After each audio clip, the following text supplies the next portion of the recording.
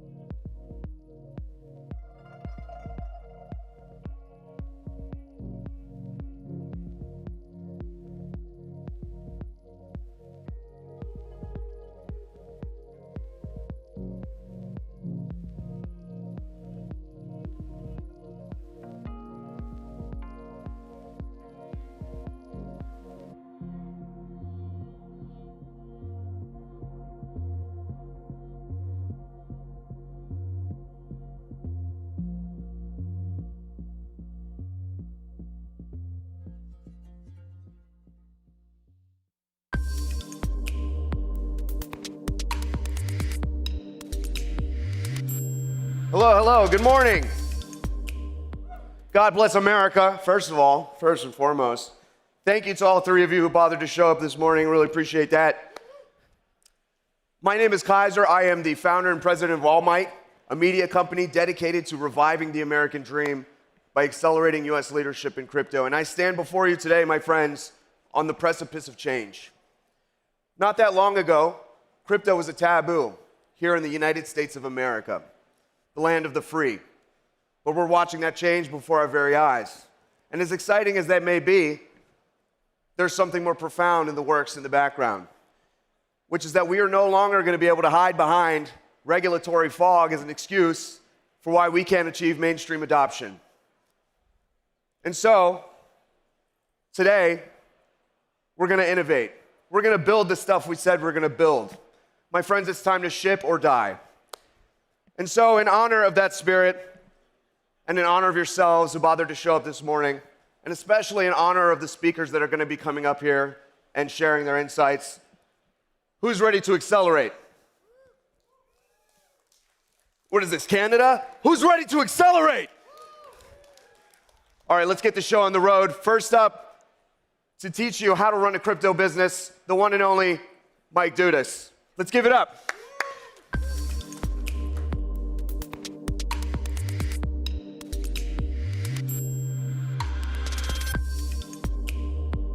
All right. Good morning, all. Thank you for coming out 10:25 in the morning on a Friday at the end of a long week. Mike Dudas. I'm the managing partner and co-founder of Six Man Ventures, a early-stage crypto VC firm investing primarily at the application layer. We've invested in over 120 companies, projects, protocols, a huge number of them in the Solana ecosystem, and we've learned a lot along the way. And then personally, I've started a number of businesses myself, some inside of crypto and some outside of crypto. And I want to share a little bit about how to run a crypto business. It's absolutely different than running a traditional tech startup, than working at a consulting firm, you name it. So I'm going to drop a lot of bullet points. And the reason is, I think maybe, hey, 10, 20, 30% will hit with any individual. But hopefully there's something useful for everybody in this presentation. So, getting started. Start with good people. Particularly in crypto, it's a people-driven ecosystem, right? It's big personalities. It's for good and bad. I would say there's an order of magnitude higher level of sociopaths and an order of magnitude higher level of people who are doing things for the mission than in traditional tech. So you want to find those people if you're starting a company. Are they an animal? I mean, it works in any startup, but somebody who is going to go into the wild for you, with you, alongside you, has a tremendous amount of resilience. So many things in crypto are illogical. The market value of some crappy coin is going to be 100x the market value of yours. You need to be resilient. It's not always reasonable. You're looking for that person who can accept that. And you need somebody alongside you from the beginning who's going to be able to take those hits with you. What you're looking for alongside that spirit is people who are curious. So, it's so easy, and I myself can be snarky and skeptical. Like, humans are default skeptical and opposed to change. You're looking for the people on your team who are going to be curious, who want to solve and want to find that solution to a problem that didn't exist before. They care about crypto deeply and aren't afraid to say, hey, I don't know, I actually don't have the answer. By the way, nobody has the answer. This is a new thing that's never existed before and is going to go out with you and with others in a collaborative way, sometimes not collaborative, and solve things. And the last thing is the right kind of friend, somebody who's going to be in the foxhole with you. This applies to everything. Like Six Man Ventures, it's a startup. We weren't VCs until I was 40 years old. And our partnership is 4 people strong, and it's the same partners for Fund 1, for Fund 2, for Fund 3. You want people who are the right kind of friend who are going to be in the foxhole. I started the news media organization, The Block, a number of years ago. We got attacked relentlessly by people like CZ, Justin Sun. I was sued, tons of money. You need people who aren't going to jump out on you when those tough moments are happening. Once you're started, obviously this is basic stuff. This is Paul Graham type stuff. Make something customers want. And by the way, you may not know what that is. So it's going to change. I can count maybe on one hand the number out of 120 companies that we've backed where the original idea is the ultimate thing that hit in a really big way. But what I think you should understand is the idea should probably target sort of fame or fortune. So crypto's a money industry, a money ecosystem. People are here, they want to make money, or they want to become big, famous personalities. You see it in all the personas, the traders online. They want to be famous as much as they want to make money. So those things matter. And then the idea, what we've seen is the ideas that are simplest, launch a coin for less than $2 on pump. The simplest ideas tend to be the ones that win.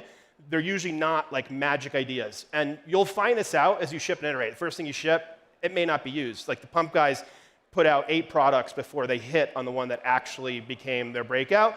And if you aren't shipping, if it's not out there, if you're waiting for that perfect market moment, it's not getting used, then you have 0 shot at learning and winning. And of course, you don't need to be the first one. You can look at virtually any category in crypto, and the first wallet isn't the one that's winning. The first NFT marketplace isn't the one that has the largest market share now. The first on-chain perps DEX isn't the one that's winning today. This is obvious stuff. Ultimately, especially in crypto, be yourself. What do these 5 folks, who we probably know all of their names, have in common?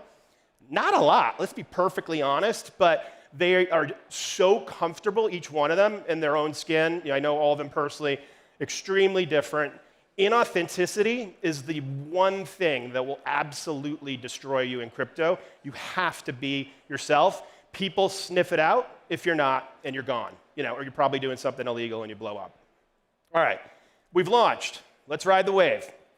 So crypto companies have a number of key choices to make, and they tend to be different than like how traditional companies think about these questions. So where should I have my headquarters? Well, there's a bunch of legal, regulatory, availability of talent, taxation, just a bunch of things that traditional companies don't always have to think about. You have a question from day one: what should our regulatory approach be? Should we go out and get licenses? Should we do this as kind of a truly decentralized business with just our own hosted interface? Should we even host an interface? Which chain? Solana.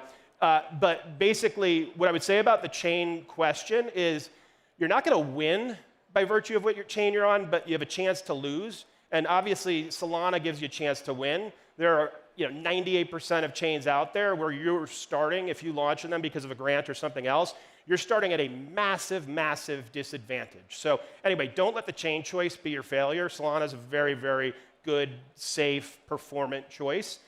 And next question, should I launch now? Yes. And if you are, you better go all in, because as we know, crypto cycles are just ruthlessly fast, okay? Metas change in days to weeks, and you need to be out there with a brand, a product, a team, and a community changing fast.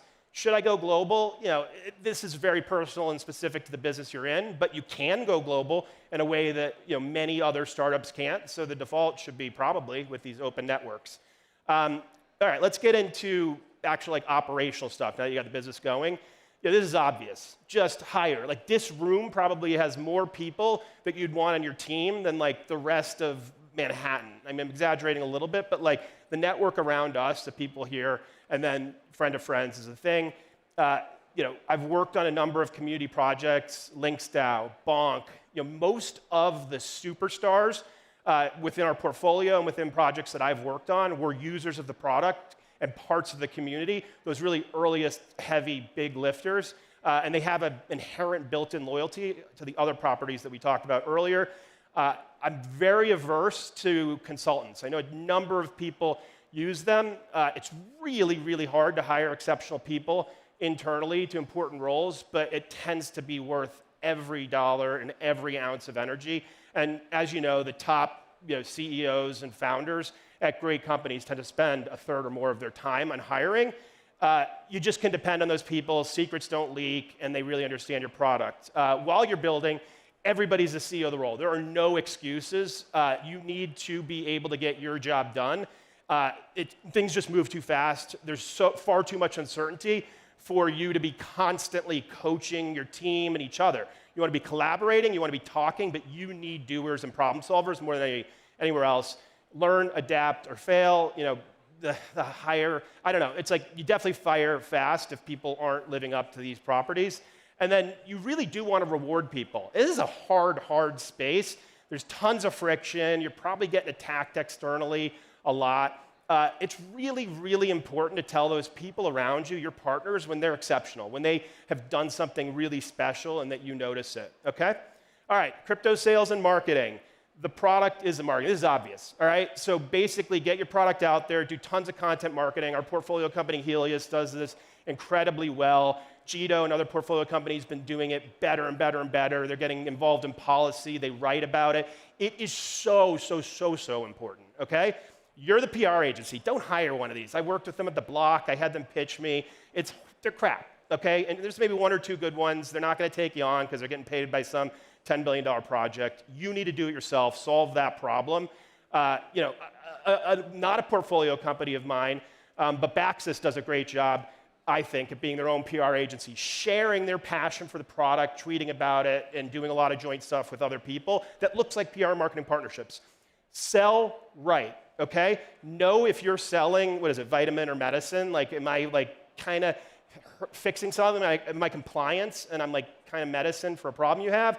Or am I an accelerant? Something like our portfolio company Tort that's helping Solana protocols grow.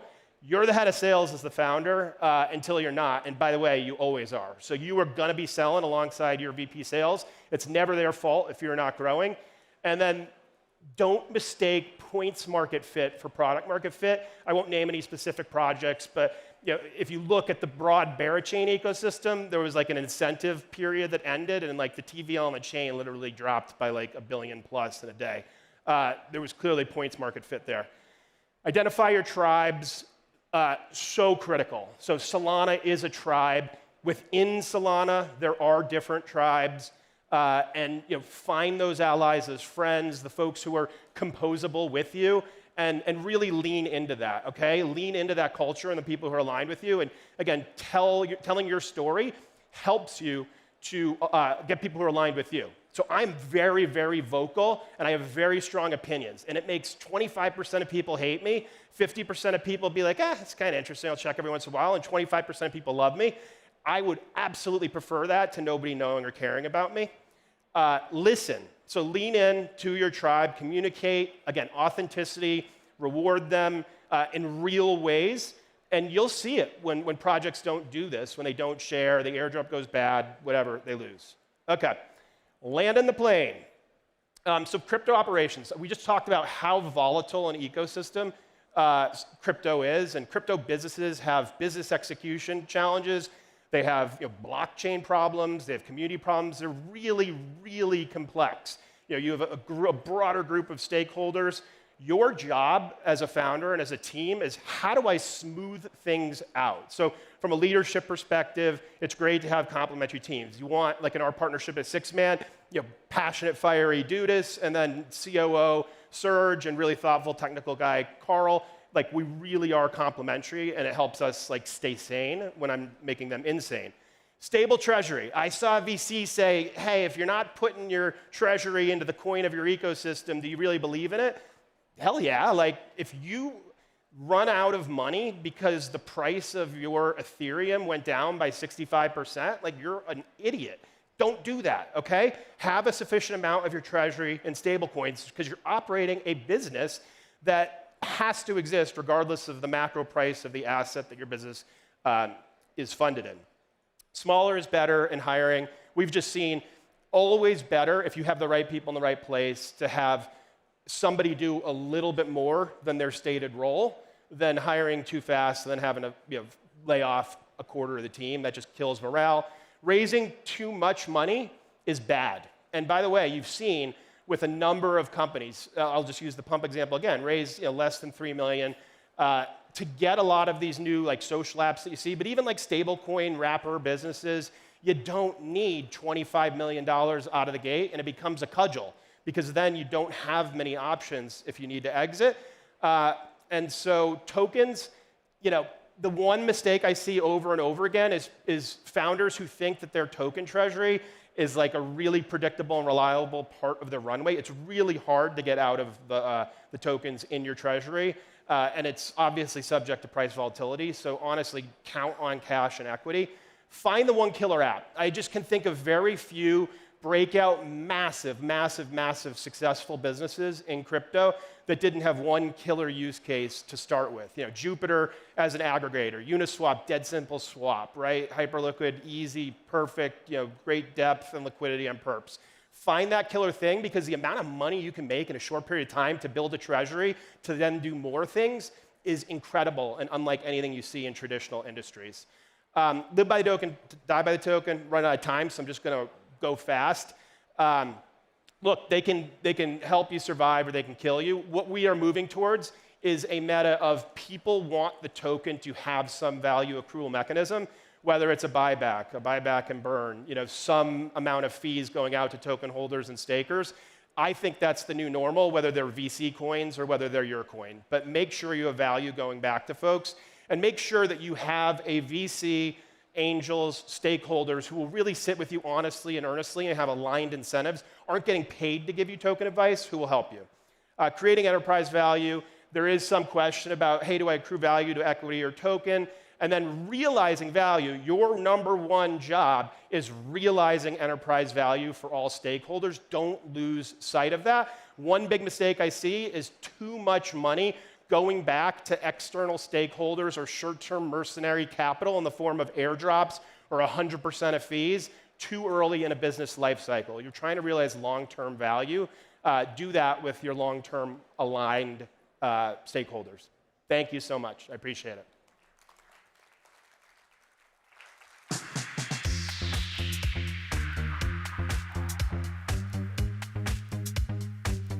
All right, while we get set up behind me, just want to give you guys a quick reminder. If you have trouble hearing, there are headsets available right over here on the table back here, somewhere in that area. I don't know, I can't see in these glasses. I got a little joke for you. How many Solana engineers does it take to screw in a light bulb? No? I was hoping you knew. I don't have a punchline. I just thought it'd be funny to say that. All right, we're about ready. My friends, what is crypto good for? First of all, I don't know if you know this, but there's no tariffs on Fartcoin. A little alpha for you. It's good for aligning people, aligning incentives with actions. But in order to do that well, I think you need to have your company aligned with tokens. So here to talk to us about token-aligned companies, we've got Clement from Moonwalk, Tendies, Caleb, and Nam from Bonk. Please give it up.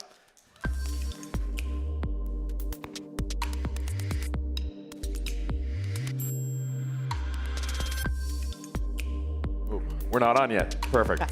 Good morning, everybody. Thank you all for joining us here at the West Coast stage at the lovely Solana Accelerate here in New York. I'm here with a few of the core contributors and various different groups from Bonk. What we have been focusing on, what Dudas did a great job leading in earlier, is the idea of how can you provide value from companies towards token holders. There's been a bunch of different opportunities that have been getting pulled together, and we've done this in an opportunity called READ, the one thing that software engineers hate doing. We want to reduce supply, we want to accelerate the adoption, we want to expand the awareness of Bonk, and we want to drive revenue directly back to the people who are holding onto the token, who are making cool companies. So, first of all, we want to get things that people are talking about. You might have seen Gordo, who's our lovely boy sitting outside. It's designed to get people talking, looking at the dog. It's the same thing of what we're trying to do with Baseball United, our friends over at Crypto Fight Night, the wonderful folks who are going to be down at Karate Combat for anybody who's an MMA enjoyer in Miami, as well as the guys over at Borussia Dortmund, who are one of our premier partners, who are really excited about the opportunity to showcase Bonk at football, because it's not yet called soccer. Yeah. So there's been a couple of different ways that we've been working through each one of these different opportunities, and what we're trying to do is focus on how can we bring Bonk as a meme coin and as a cryptocurrency into the experience of not only the fans who are going to be at each one of these different games and the opportunities there, but also to the businesses that are trying to make money and drive revenue as the operators here. What makes partnering with a dog coin exciting? What's going to continue to pull them off and make them interested in these sorts of things? So, for anybody who is a sports enjoyer, you might be a betting aficionado and be able to enjoy Bonk Bets as one of our sites. We know that this is something that's going to get pushed very heavily inside of America. Games are more fun when you have money on it, unless you are a Knicks fan after a couple of days ago, which I'm sorry for everybody here, but Knicks in 6. Bax has told me it's so. So Bonk Bet's opportunity where not only are your sports experiences going to be utilized as a part of Bonk, but it's also going to be a way to continue to make it so that you have more incentive inside of the game. And it's another token-oriented company that's going to be focused on driving some value back. And all the rewards from Bonk Bets are also all in Bonk. Yes. So gets the opportunity for people to be able to not only bet Bonk, get more, but also push some money back into the pockets of the people who are holding Bonk long term. Clement, didn't you go to the Dortmund game? Yeah, I've been, and it's pretty fun, yeah. I know we were doing physical activations there. Yeah, we did some activations with BVB as well. So we partnered with Monster Cards, which are NFT tags, and I think it was Lucky Paws at the BVB game. But also we have a lot of cards at the Bonk booth right now. So if you give a tap with your phone, it can activate any type of sort of blockchain activity. If you visit our booth, it'll prompt you to send a tweet, and then you get rewarded with some bonk. So they're going fast. You should visit the booth soon because we're giving them away. Another great activation, especially for the normies, is Bonkmark. So it's available on mobile and on web. And it's designed to be sort of the simplest possible way to activate a normie. So it's 4 taps, and then you send your transaction, attach some Bonk tokens to an e-card. There's tons of different Bonk-themed cards. And yeah, whenever the recipient receives an email, they receive a tip link that walks them through maybe just creating their first wallet, or they don't even need to create a wallet at all. They could just use their Google account, receive some Bonk, and then they can off-ramp it any way they want. It can go direct to Coinbase, direct to cash, or my favorite is using donations as an off-ramp, right? Speaking of donations, we've been super excited to have the opportunity to partner with a bunch of different charities and our friends at the Giving Block for Buddies for Paws, which I think you can talk a bit on. I mean, Buddies for Paws came out of a sort of a hackathon that we did, right? It was the Taipei Blockchain Hackathon. Yeah. Little is actually here. He built that first version. That's amazing, yeah. And we raised something like $300,000 so far, and there's a ton of other charities I promised Mac I would read that we're partnering with. So Wildlife SOS, Save the Chimps, Animal Asia, Dogs for Better Life, KK9R. I think I nailed that, so thank you, Mac. I think the cool part is that these charities don't know anything about crypto. All these tokens were launching about elephants, and they had no idea. The way we do this is using the Giving Block APIs, surfacing the wallet addresses that then go to their bank accounts, and letting people donate in Bonk and USDC. We also match those donations and burn Bonk every time somebody makes a donation. Perfect. Burning tokens, always fun, but one of the best things about walking dogs is getting some exercise, which one of our partner products and the things that we're excited to talk about is Moonwalk, which is something that's been getting incubated out of Bonk for the past couple of years. So Clement, you're getting to showcase all the fun things for us?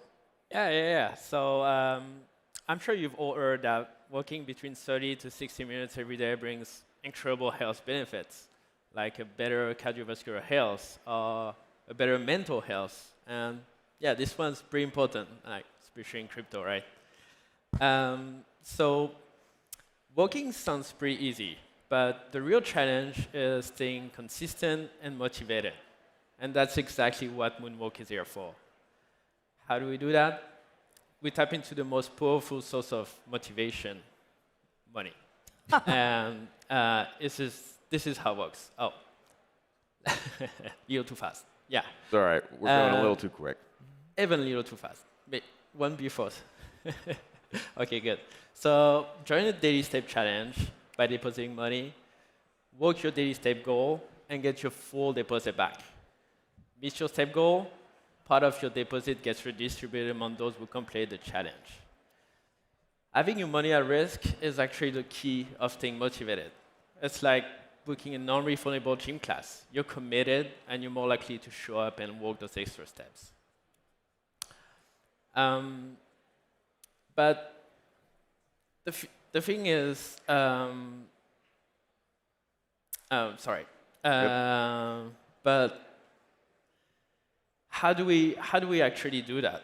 Like we faces like multiple challenges building this system, and 2 of them were how do we make sure people actually do their steps, and how do we manage the funds efficiently and securely. To manage the steps, we've partnered with Apple Health, Google Fit, Fitbit, and more recently Garmin and we've built an in-house step verification algorithm to make sure every steps are genuine. To manage the funds, we could have used traditional payment systems, but as you know, they are slow, expensive, and very hard to scale worldwide. Instead, we chose Solana, as you know, one of the fastest and cheapest blockchain out there. And I'm not saying that because we're at a Solana conference or anything. you aren't. But the best part is, even though Solana has transaction fees, at Moonwalk, we think users shouldn't pay for them. So if you want to join a $10 game, you only need 10 USDC. No extra fees, no need for Sol. And for newcomers to crypto, we are soon going to integrate an easy on-ramp using Google Pay and Apple Pay.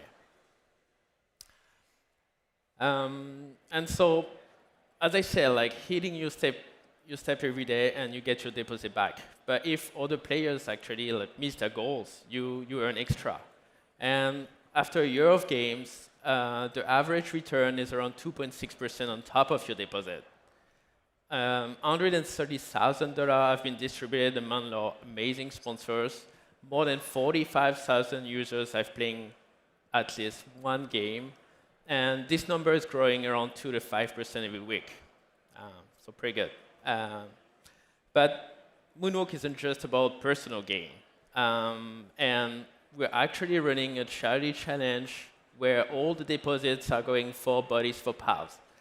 And it's been like a great success so far, thanks to the amazing Solana community. We raised $32,000 thanks to amazing partners that you're seeing here and more than 1,000 players. Because crypto isn't just about personal gain, it's about making things better. So please download the Moonwalk app and join your challenge today. Did you guys download the app yet? I don't walk a lot as a dev. That's a common misconception. Because at Accelerate, we devs have walked a ton. But you talked about Moonwalk, Buddies for Pause, and Bonk AI is actually one of our products where a lot of people that are not aware of crypto can come in and know about all the partnerships that Nom was talking about, Moonwalk, and our other range of products. It is also helpful for the normal degen trader. We've partnered with teams like Moby, Dither, Fidian to actually show charts, give you buy and sell signals, not financial advice, our lawyer's sitting right there, and also to tell you what bonk whales are buying and selling at any given time. So honestly, this product has been great, and I've enjoyed using it a lot. But I don't really trade majors, so my favorite products are coming next, which is our Telegram trading bots. So we started with BonkBot. It was the first Telegram trading bot on Solana that could actually scale. And now we also partner with Pocket Protect Pro. It's because I have a lack of time, and you can easily copy trade people on there, and that's priceless. And overall, I think if your wallet ends up like mine, which is just a graveyard of memes, you can go to Bonk Scooper and scoop them all into Bonk. Every little counts. It closes all the token accounts, and it's safe. That's awesome. The opposite of that, though, is Bonk Live, which is large-scale projects that we're trying to have a white glove service for our launchpad. So if a project wants to have a token generation event, we help them through Meteora and their bonded pools and that sort of thing. And they really have the entire Bonk ecosystem at their disposal so that we try to make sure that this is a successful launch for them. Right? Do you know any tokens that have launched on Bonk Live? Obviously, our partners at Streamflow are one of the ones who have been the most popular. You may have used them if you received some previous Bonk rewards or had the opportunity to get some of the exposure through Bonkmas in 2023. Yeah, I also remembered those at a later time, but mostly I focus on more of the degen stuff. So Let's Bonk.Fun is our latest product, and it's extremely exciting. We launched about last week. We've had 85,000 tokens launched. I'm pretty sure some tickers will come out of all the talks today.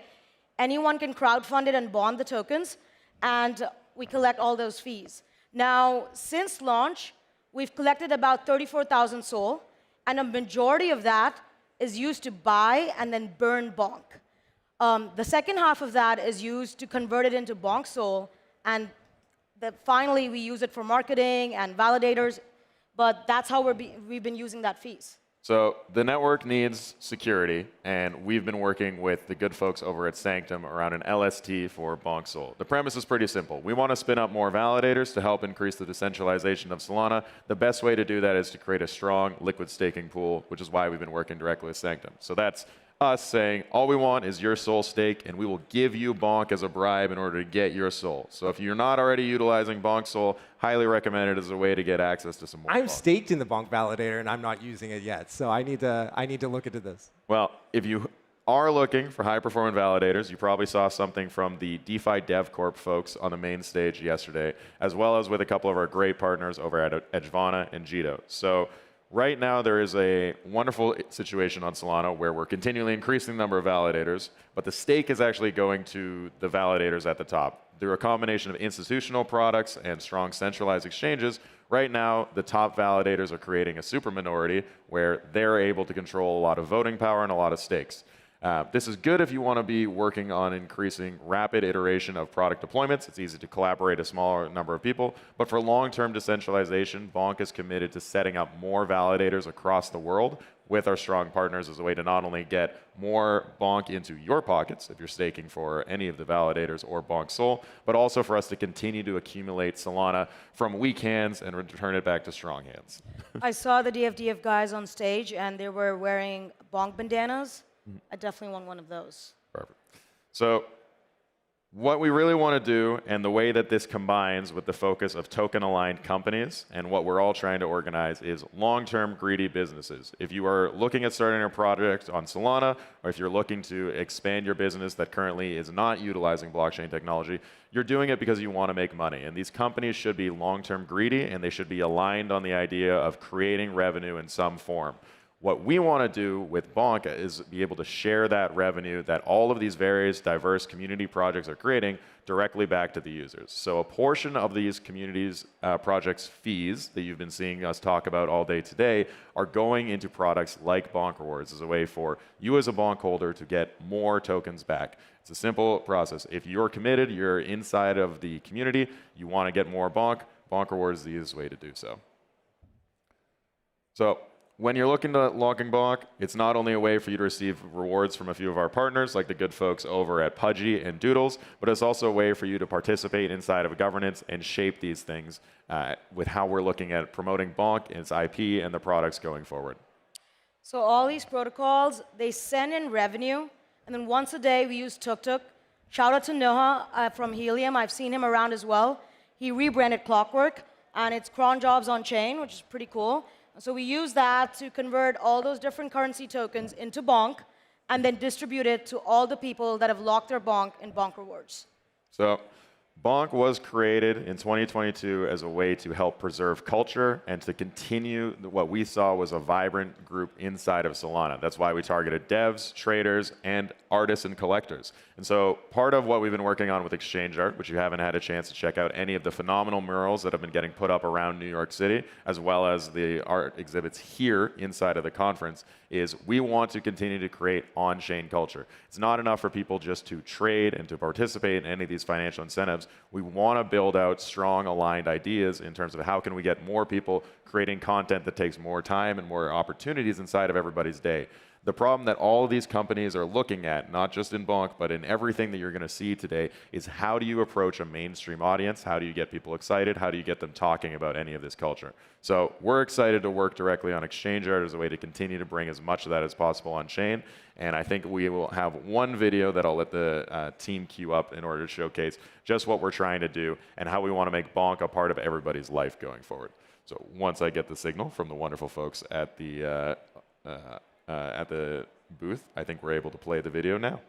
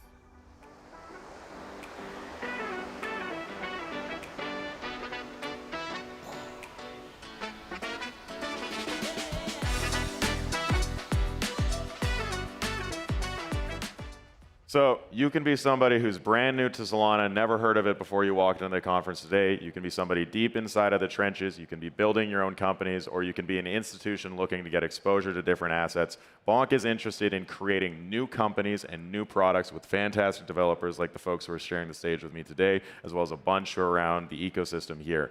We want to get more people making things on chain. We want to incentivize to do them, and we want to burn a lot of bonk while we do it. So thank you guys all for listening. I hope we're convincing you to try out some of the things that you see, and let's bonk.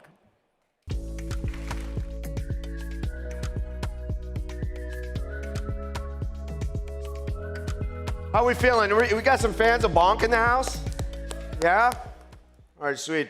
Me too. If you're wondering what qualifies me to be MC today, it's because I can come up with very bad jokes on the fly so that they can have more time to strike the set. We got another one. Why can't traditional finance clap? Because it's dead. No? They can't all be winners, okay? All right, we're going to get this show on the road. We're going to have a lightning talk. Ka-chow. Here to talk to us is head of research from Forge, Scott Byron. Let's give it up.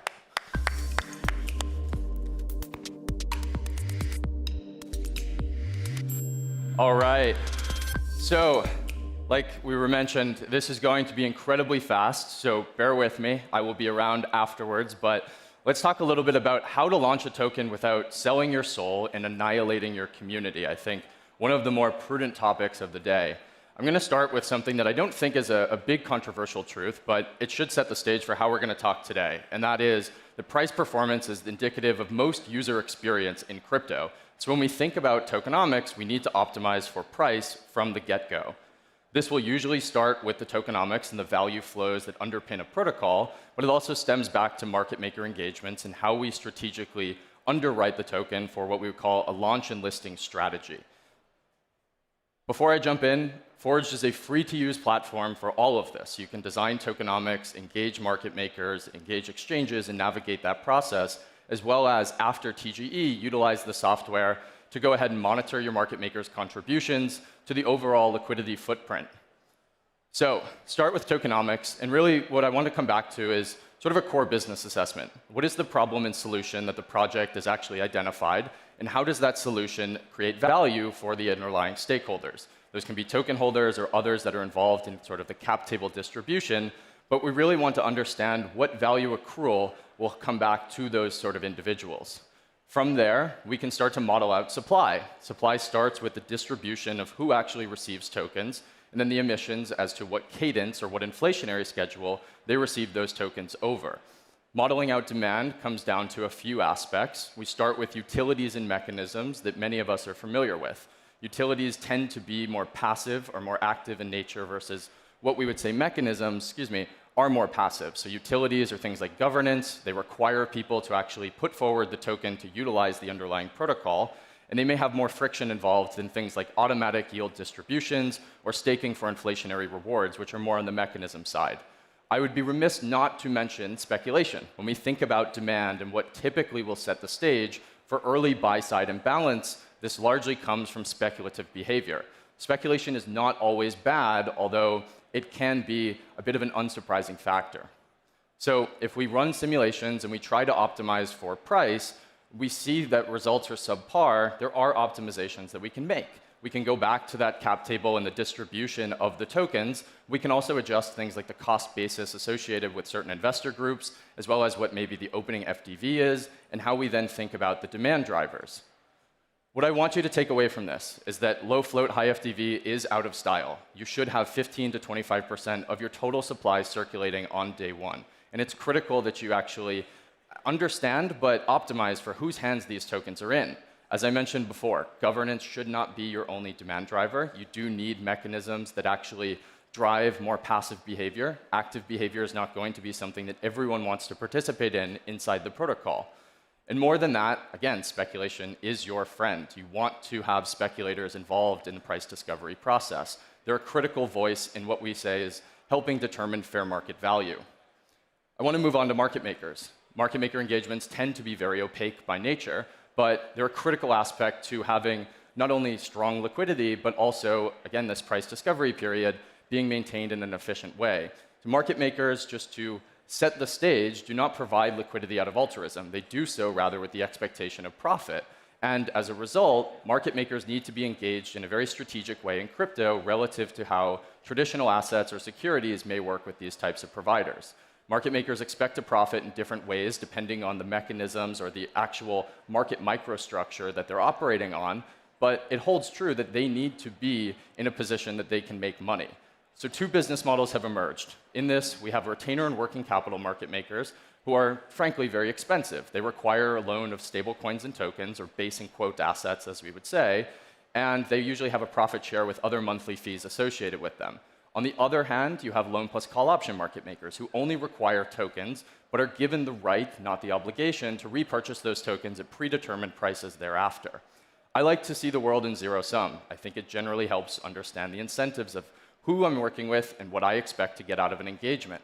So retainer and working capital market makers are great core extensions of your team. They're treated as an asset manager, but again, they're expensive, and there's no downside for them if they were to lose your trading inventory. You, the project, shoulders that risk. It's very expensive for your treasury in that case.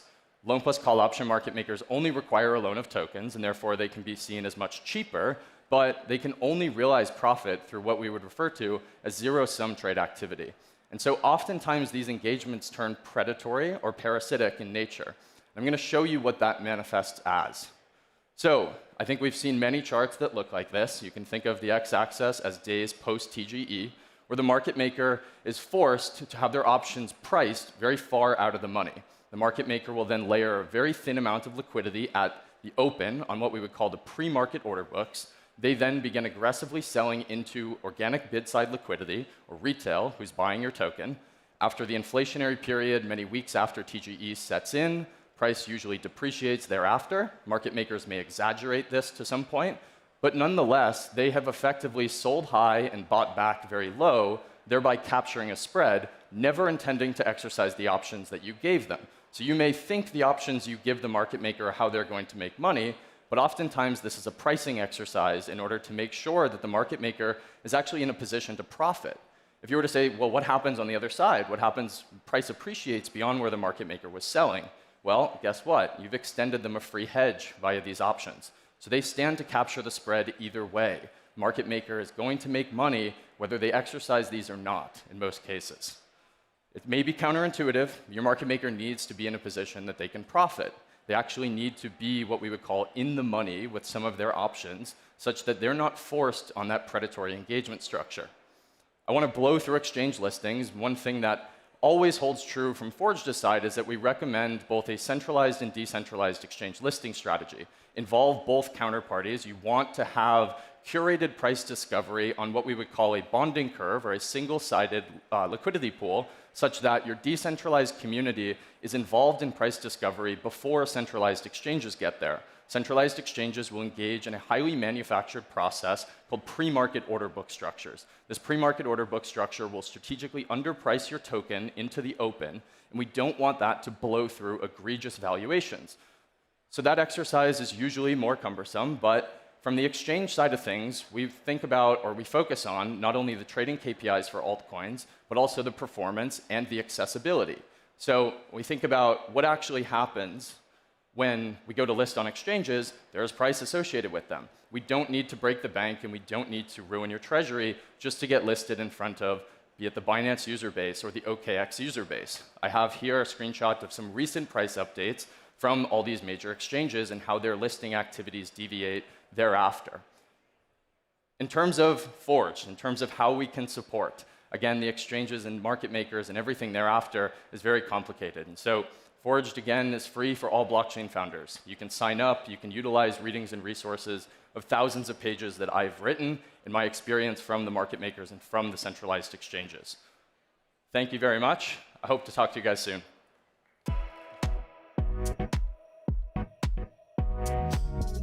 Good job, my friend. How you guys feeling? You enjoying the talks? Show some love for our speakers, please. Let's give it up. My friends, Solana is the home of innovation. Be it John Wong, who invented blinks, Jerry Shao invented compression, or Mert, who invented being bald. But innovation means nothing without users. So we're going to learn about user acquisition from Sheldon from Torque and Nigel from BetHog. Let's give it up.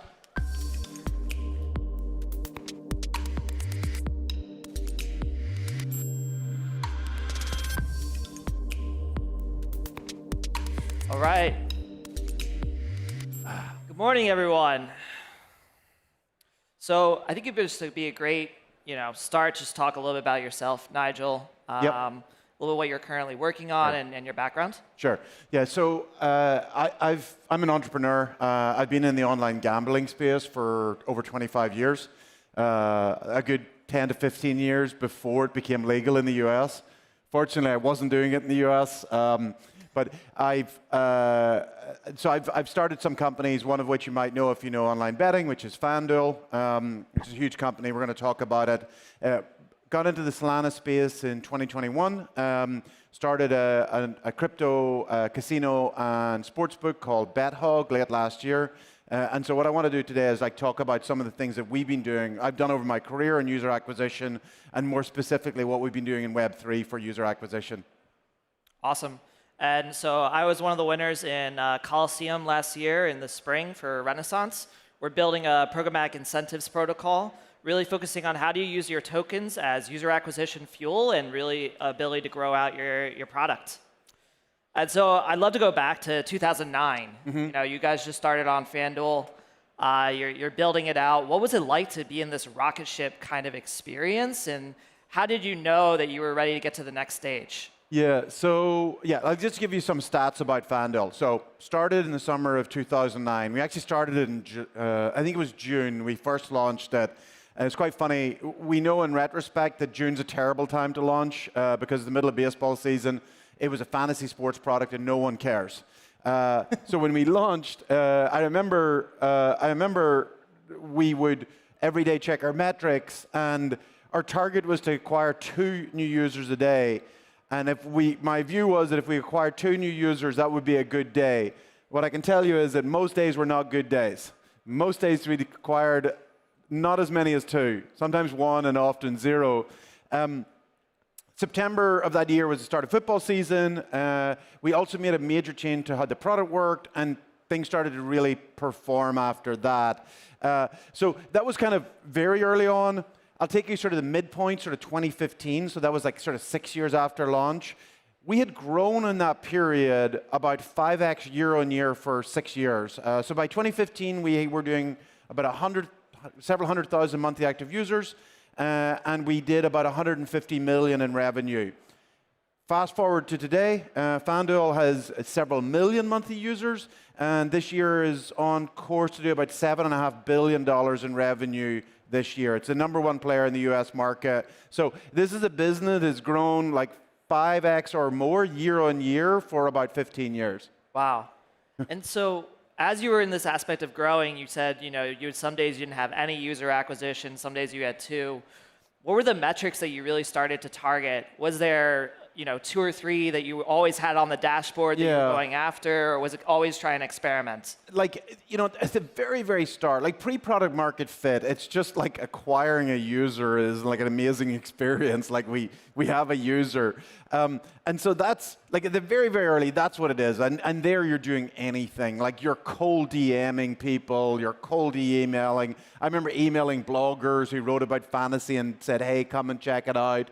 And a response rate was minuscule, right? So that's at the very, very start. What you're really trying to seek to do is to get a couple of users to get feedback, to kind of and then they'd say, well, your product sucks. They'll say that a lot. And then you're well, why does it suck? And then they're well, and you're trying to find the signal. So that's what we were trying to do early on. And actually, very early on, we had a user who told me it sucked, and I was about to get in an argument and then realized that this guy was an expert. And he told me exactly why it sucked and exactly how we should change it. And that one user, if it wasn't for him, I don't know if we'd have been successful. We dramatically changed that product.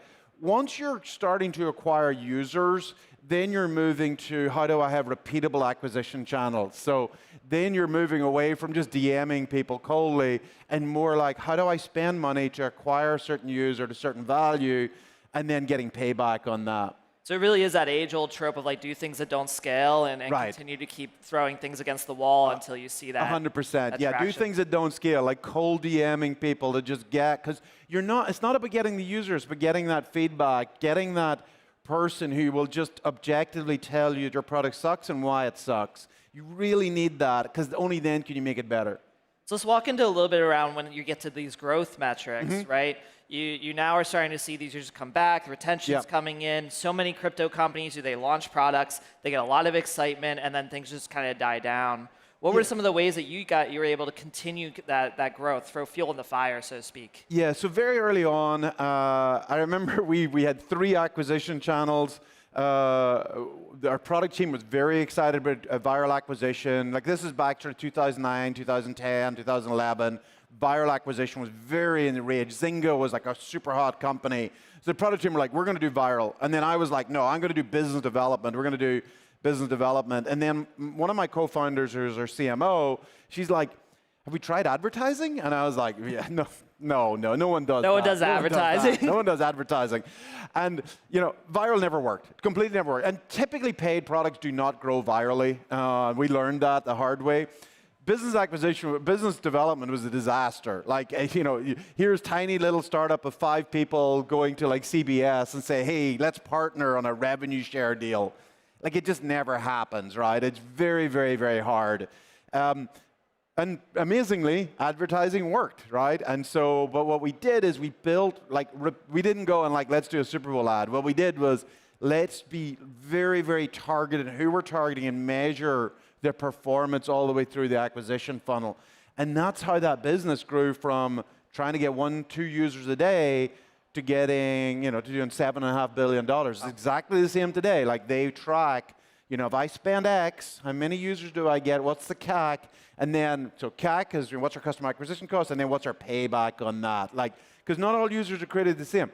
So some users, you might be saying, we're getting an amazing number of users, the CAC is super low, but they churn on the second day, and you never get payback. So those are the metrics. CAC and payback are like the 2 bedrocks. And you guys are extremely sophisticated. You're tracking every single movement users were making, right? Yeah, you want to, once you're starting spending serious money, you want to be seeing what happens, what's the cost of getting them to even click on the ad, then what's the cost, what's the conversion from click to reg, from reg to deposit, all the way through that funnel. The one thing I would say is if you're not acquiring thousands and thousands of users, you can't really do those A/B tests. You're just you just want to look at the funnel and look at things that are obviously wrong. But it's only once you start to get to scale can you really do tests on those. And we were doing those every day testing and really tracking everything. You start thinking a little bit like programmatic incentives or some kind of distribution strategy. Right. Yeah. And incentivization is a good way to twist onto crypto, because the question is, what's the difference between Web3 and Web 2, right? And actually, fundamentally, not a lot, right? You're still building you're still building a product for consumers, right? And if you skip that product market fit stage, you can maybe incentivize a lot of engagement, but as soon as the incentivization goes away, they will be gone. And crypto is a graveyard for companies that have launched without PMF, have driven incentivization, and then the users have gone. So when I think about crypto, I think, okay, it's the same. We have to build a product that people love. And only then, and only when I know we have product market fit, then we think about incentivization. Because incentivization and say drop-in tokens is definitely something that crypto uniquely had. We just couldn't do that in Web 2, but we can do this here, but we can only do it whenever we have product market fit. So let's talk a little about what you're working on right now, right? You're kind of thinking, you're building out BetHog. Yeah.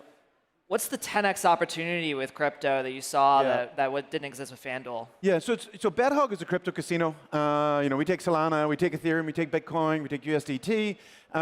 We carry the same games that our competitors carry. We build some of our own unique games. We have about 2,000 competitors, right? When we launched, we were like, oh, hey, here's the 2,000th crypto casino. Crypto casinos have been around pretty much since crypto. It's the first crypto application. And so in a lot of ways, it's totally unexciting. And so we had to spend a lot of time and saying, well, what's going to be unique about us? Are we going to build unique games? Are we going to do this? And what we started to head on is, of those 2,000 casinos, Do you know how many have got their like founders on the site, and you can go and find out? No, how many? I think it's one, and that's us. Wow. Now, there's a couple of others. I know who the founders are. It's kind of public. It's so Stake, Eddie, he streams every week. You know, eventually they launched anonymously, but it became public. Shuffle, I know who the founders are, and it's public. But generally, all of these guys are like all anonymous. And we were like, you know, if I was going to deposit tens of thousands of dollars somewhere, I kind of want to know who they were. And so we decided that the big thing we were going to do was trust. Right, we're gonna like, you can see it's us. Like you can, we link to my Twitter account. You can DM me, you know it's real. And so we were like, maybe that's a differentiator, and we found that that is. Like suddenly, amazingly, when people know us behind a company, they're gonna trust them more. And so we've really focused on trust. And then we've really built that. Another thing that we've really focused on is investing a lot in the product. Like, it's amazing some of our competitors think, oh, it's all going to be about marketing. And we're like, no, it's all going to be about product. Like, we're not really scaling our marketing because we want the product, we want trust, and we want the product to be so much better before we start to go like crazy on marketing. So when a user comes into BetHog and it's a new user, what's kind of the fuel that you use to lure them in? Like, do you do any kind of, you know, first-time experience? Yeah, so like, you know, things like deposit bonuses is like core to the betting industry. Like it's just like a mantra. Like, you know, what's my deposit bonus? So we use that, and that's really big.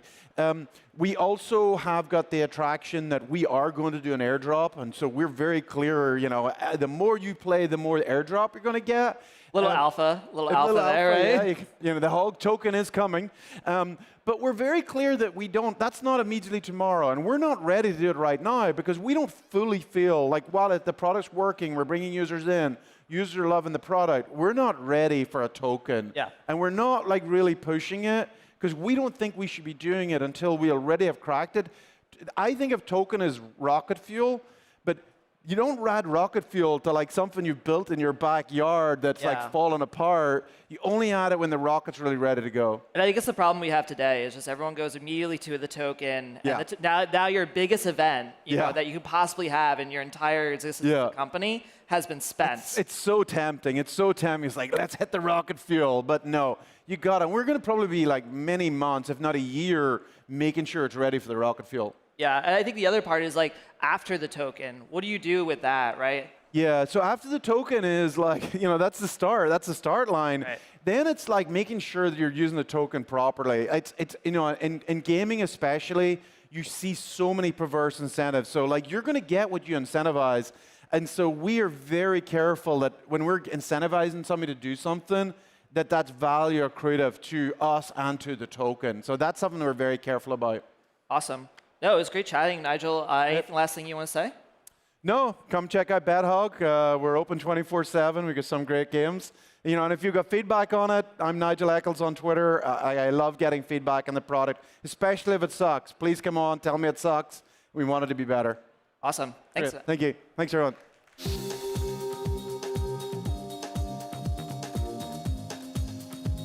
That was awesome. I love games. Did you guys hear GameStop is going to start buying Bitcoin? Huh? Makes perfect sense to me. Crypto conferences already smell like GameStop anyways. No? Damn, they can't all land. All right. You know, something that makes the Solana ecosystem really special is there's always a new wave of startups and founders on the rise. And helping lead that charge is the Solana Incubator by Solana Labs. So here to talk to us about driving real-world adoption is head of Solana Incubator, Iman Motamedi. Let's give it up.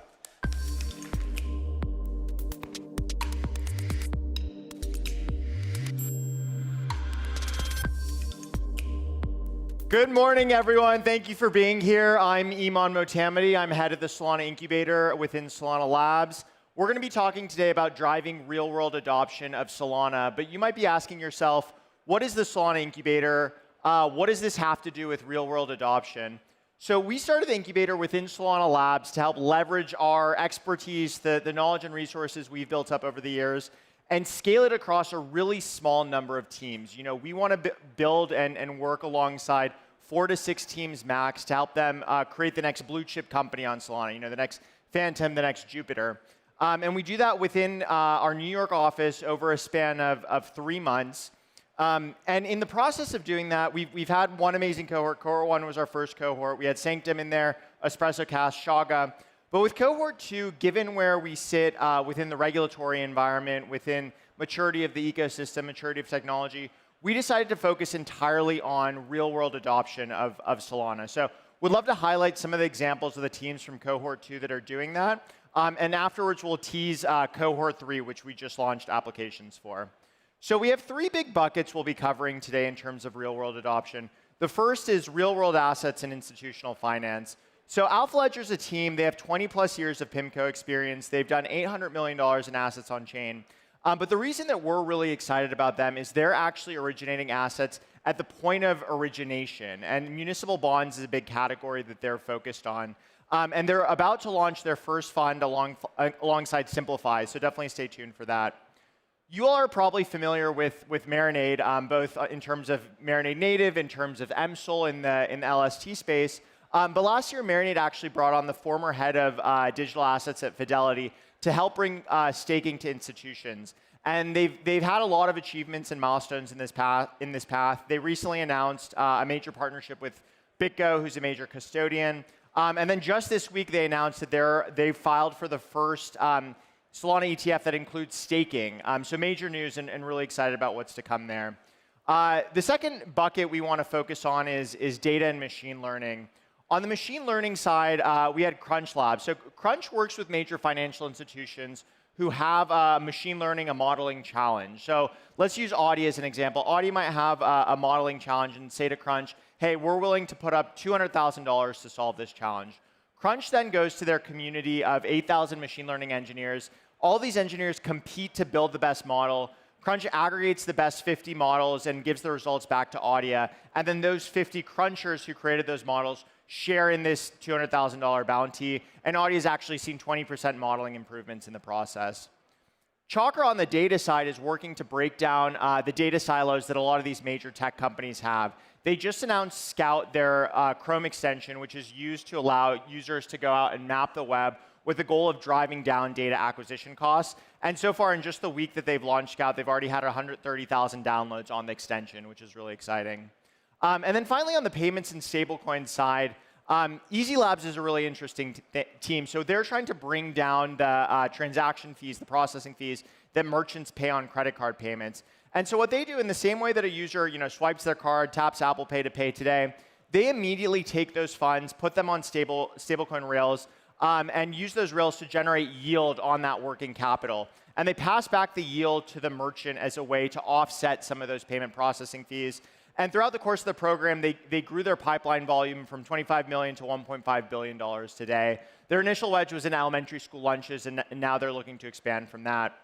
And then finally, we've talked about what it means for Solana to come in these different verticals. But USDM1 is exploring what it means for Solana to come into an entire country. So they're working with the Republic of Marshall Islands. They partnered with them to bring Solana and bring their yield-bearing stablecoin to the local economy. But beyond that, the sovereign status that they have has global ramifications across TradFi, across CeFi, across DeFi. And they're also the first nettable stablecoin as well, which has a lot of ramifications for financial institutions. So if you're sitting here, you're thinking, hey, I would love to see my name on this list, next Accelerate, next Breakpoint. We just announced applications for Cohort 3. Come join us in September in New York City for a 3-month process. And the goal is really to work alongside Solana Labs, put you at the nexus of the Solana ecosystem.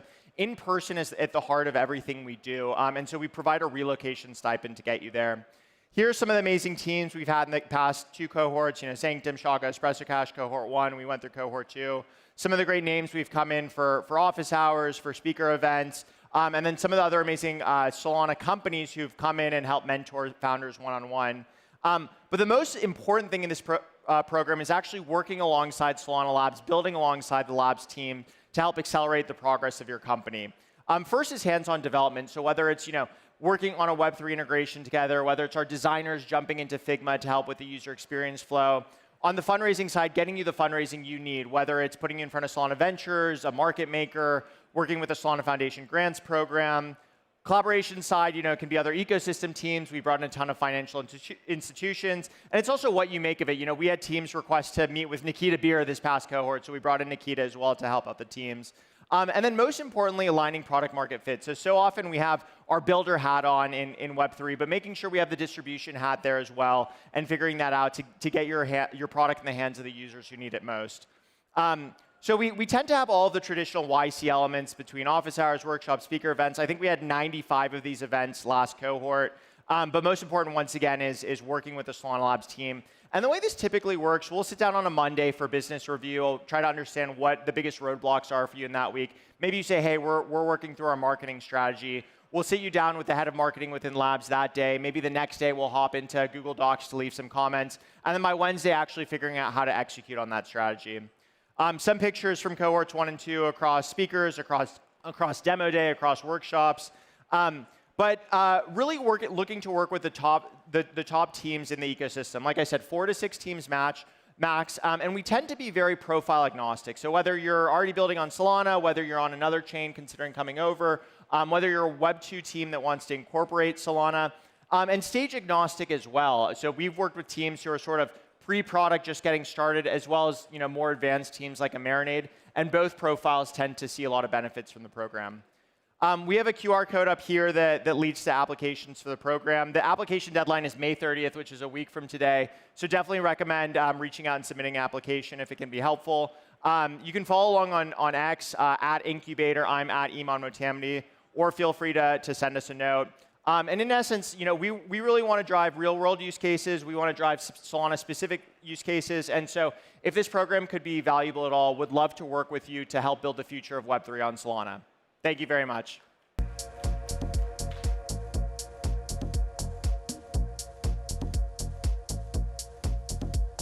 All right, quick reminder again, if you're having trouble hearing, there are headsets available in the back table over here by the doorway. My friends, take a look around the room. Half of you are probably millionaires. The other half bought NFTs. You've probably heard of product market fit, but have you heard of capital market fit? My friends, you're in for a treat.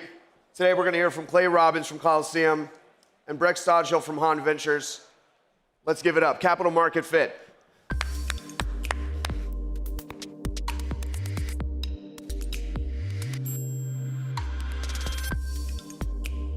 All right. How's it going? My name is Breck, and this is Clay. We're going to talk about everyone's favorite topic, which is fundraising. But before we begin, maybe we should just introduce ourselves. I'm Breck Stodgill. I'm a partner at Han Ventures. We're a crypto-focused venture fund. We've been investors in the space, particularly in Solana, since the inception of the fund.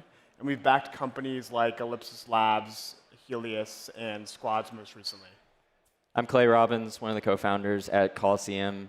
We are an accelerator and a venture fund, and relevant to the Solana ecosystem, we run the world's largest online hackathons in crypto in close partnership with the Solana Foundation, and use that as our way to find talented builders that we want to bring into the accelerator program. So we represent capital that spans the full stack from first check all the way to investing post-token. And today we want to talk about capital market fit. And this is a theme that I actually wrote about in a blog post a couple of weeks ago based on some observations that I've made as an investor, mostly when I see things go wrong. And the quick TLDR is, when you're raising money, it's actually a repeat iteration game. It's very rare that you only raise money once. And unfortunately, when you bring people onto your cap table, it's very hard to get them off your cap table if you make a mistake. And as there's more capital that enters the space, it's also more likely that if you're a founder, you might attract capital that's not aligned with you. And starting a company is an arduous journey, and you want to really look for folks from the very get-go that are aligned with your vision of the world and what you're trying to build. But before we get into that, maybe we'll start with a high-level question of why even raise money in the first place, and why venture capital? Yeah, so I think from a high level, we should talk about like why venture capital exists, right? So if you go back to the 1600s and the New World exploration, there was no capital to fund that. Like explorers would go to banks and they'd say, no way am I going to help you go find the spice trade out in the New World and bring it back here. And so risk-on capital went out and helped to do that. You pull that forward to the modern era, post-World War II, there's this glut of technology in the US that was everything from transistors to radar that didn't have a way to commercialize. And so venture capital came in as this very risk-on, durable capital that can help bring these technologies that otherwise would have been shelved to bear in the market and commercialize them. And so the through line in all of this is that venture capital is extremely durable. It is really focused on the long term, whereas other forms of capital are extremely short-term minded. And so when you think about it through the lens of a founder and why raise, you have, especially in the modern era when the cost of starting a company is so low, it really needs to, you need to cross over the threshold of this thing that I'm building cannot exist without capital, and venture capital just happens to be the vehicle that has sort of over history come to this point to fund it. Yeah, I think one of the key points there is that capital is a means to an end. Yeah. Sometimes I feel like we get caught up in, I raised the most money, I reached the highest ARR in the shortest amount of time, and like you lose some of the touchy-feely aspects of like why you're focusing on building a company for a customer, for your employees.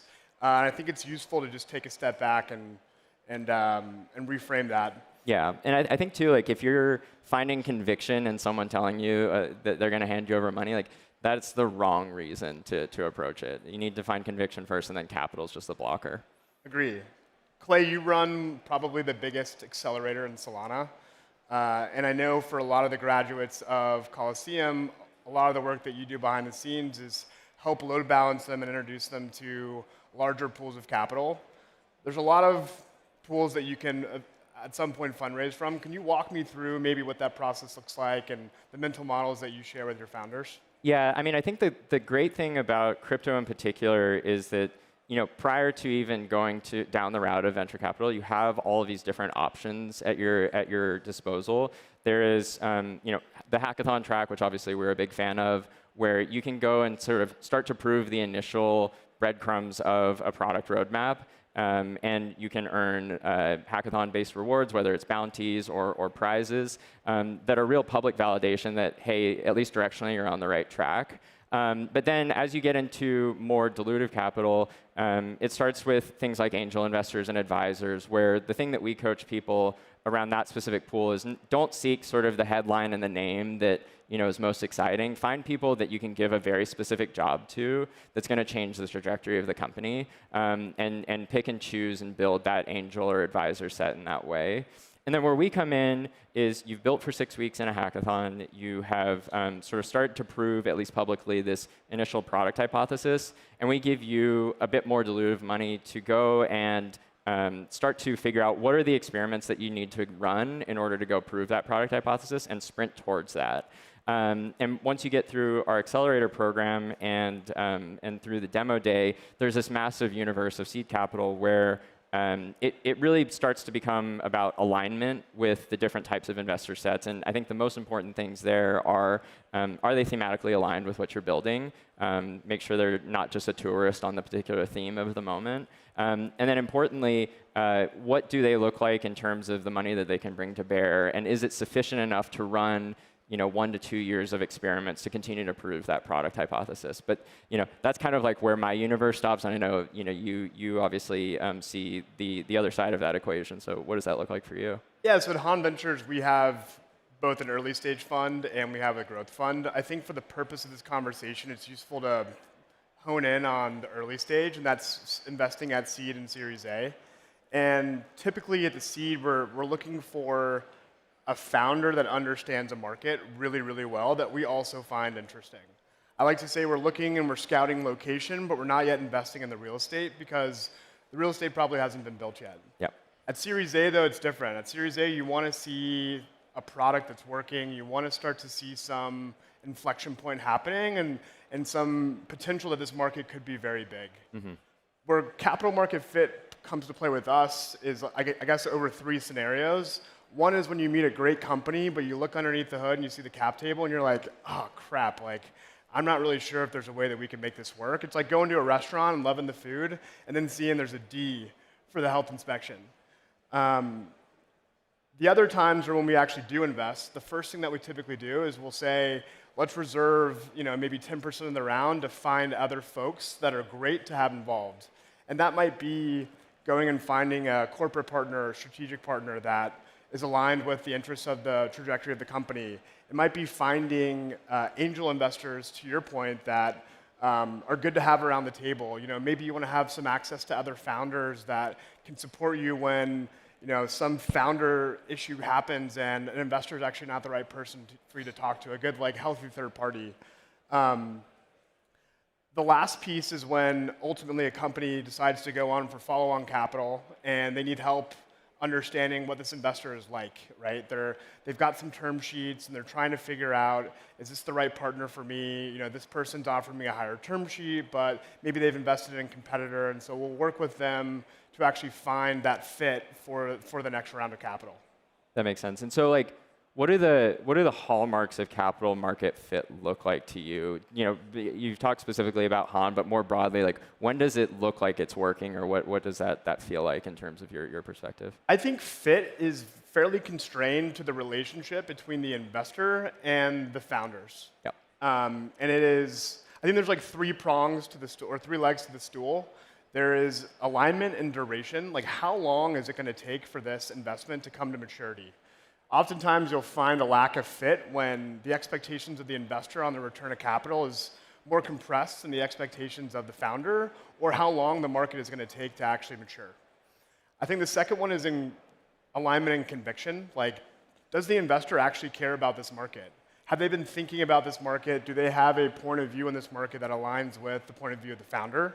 When that's not true, it can lead to problems down the road. If your first, the first attempt at finding product market fit doesn't work and you have to pivot 30 degrees to the right, is the investor going to be down for that? And are they going to agree with the wiggle room that you need to have as a founder? And the last one is exposure. For every fund, we have to do the fiduciary responsibility to our investors. We have to return capital, and there is math to venture. If I'm not investing for enough ownership, I'm not going to be incentivized to actually spend the time. If I'm over-invested, then I might have a fast twitch, and I might be breathing down your neck to get stuff done. Yep. And so there's a sweet spot for those 3 things that I think every founder, when they're thinking about raising capital, should be really thoughtful about and have an open and transparent conversation with their investors. Yeah, I think the fit conversation is the most important one that I see, is just how inflexible capital can become the further along you get in running these experiments, because those experiments get more and more expensive as you get down the line. The cost of being wrong is so much higher. It's very rare to see a Series D or Series E company wholesale pivot to something completely different and then actually change the trajectory of the company, whereas at the pre-seed or post-accelerator, there's a lot more wiggle room in that direction. I guess when you think about things that go wrong, what are some of the classic examples that kind of sit in your head? Yes, I love talking about examples. There's a few of them. So let's think about a lack of conviction, right? In 2021, you raised capital from a traditional venture fund that didn't actually have conviction in the space, and post-FTX, the market looks horrible, and they're now at your door asking you to return capital. That's a lack of conviction. And starting a company and trying to navigate a tough macro environment is hard enough. When you have an investor who's asking you to return capital, it makes your job way harder. I think another thing that you'll see is when there's a lack of duration, or there's a mismatch in duration, you might see there's a lot of mercenary capital in crypto, especially when there's tokens involved. Yep. If you raise money from a hedge fund or a market maker that has, just by nature of their investment mandate, a shorter time period on their investment, then you should expect that. And you shouldn't be surprised when post-token launch, post-unlock, they start to sell into the market. Yep. And that can be both a pro and a con, depending on where you're at with the company. But if you're not aligned on what their incentives are, I think it can lead to bad outcomes. And another one is on exposure. Oftentimes, you'll see people try to raise a round and think they're pulling a fast one with angels, where they'll raise a small amount of money but at a high valuation. So you raise $1 million, but you do it at a $200 million valuation. That's not enough capital for you to actually go forward on your goals, and you're going to need to actually raise more. And so coming to an investor with institutional capital and saying, I just raised $1 million at 200 valuation is not going to set yourself up for success if the company is actually not at that stage of maturity. Yeah.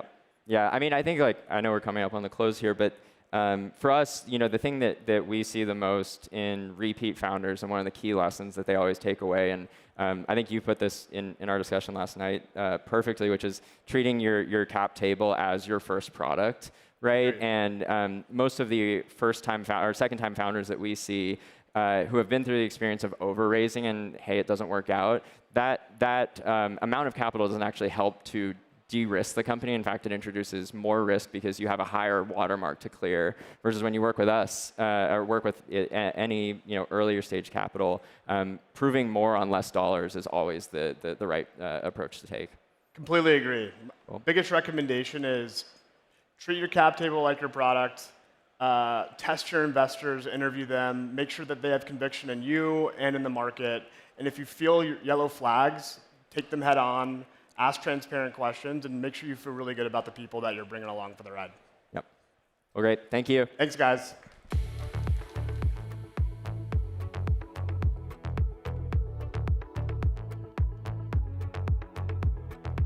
How you guys feeling? You doing good? You awake? A lot of you guys hungover? Yeah, me neither. Listen, this next talk is especially interesting for you guys. It's called Crypto's Biggest Innovation is a New Business Model.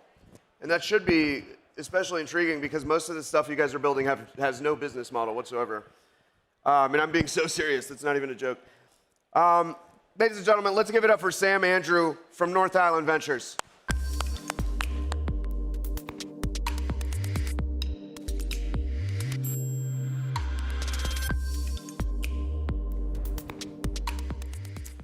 So crypto's biggest innovation is a new business model. So to the outside world, crypto's primarily known for one thing, and that's speculation. This is meme coins, perps, 100x leverage, magic internet money. Sorry, just gonna click through. And to a lesser extent, sorry, I'm just having a quick problem here. Okay, to a lesser extent, crypto is known for a second thing, and that is building technological innovation. And those are the blockchains that are building new financial infrastructure. But there's a third thing crypto should be known for, and that is a new business model. And so that's what I'm going to spend the next few minutes talking about, is the crypto business model. So first, why do we even care about this new business model? Well, I'd pose it to you that a crypto product, a great product alone, is not revolutionary. But actually, it's a combination of a great product and a new business model. That's what's truly revolutionary. So let's look at a little history here to explain that point. So if you think about Microsoft, Microsoft developed a fantastic product in Windows, right? But the thing Microsoft also developed was selling software directly. See, prior to Microsoft, software was bundled with hardware. And it was Microsoft's ability to sell software directly was this innovative new business model. Facebook did similar, right? A fantastic product enabling all of us to connect to one another and share pictures and likes. But it also developed a new business model, and that was ad-based revenues. And so Salesforce extended what Microsoft did in SaaS, subscription as a service model. Google was similar to Facebook insofar as it developed a fantastic product indexing the internet for all of us to be able to search and then leverage ad-based revenues. So the common denominator across all these is they not only developed a fantastic product, but they also developed a new business model. So what's today's crypto business model? Well, it's more of a continuum, actually, and there's a few different business models that are emerging. See, at one end, we have memes, and somewhere in the middle, we have infrastructure, and on the far end of the continuum, we have applications. Now, let's look into that in a little more detail.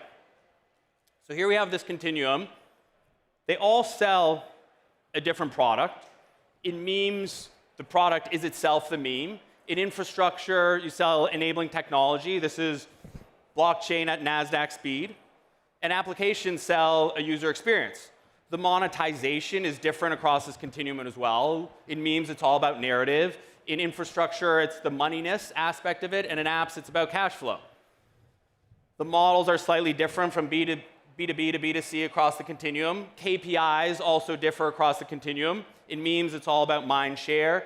In infrastructure, it's all about the total economic value on chain. And in apps, it's about revenue. How to value these things across the continuum also differs. Memes are pretty hard to value. Infrastructure, we think about a relative value, one layer, one blockchain versus another layer, one blockchain versus layer two. And although that doesn't pinpoint valuation, it is pretty helpful. And the reality is our largest markets in the world, credit markets and FX markets, are valued on relative value. And applications, it's about earnings multiple. And so the degree that which fundamentals matter across this continuum also differs. Memes, fundamentals don't really exist, don't really matter all that much. In infrastructure, there's some fundamentals that matter, and applications, fundamentals matter a lot. But these things are all valuable, and they're valuable for different reasons. So memes really drive engagement. Infrastructure is the substrate upon which everything is built, and applications provide the functionality to the substrate. Now, I want to focus on infrastructure and applications in this particular part of the continuum. That's commonly what we refer to as the protocol. And so the protocol is a breakthrough business model for two reasons. First, the protocol collapsed the cost structure. So we think about industrial businesses operate at about a 10% operating margin. And the reason for that is there's high incremental costs for every widget you want to manufacture. There's the raw material cost, the labor cost, the energy cost. Software businesses kind of accelerated that and got up to 40% operating margins. And the reason for that is the incremental cost of selling a subscription to Windows or to Salesforce is de minimis. And so in the crypto business model, they operate more like 70% operating margins. And the reason for that is they've dramatically collapsed the cost structure, right? This is effectively autonomous code that's running independently. And they've actually outsourced a lot of the infrastructure development to the users. So that means in the crypto business model is far more profitable. The second reason is ecosystem development. So the likes of Apple and Google and Salesforce and Snowflake and many others discovered that if you get a whole bunch of third-party developers building on your platform, the platform is going to be more valuable, right? Because what you're effectively doing is outsourcing a lot of your research and development costs and your sales costs, right? And it's an incredibly efficient model, but it's actually pretty capital intensive to get there, and you need a big platform to begin with. So the crypto business model actually developed a better incentive mechanism for ecosystem development. And the reason for that is the development of the token. See, the token is the mechanism to coordinate and incentivize that ecosystem development. And in addition to that, the ecosystem is permissionless and it's composable. So in the crypto business model, you have a collapsed cost structure, which means you're more profitable. You have a better incentive mechanism for ecosystem development. So that leads crypto business models to be able to hyperscale, right? To grow at a faster rate and more profitably than any other business model. So I want to leave you with these last two ideas. And that is a great product plus a new business model. That's what's truly breakthrough. And that the crypto business model is breakthrough because it's collapsed the cost structure and it's developed a better incentive mechanism for ecosystem development. And that's it. So keep building those great products in this fantastic new business model. Good luck.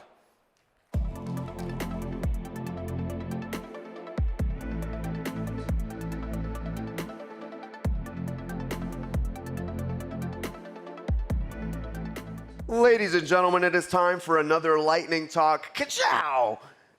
David Rodas is the CEO and founder of Permissionless Labs, the core contributor to the Pipe Network. Let's give it up for David.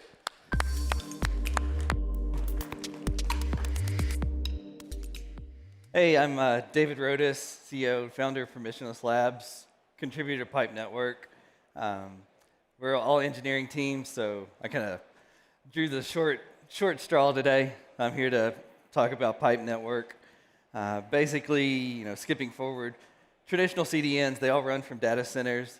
They cannot service the last mile. What we're doing is we're using blockchain to coordinate hyperlocal nodes down to the neighborhood level. So the nodes are in like 50-mile radius. They enable this amazing low latency. We see traditional CDNs, they're operating at like 80 to 100 millisecond latency on average. They have multiple outages every year.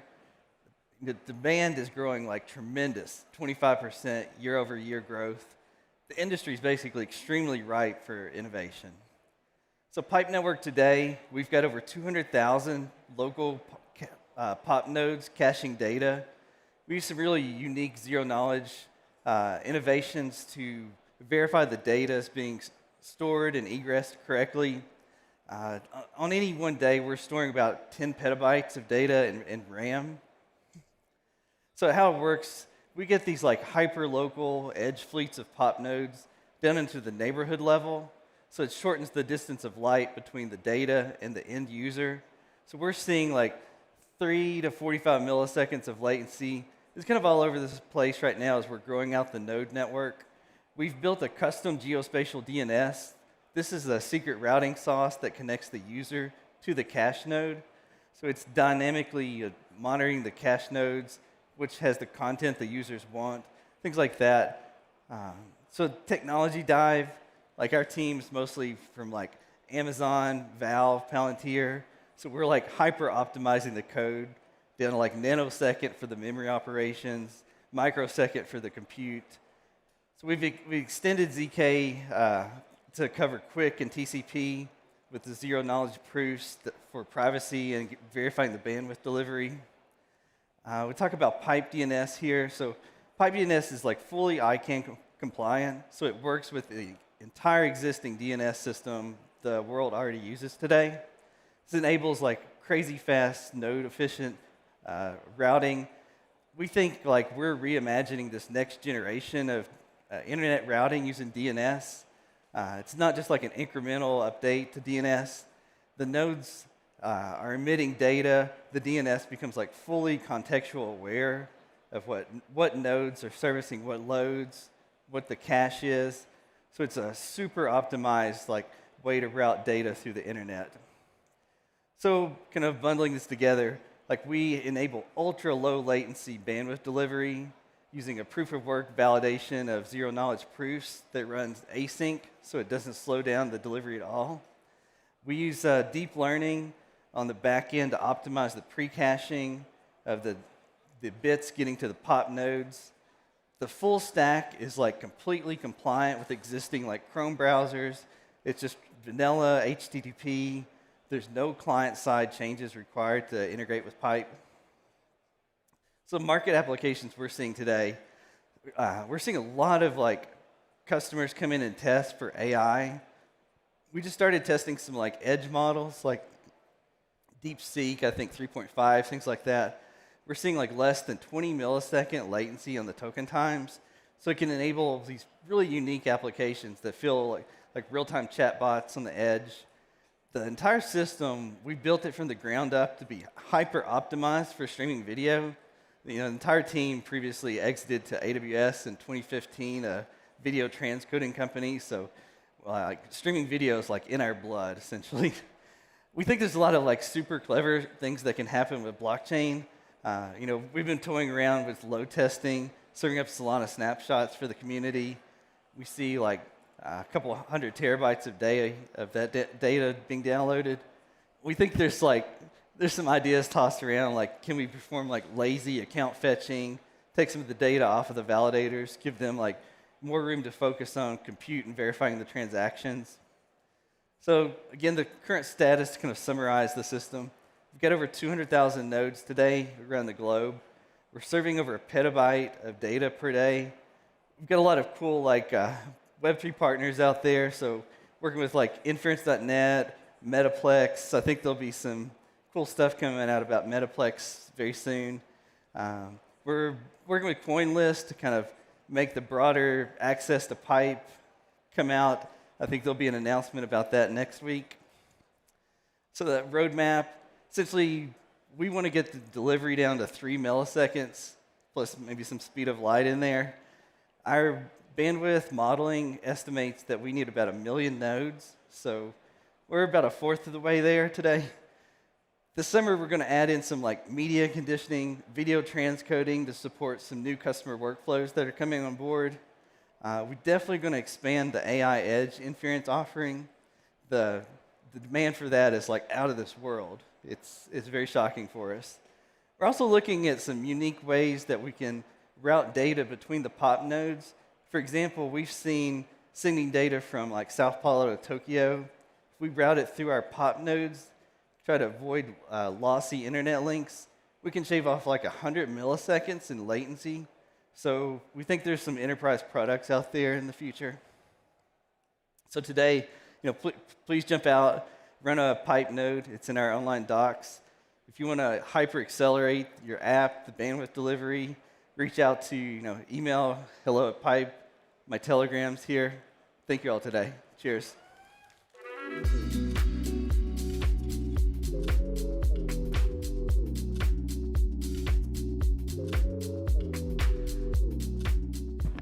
All right, my friends, you've been doing a great job. You've been a great audience. Let's keep it up. We got 2 more lightning talks before lunch. Up next from Fuse Energy to talk to us about building the grid from scratch. Let's give it up for Alan Chang.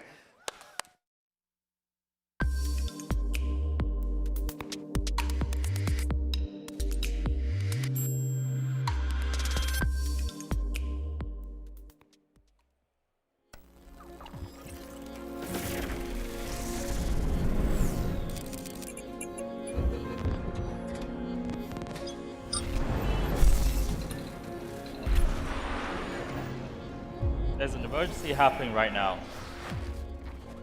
You can't feel it, you can't hear it, and you won't even know it's there until the light goes out. America is facing an unprecedented power crisis. As AI tech, data centers, and tech manufacturers boom, the rapid instability of our power grid is being pushed to its absolute limits. What does this say about the current structure? There has to be a more fundamental weakness in the distribution of energy. There is a major fundamental flaw in our energy system and policies. We need to address this and have a very honest conversation around the instability of our power grids. A big reason for the progress we made in the last century is that we produce and use more energy.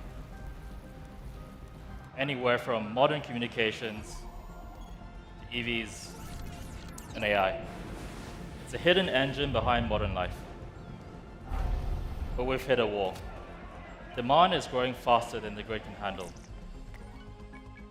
And we're not ready. We live in a power-limited world. The system we're using is still stuck in the past.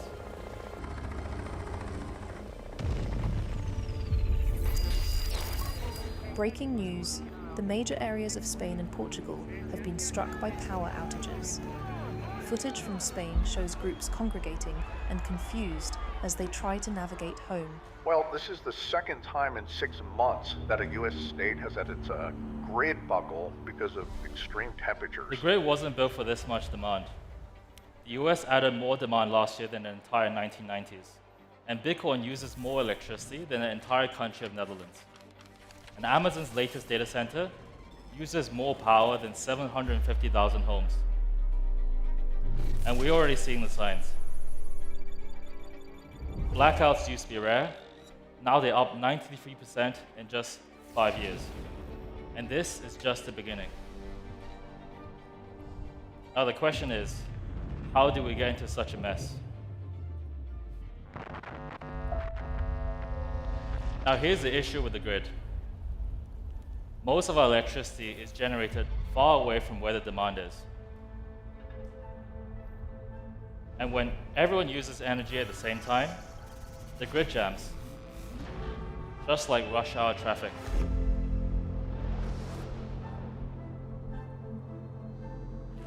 Prices spike, blackouts hit.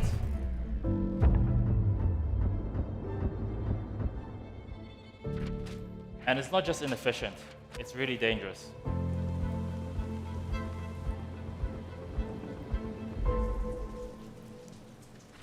As this is not sustainable. Now, what if it could be programmed to predict, adapt, and respond to grid stress events? We could reduce congestion without having to rebuild immediately. And that's exactly what Fuse is doing.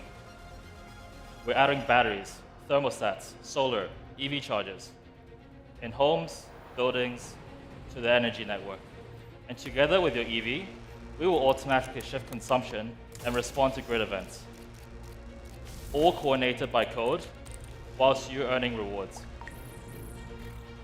So when the grid is stressed, the network adapts. And that's resilience. As a former Formula One champion, I've always believed in pushing the limits of performance and efficiency. That's what drew me to Fuse. Fuse is building the next energy major. Tens of thousands of homes in the UK already use their clean solar power, and they're building solar, wind, and hydrogen plants all around the world. The journey of Fuse resonates with my commitment to sustainable innovation. The fact that Fuse is reinvesting 100% of its profits into building more renewables is a real testament to their commitment to a greener future.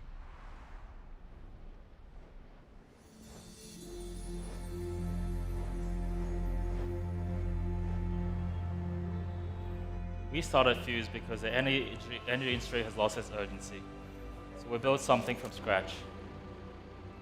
This is what building looks like. These are our sites, our solar, and our wind. And our electricians connecting homes to the energy network. The energy emergency is invisible, but you're not.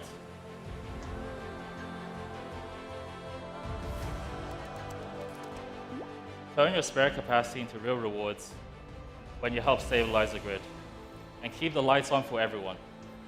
The future is better this way.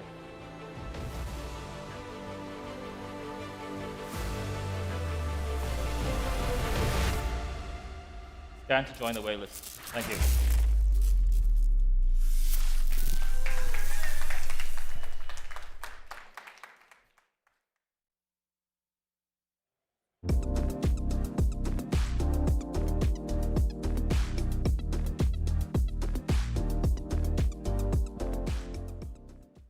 All right, let's keep it rolling. One more lightning talk before lunch. We're going to talk about the future of cellular service. Here to talk to us about Helium, it's Abhay Kumar. Let's give it up.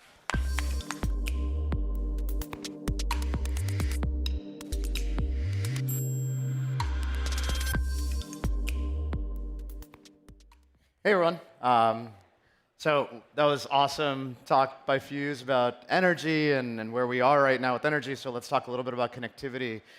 Helium, I'm Abhay from Helium. Helium, if you're not familiar, is a decentralized wireless network. And our mission is to provide connectivity to every person and everything. You know, we have this opinion that big telcos weighing us down. We have trouble when we go to bars or restaurants or venues, and even though we have full bars, we can't connect. And big telco, we really do believe is weighing us down. Also, we've inflated phone bills that might change after a few months of an introductory period. There are coverage dead zones. There are lock-ins on your contracts. And this is not all the cellular services' fault. It's sometimes our fault. We have a lot of demand as well. And there's a high cost to maintain these cellular towers.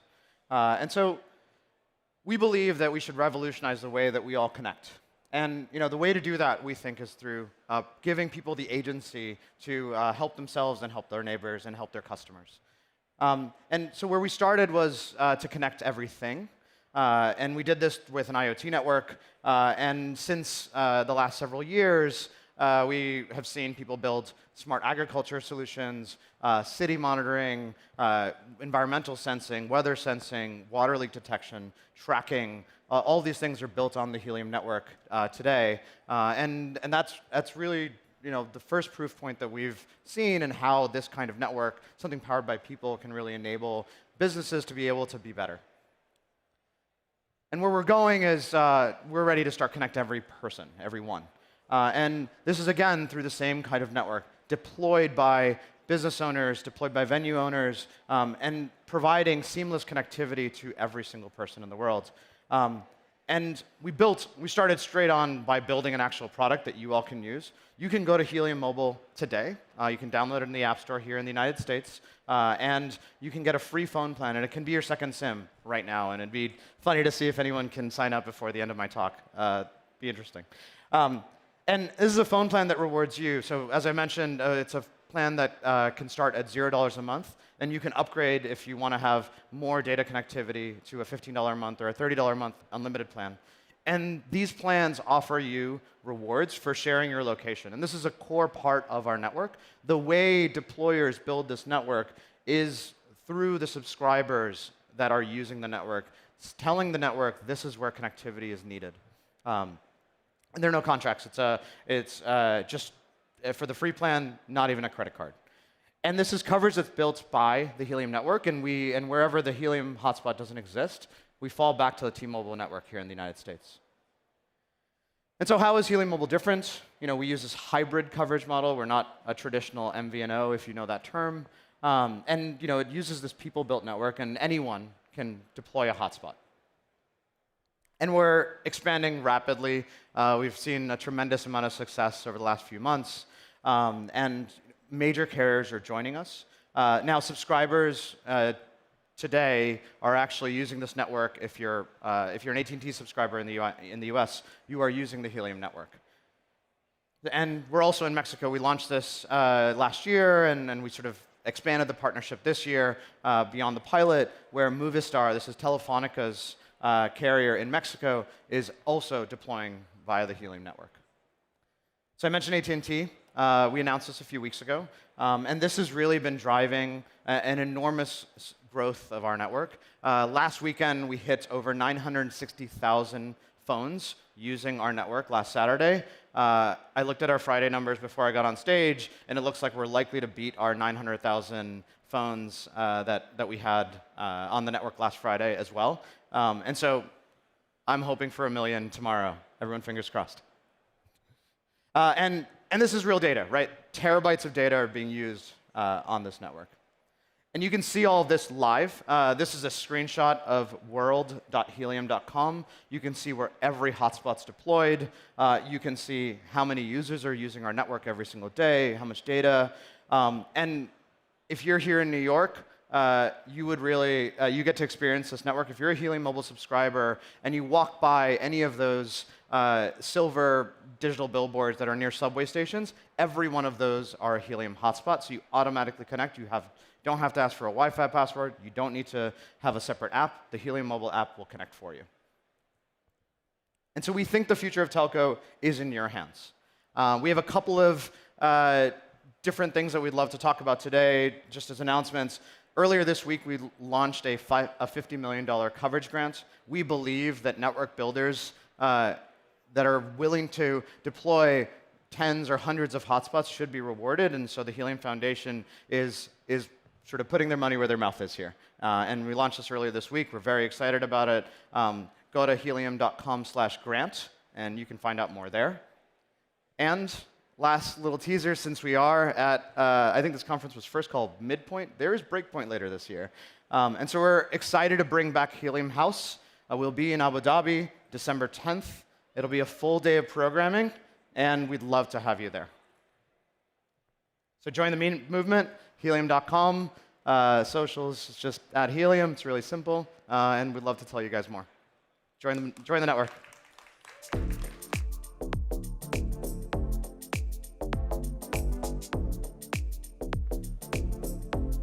All right, my friends. It has been an honor making a fool of myself for your entertainment. That's the end of my MC slot. It's time for lunch. Talks will continue here at 1 p.m. sharp. Have a great day. Thank you so much for your attention. Appreciate it.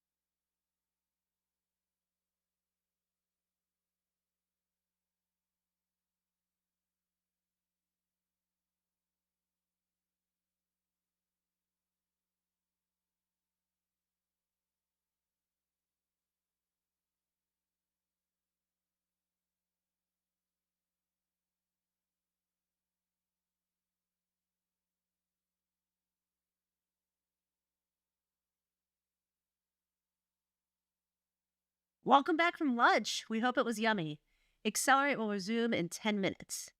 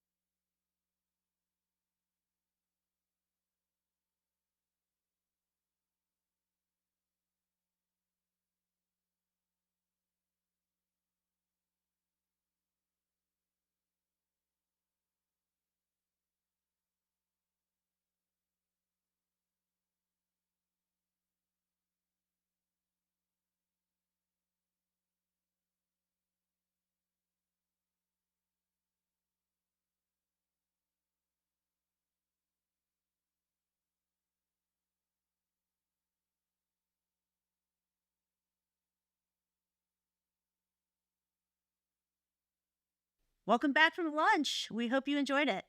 Accelerate will resume in 5 minutes.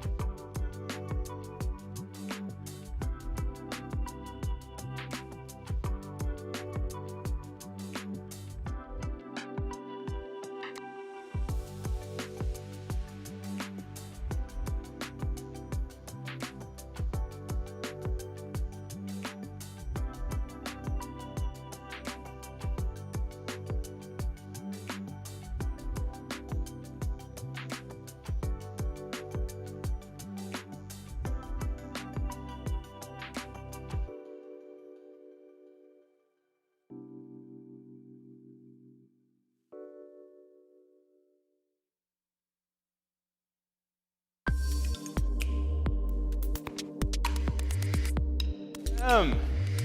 How you all doing? Welcome back from lunch.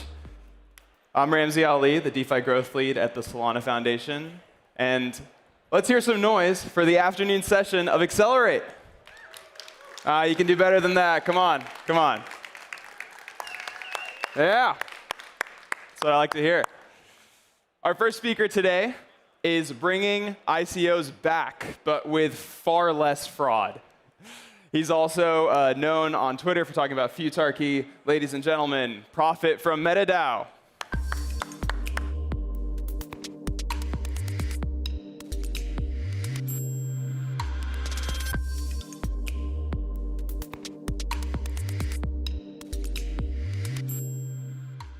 Hey, I'm Prophet.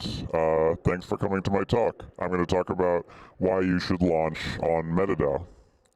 And yeah, so the first kind of realization from crypto is that tokens kind of suck, right? You have all these problems with tokens, like you get earlier liquidity than if you're building a startup. And so if you look at a lot of the DeFi summer projects from like 2020, a lot of those founders have kind of retired because they made a bunch of money. And then psychologically, it's kind of painful to have tokens going down, right? And then yeah, just like you get all these people pestering you, which like you don't have a problem with that in private capital markets. And so these are all reasons why internet capital markets might not actually work, right? But if you look at tokens, they also have pretty clear advantages. So like Ethereum has benefited a lot from having its token, like all these people owning ETH and wanting Ethereum to succeed.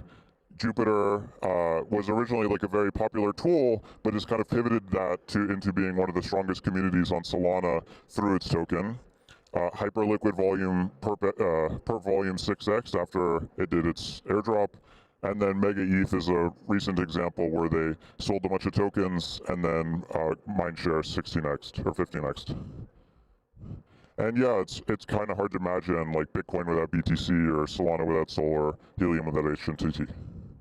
And I think like a big problem is that the way that we do tokens right now, like this low float, high FTV shitcoin launch, is actually not good at achieving what we want to achieve, right? You have structural sell pressure from all the people who have very low cost bases, and you're launching at a low float, normally like 10%, and so it's not like, it's kind of bound, and you also have all this hype around your TGE. So if you have all the demand and the front, and then you're backloading the supply, like just supply and demand means that this is what's going to happen. And if you look through most sex listings, that's what happens. And so, yeah, we created a new system that is more aligned and we think better for founders and for communities. And yeah, so this is kind of what we realized is the right way to do a token, which, yeah, so the first thing is you do a high float early launch. So this allows your community to win with you. And yeah, so this is the pie chart. It's not like a complicated, this goes to this. It's just like 10 or 1 million tokens for liquidity of the token, and then 10 million tokens to people participating in your ICO. And then everything else, like what the team gets, and any for future raises or liquidity mining, can all be minted post-launch. And then, yeah, so unlike these useless coins that are launching on platforms like Believe, you actually have real ownership here. So we use the Marshall Islands DAO LLC, which is a legal entity purpose-built for DAOs that gives the token holders legal ownership over the intellectual property of the entity of the project, so you don't have like a Uniswap Labs, Uniswap DAO type situation. And then, yeah, we use decision markets, which is this new governance mechanism, but we've been testing it over a year, and it seems to actually work, unlike token voting historically. So yeah, these are the organizations that are using it. These people have written research reports about it. And yeah, so we have a high float early launch, and then you actually have the token holders own the project.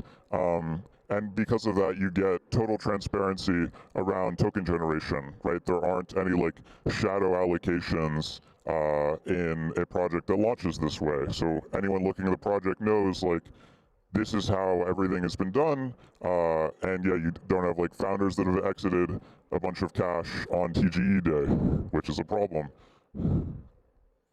And yeah, so the first project that launched with us was Mountain Capital. We thought it was going to raise like $1 million from 200 wallets, which yeah, we expected to be like that size of community. Ended up raising 5.8 from almost 2,000 wallets, so that was cool.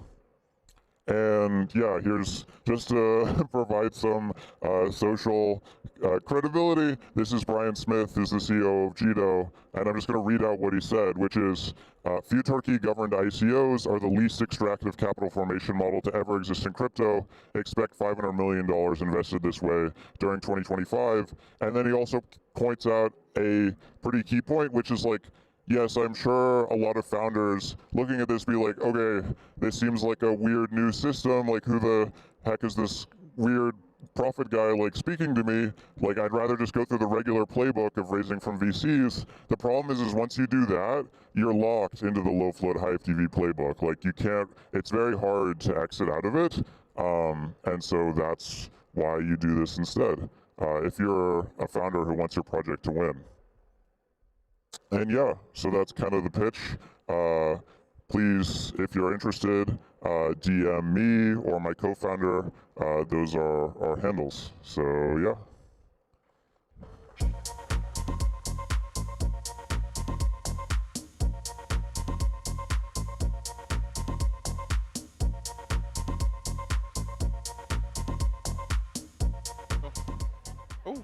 Oh, voiceover.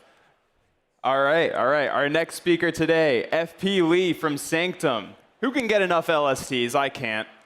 Give it up for FP.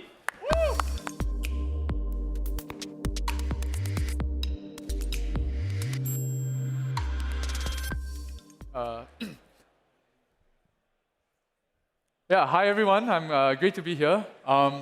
This talk's going to be a little bit of a different talk today. I'm not actually going to talk about Sanctum specifically or LSTs. This is the title of my talk. It's the Grifter's Guide: How to Enrich Your Friends and Dump on Retail. Yeah. So let's go. This is a collaboration between Wasi Lawyer and me. So he's not here today, so it's just me. But let me tell you a bit about myself. So I'm the co-founder of Sanctum. Sanctum is liquid staking on Solana. We're one of the largest liquid staking protocols on Solana. We issue liquid staking tokens as a service. But really what this is about is that I've been building this for 4.5 years. I've launched a token, and I've seen some shit, man. Like, and I wanted to, this stuff, like a lot of the insiders know that it happens, but a lot of people don't. And I kind of wanted to just kind of like call it out and let you guys know. So yeah, these are all things that we've personally seen or has been suggested to us as a way to pump our token. Yeah. So yeah. So the grifting starts pre-TGE, of course. You got to start early. So build hype, not product, right? Building product, as you know, is very hard. So you should just buy followers instead. My DMs, you've got like hundreds of them. It's like you can buy like 100,000 followers. Just whatever, right? Give KOLs lots of tokens to show the project. There's no shortage of these guys as well. So yeah. Second thing, pump the valuation.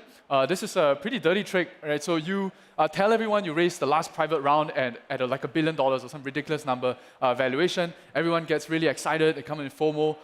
But really, never mind that the last round was only $500,000, or if they gave you the $500,000 and then you gave it right back. Yeah. Then of course, a token is all about supply and demand. So you've got to line up demand, right? How do you do that? Well, you just ask the funds, hey, would you mind buying some of the token on the open market? And I'll give you a discount. I'll just issue some tokens to you from the foundation. Yeah. And of course, constrict supply. Supply control is very important. So you've got to make sure nobody can sell their tokens, right? There are many ways to do this. You can do like the classic, low float, high FDV. This was more popular in like the Alameda days, the 2022 days, but it still happens today. You can pre-sale to a lot of like insiders, right? Or you can snipe the supply. The meme coin thing is pretty hot right now, right? So you just sell lots of to the insiders and then just dump on them, right? Easy. this is a pretty funny tweet, actually. Andrew Tate says, "I'm cleaning up this space." Like, no, he fucking isn't. Like fuck off. I know, it's the same thing, right? So, and then TG, woo, like everyone's really happy. It's like hype and stuff. So, that's where the grifting really starts. I want to tell you a little bit about OTC. And OTC stands for over the counter. It's a way for kind of protocols to kind of sell their tokens off the market, basically. And like OTC is not bad. It's not a grift, right? There are very legitimate reasons to sell OTC, right? Projects can and should use their tokens as a strategic resource. Some good reasons are, for example, to fund future initiatives, right? Hiring more people, acquiring a company, right? Basically capitalize strategic expansion. And especially if you're doing a large sale, definitely you want to do OTC so that you reduce market volatility, right? You don't want these big candles up and down. The issue really is that if it's undisclosed, then shady stuff can and does happen, right? So I want to tell you guys a little bit about the OTC loop. Just follow me in 3 simple steps how you can pump your token, right? So the first step is that you take some of the treasury that you have and you buy your token on the market, and then you pump the price, right? Then the price goes up. The VCs come in or the liquid funds and say, "Oh my God, this project looks amazing. You guys have got lots of traction." I say, "You know what? Can you sell me OTC?" I say, "Absolutely, and I'll sell it to you at a discount as well, right? A discount, right?" And then they give you the money, right? Those OTC tokens usually are locked up for a duration, which means they can't sell. Which means what you can do is that you can get the money that you just got from the OTC proceeds to buy more of the token, and then you pump the price. Wonderful, brilliant, great idea, right? And so it kind of looks like this, right?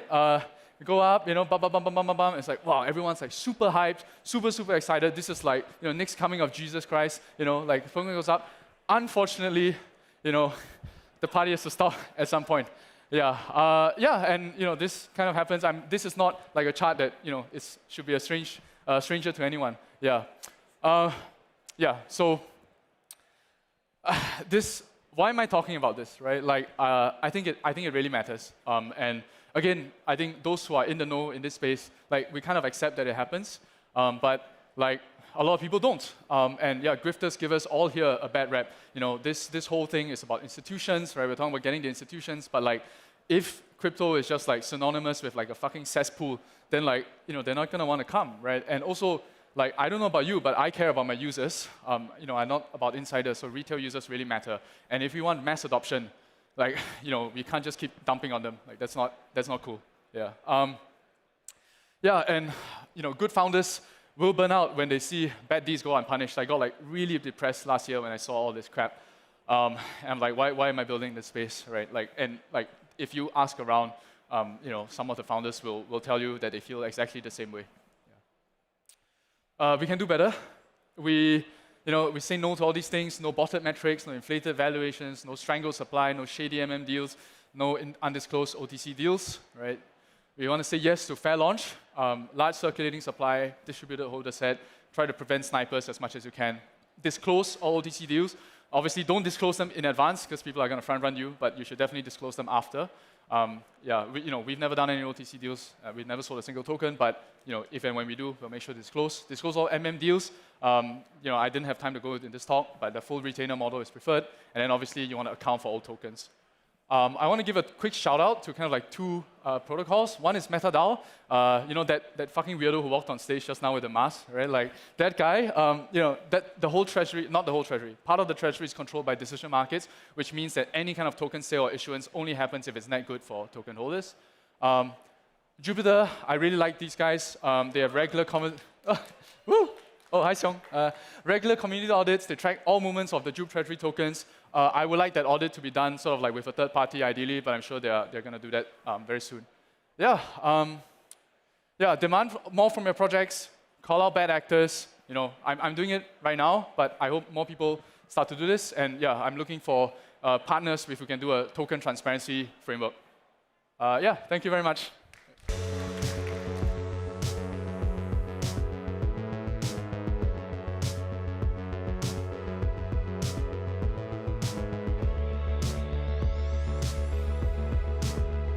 And now, ladies and gentlemen, give it up for Zhen from Meteora.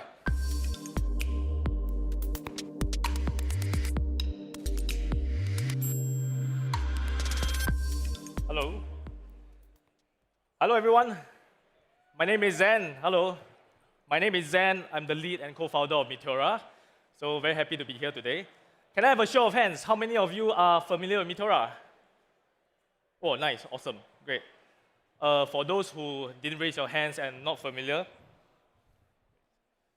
just to share what we do. Right? We build dynamic liquidity pools. Right? And why is this important? Because liquidity is the foundation of crypto. Right? Whether you are launching a new token or you're bringing real-world assets on-chain, you need liquidity pools to make it work. But it's very hard to find a one-size-fits-all way of LPing because everyone has different objectives, goals, and preferences. So that's why customizability is extremely important. So at Meteora, we focus on building extremely customizable and dynamic liquidity infrastructure for key stakeholders, the launchpad, the launchers, and the liquidity providers. So after 2 years, where are we now? Right? So recently, we have crossed over 200 billion of all-time swap volume, and we have over near 900 million of TVL. But these are volume and TVL are surface. Right? What is more important is whether our LPs are making money. So we have also generated over 1 billion of fees for LPs, and these are real money that the LPs can take home. And we are not doing this alone. Right? A lot of amazing teams are actually building on our infrastructure. So we are extremely happy to be working with some of the best launchpads in the space, like Believe, Tender, and Time.Fund, and many more. Right? They are plugged into our system, they are launching tokens, and they are also helping creators, right, get off the ground. So how does this work? It all ties back into our core belief that for any ecosystem to thrive, we need to empower our 3 LPs. In this case, the key stakeholders are launchpads, launchers, and liquidity providers. And if one of them fails, the whole system collapses. So at Meteora, our job is really to support our 3 key stakeholders and make sure they all win. So how do we do that? We created 3 core products, and we call that the 3Ds. DBC is for programmable launches, DLMM to actually give our LPs more control, and DAMM for passive liquidity. So let's start by talking about DBC, which is what powers all our launches today. So with DBC, teams can experiment with many different configurations. They can change the token supply, they can tweak the curve, and they can update the fees. And the tokens that are launched are immediately tradable on all the major trading boards and Jupiter. For DLMM, right, we give LPs more control and upside without needing to time the market. So number one, we give them precision. So they can actually concentrate the liquidity around a fixed price, and that allows the capital to work harder for them and earn more fees. There's also flexibility, right? So you can choose how aggressive or how passive you want your liquidity to work for you, and that's also dependent on how volatile the market. And third is dynamic fees, right? So the dynamic fees is adjustable based on the volatility of the market. So if the market is hotter, you earn more fees, and vice versa. But let's not forget, launches are the most exciting part of crypto. So you know what is the most frustrating part of launching a token? Snipers, right? So that's why we built this mechanism called the ASS, AS in short, that actually have mechanisms to prevent snipers and to give retail users a fair shot at all the launches. And the teams can also lock the liquidity right at the start, and this gives them this gives a very strong signal in terms of commitment, help them to build trust, as well as to make rugging the pool extremely difficult. Right? And more importantly, they can still earn fees from this locked liquidity. So after talking to a lot of partners, they still feedback that, oh, they love our product, but they still want something more. They like the flexibility of the DLMM and the simplicity of DAMM. So what do? So we sit down, we work through the stuff, and we combine the best of DLMM and DAMM into one system. So today, I'm extremely excited to announce the official launch of Dynamic AMM v2. Woo! This is a major upgrade that's designed to capture the next wave of liquidity and launches. So what's new of DAM v2? We have enhanced our bot protection. So in my opinion, the air is actually pretty solid, but we want to constantly improve it. So we have a new mechanism called rate limiter. So it makes early large buys way more expensive than smaller buys. So bots and whales are unable to eat up the early curve. Dynamic fees. We borrow the dynamic fees from DLMM. So now the fees are adjustable based on the volatility of the market. Thirdly, LPs can claim fees without removing liquidity from the pools. And even better still, they can actually select one single token to be part of the fees. That means they can actually collect USDC or so as fees. And last but not least, they have the ability to concentrate liquidity in a range that make them more capital efficient. So what's the result of all these improvements? Our community has racked up a lot of fees using DAM v2. As you can look at all these positions, they are printing, right? Whether they are large LP or small LPs, they are earning a lot of fees from DAM v2. Oh, but wait, there's more. Today, we are also announcing Meteora v2. We are revealing a new look, new UI UX, right, and a refreshed logo that represents our continued effort to innovate and improve on things. So you can look at the logo. In the middle, there are 3 stripes. That represents our 3 LPs, the launchpad, launchers, and liquidity providers. And the 2 shapes at the side represents the team that will continue to support, right, and propel the 3 LPs toward a better future. So what can you expect from Meteora v2? So v2 is not just a new look or new UI UX.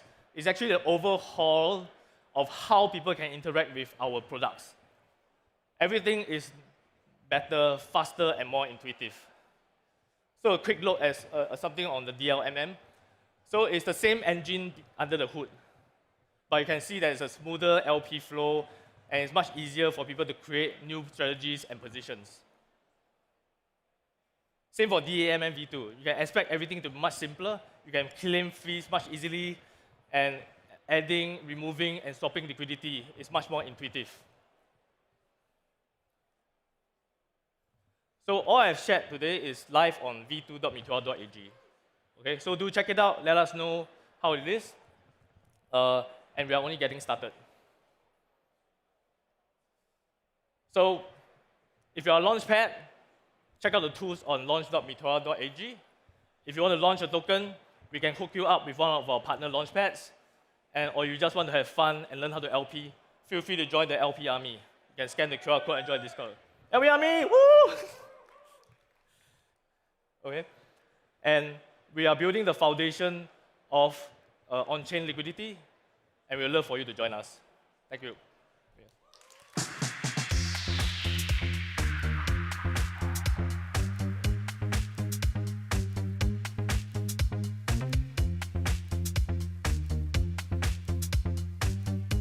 Keep it going for Meteora v2. Wow, incredible job.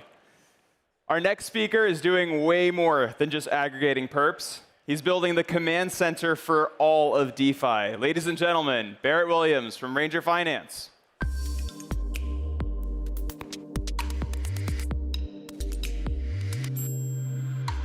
I love you too, whoever said that. Hey guys, I'm Barrett. I'm one of the founders of Ranger. We are DeFi's command center, right? We do a number of different things. We've been aiming to unify the trader experience. Just like Jupiter started with spot aggregation, we made our entry into DeFi through perps aggregation, right?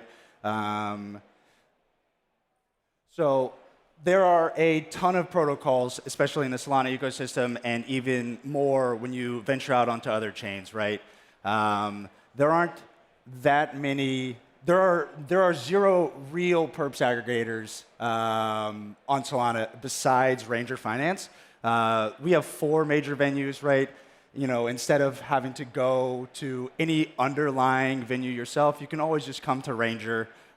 It will enable you to trade seamlessly optimize your order execution, and that's really some of the major points that we like to talk about here at Ranger, right? You want to make sure those traders are having the best experience possible, right?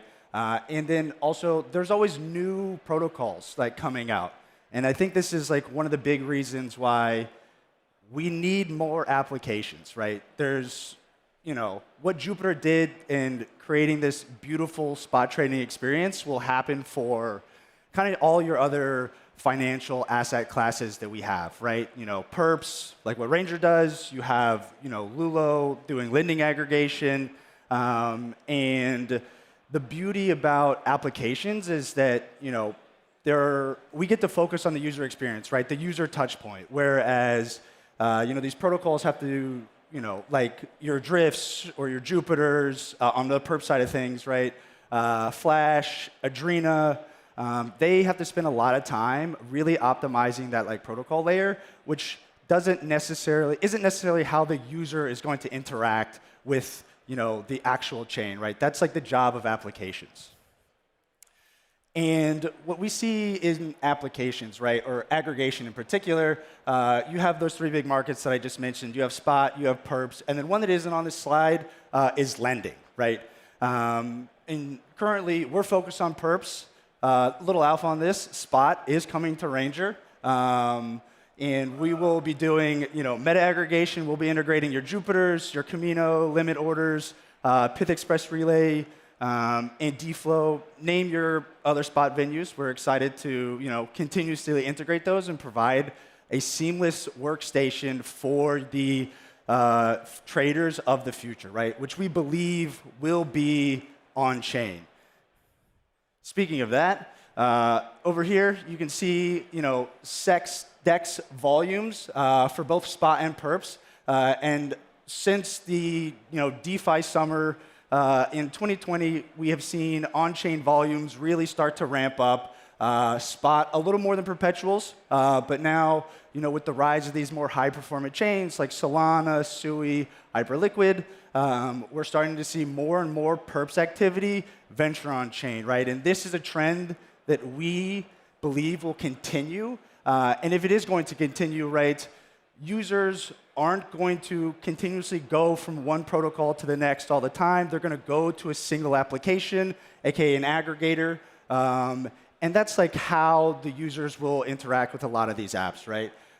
Again, you can see here, perps volume on chain has greatly increased since 2023.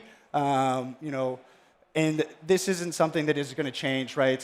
Again, I'm a big believer that on-chain finance is how you will, we will see this continue eating away at centralized exchanges because it is open, it is transparent, it is better for the user overall, right?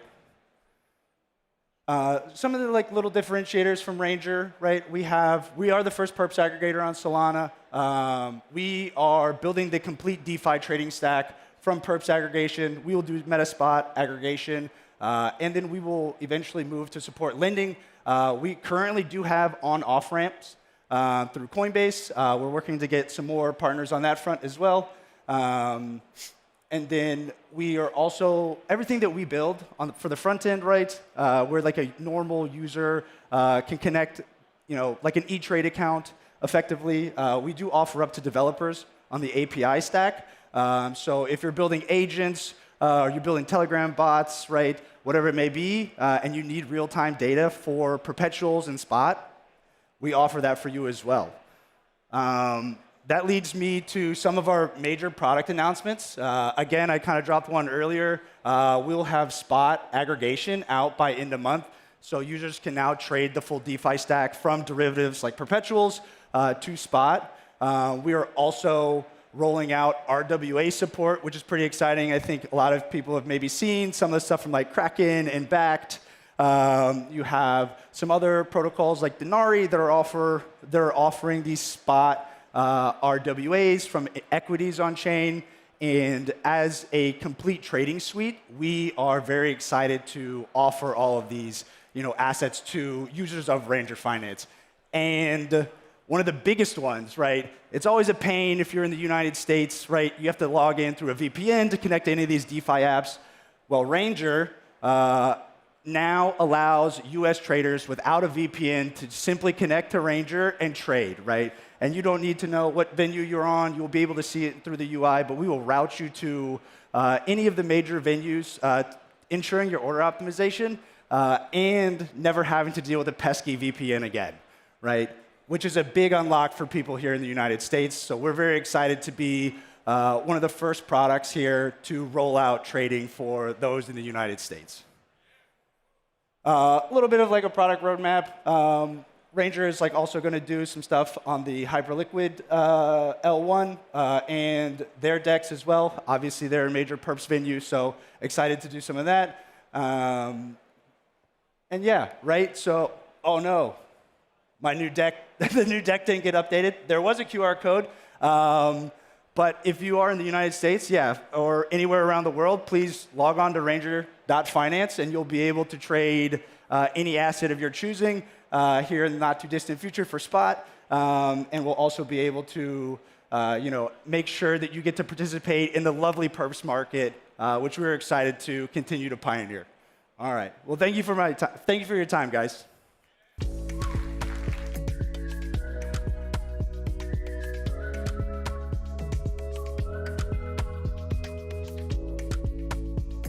Wow, keep it going for Barrett. Great job.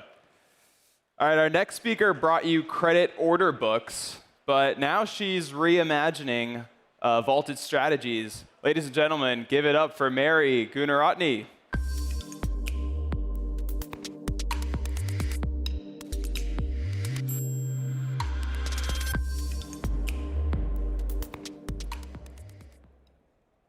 Hi, everyone. My name's Mary. I'm one of the co-founders of Loopscale, and today we're excited to introduce sponsored vaults.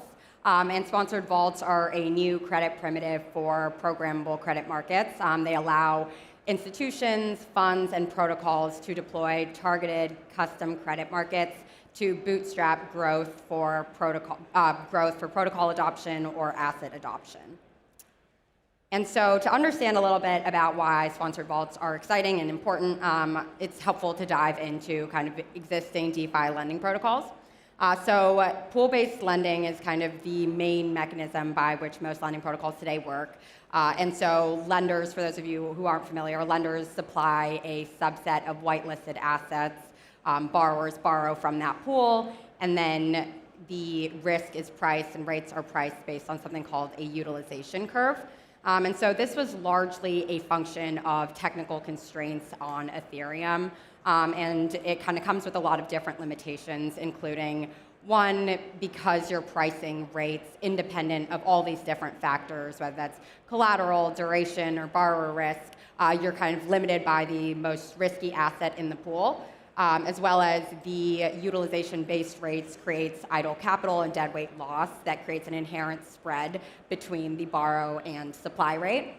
And ultimately, kind of these all come together for the biggest limitation, which is that they limit the types of credit markets you can support and broadly hold back DeFi ecosystem growth.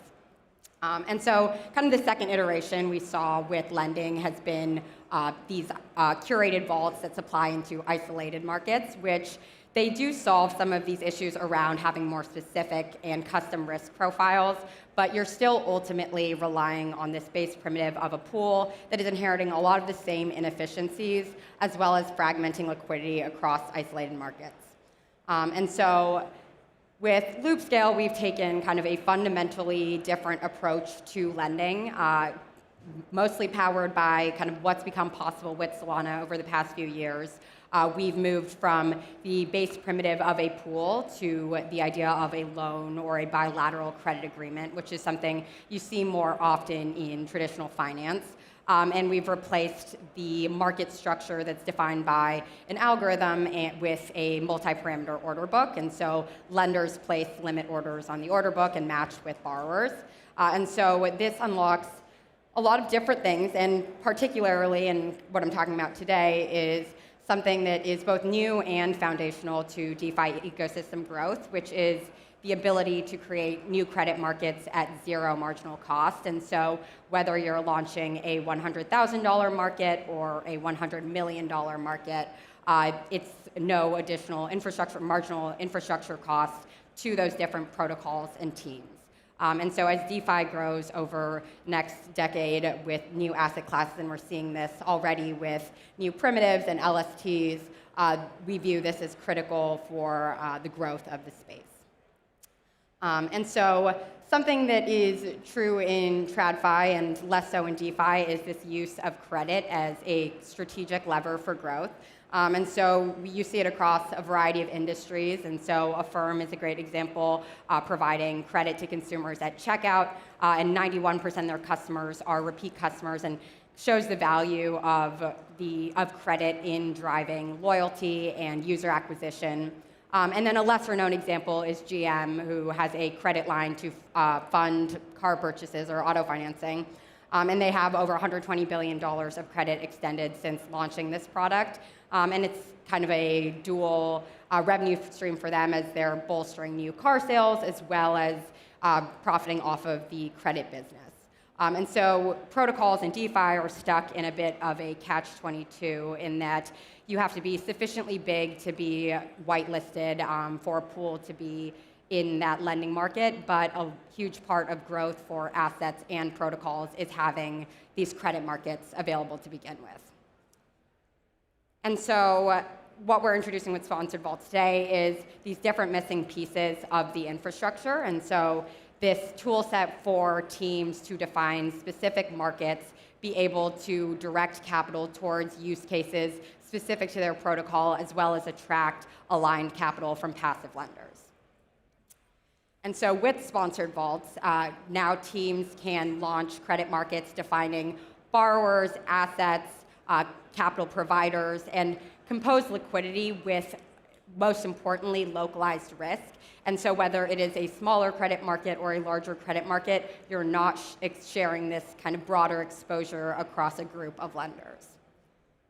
And so to discuss how this works a little bit more broadly, so a sponsor is defining the accepted collateral assets for a vault, defining the borrowers that can borrow from that vault, the terms, the available durations. And so in the example of Orca, which most of you know is a trading platform, their kind of North Star is attracting LPs. And so it's in their best interest to make liquidity positions kind of and providing liquidity the most attractive option in DeFi. And until recently, or until Loopscale, you could not borrow against these LP positions. But now with Orca's vault on Loopscale, they're providing liquidity to be able to leverage liquidity positions. And so now you can leverage market make effectively. And so it makes sense for a protocol team, for example, to deploy capital to this very specific use case, because the risk in the context of the return for that specific protocol makes sense, but for some more conservative lenders, it might not make sense. And so this is the advantage you have in being able to isolate these markets on a per asset, per lender basis. Another example is the vault we're doing with Global Dollar Network and Paxos, in which the goal is to bootstrap stablecoin adoption. And there's all sorts of different DeFi products that a team like that would want to introduce to the space, whether it's USDG-backed loops or leveraged USDG LP positions. And so to be able to bootstrap that growth, a team like Paxos can deposit and lend USDG at favorable rates and accelerate the USDG ecosystem. So there's a lot of different use cases we're excited about with teams launching different sponsored vaults, and we think it kind of expands the surface area greatly for how deep-in teams like Helium, for example, are able to finance hardware for new operators. And so these are some of these use cases we're very excited about. And so if you are a team on-chain or a fund looking to launch a credit facility or credit product, please get in touch. And if you're a borrower or lender looking for something better, visit us on Loopscale. Thank you.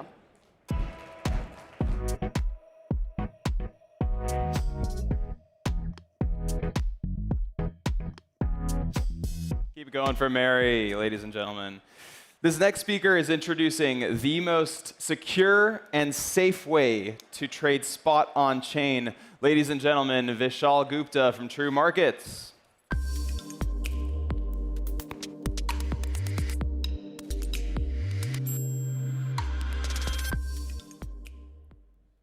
Hi, everyone.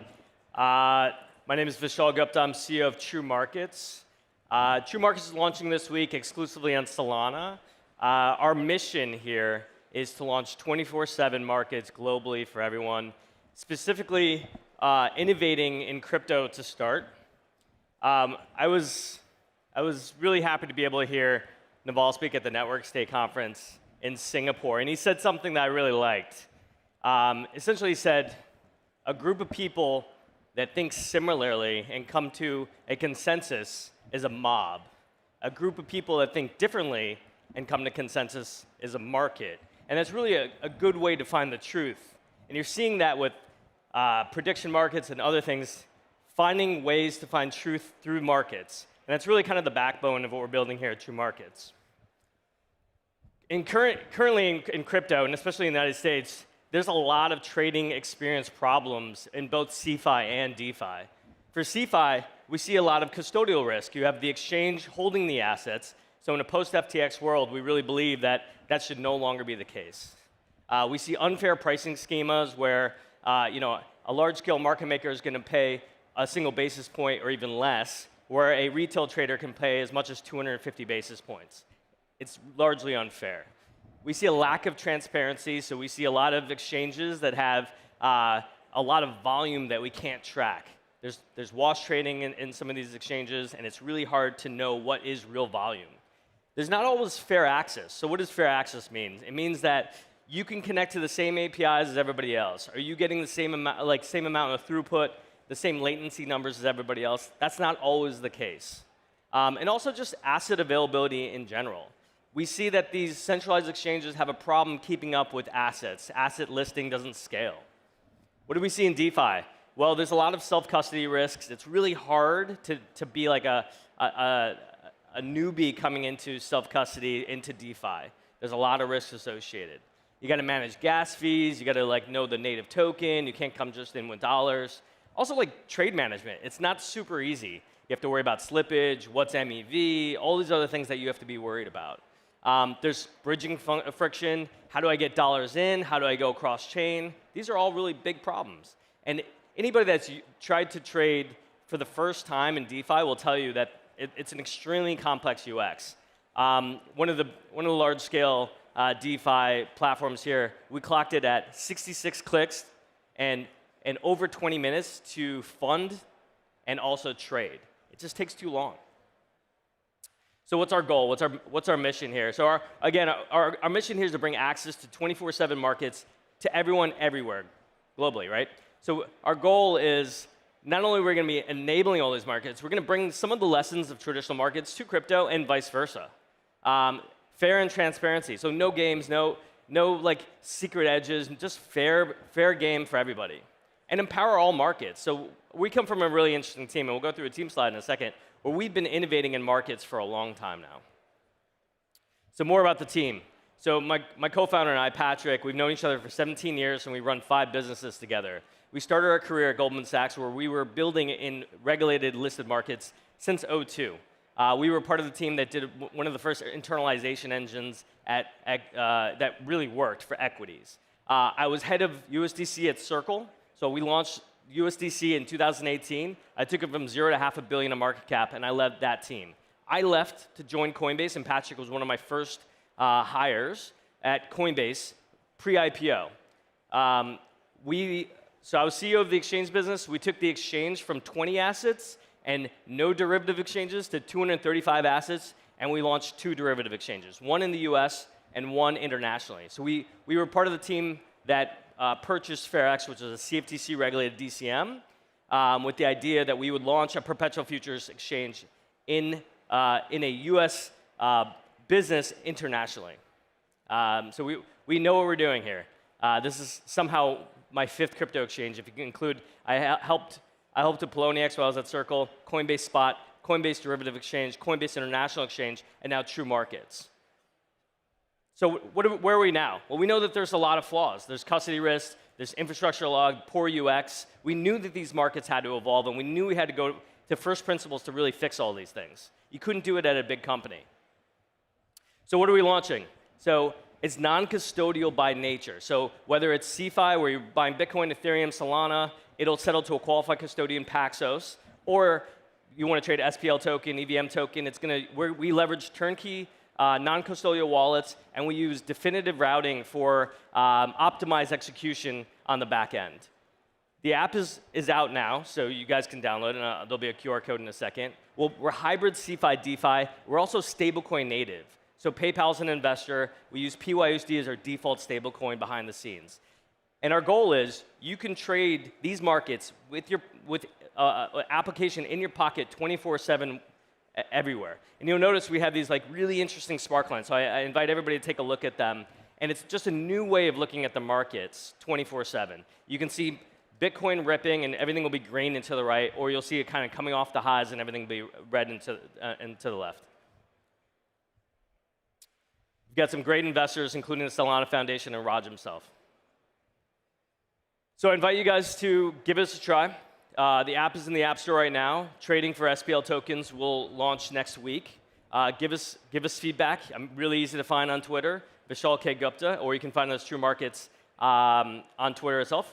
Love to hear some feedback. Thank you all. We're innovating in the US. Let's go.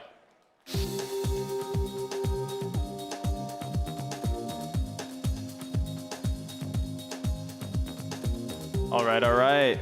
Who here loves meme coins? Let's hear some noise for some meme coins, yeah? Our next speaker is promising to bring the OG meme coin to Solana. Ladies and gentlemen, Carter Feldman.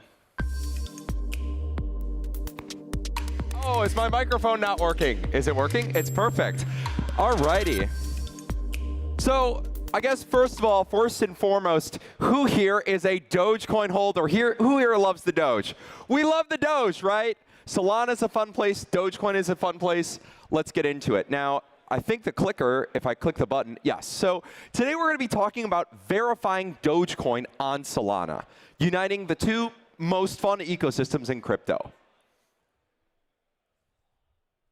I think, there we go. So just a little bit about myself, first of all. I'm a reformed hacker. I come from the gaming community. I'm also on the board of an esports company called Ninjas in Pajamas. We love the nips. And more recently, I was one of the original supporters of Proof of Stake. So I was in Proof of Stake before it was cool. I was in EOS. Anyone remember EOS? EOS?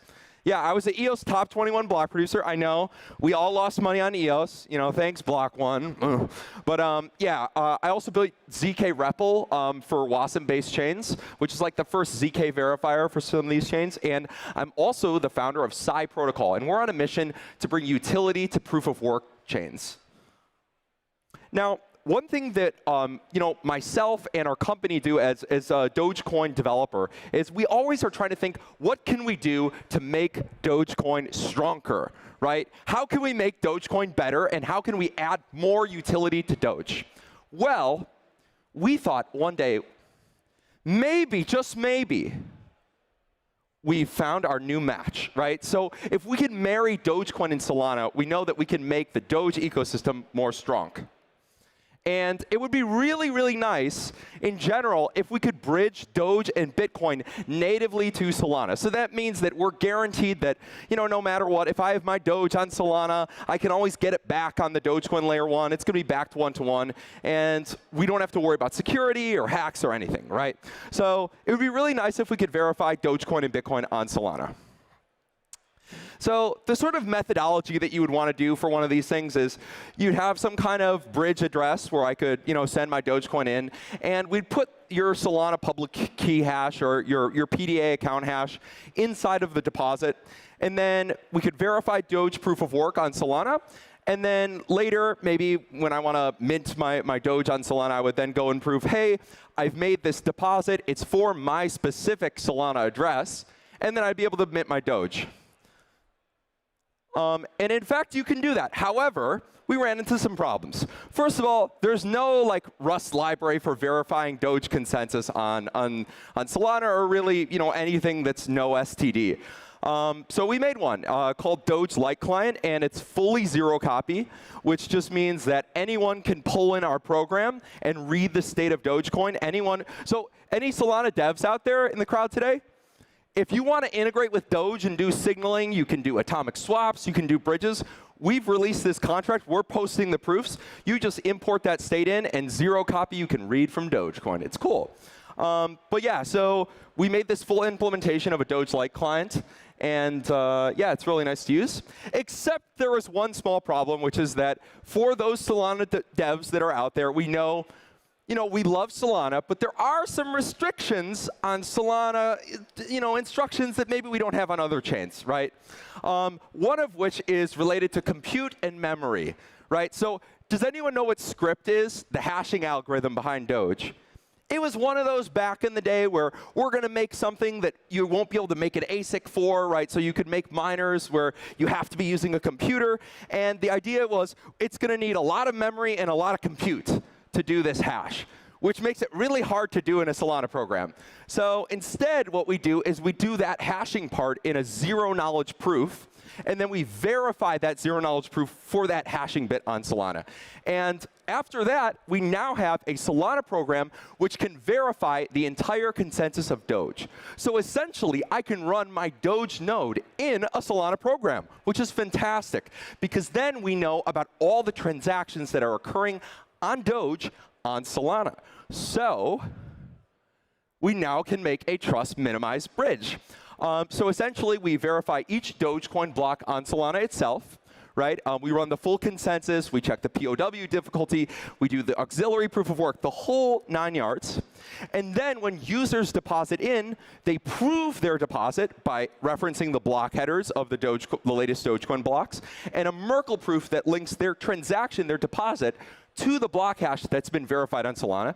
And finally, we have a separate program, which, using the wonderful accounts model, will mark that deposit as claimed so you can't double dip, and then mint your Doge tokens on Solana. So now we can integrate Doge tokens into different staking platforms. You can earn yield with your Doge for the first time.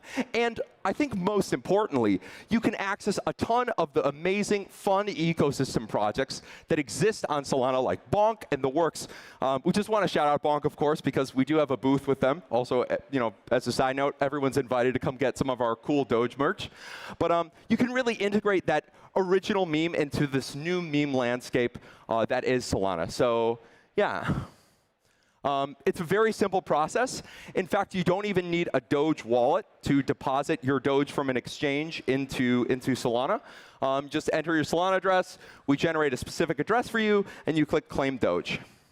So the way back, unfortunately, because we don't have a good Solana-like client, we have, we were not able to make a fully trustless bridge. However, thanks to our friends at Wormhole, we are able to have a very secure solution for bridging back as well. And I'm just going to I know I'm limited on time. But yeah, so this is ship or die stage, right? I'm in the right place. So as part of that ethos, we have a full working demo of the bridge. So I guess I'll let that play. But it's super simple. You just generate an address, make your deposit of Doge.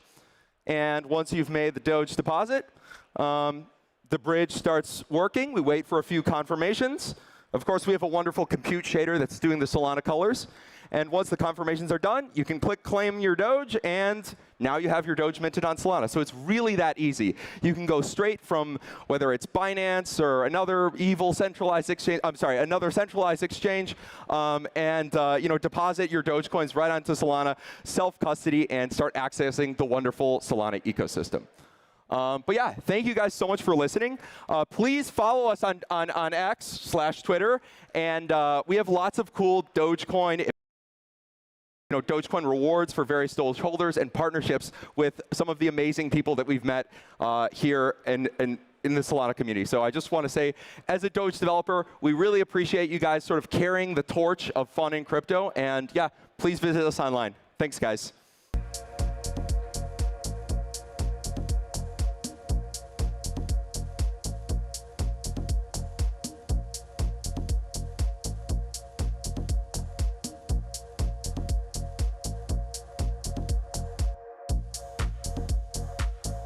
Our next speaker is from an incredibly small, scrappy startup. I don't know if you guys have heard of it, Coinbase. We got Andrew Allen, everyone. Ladies and gentlemen, Andrew Allen. Put your hands together.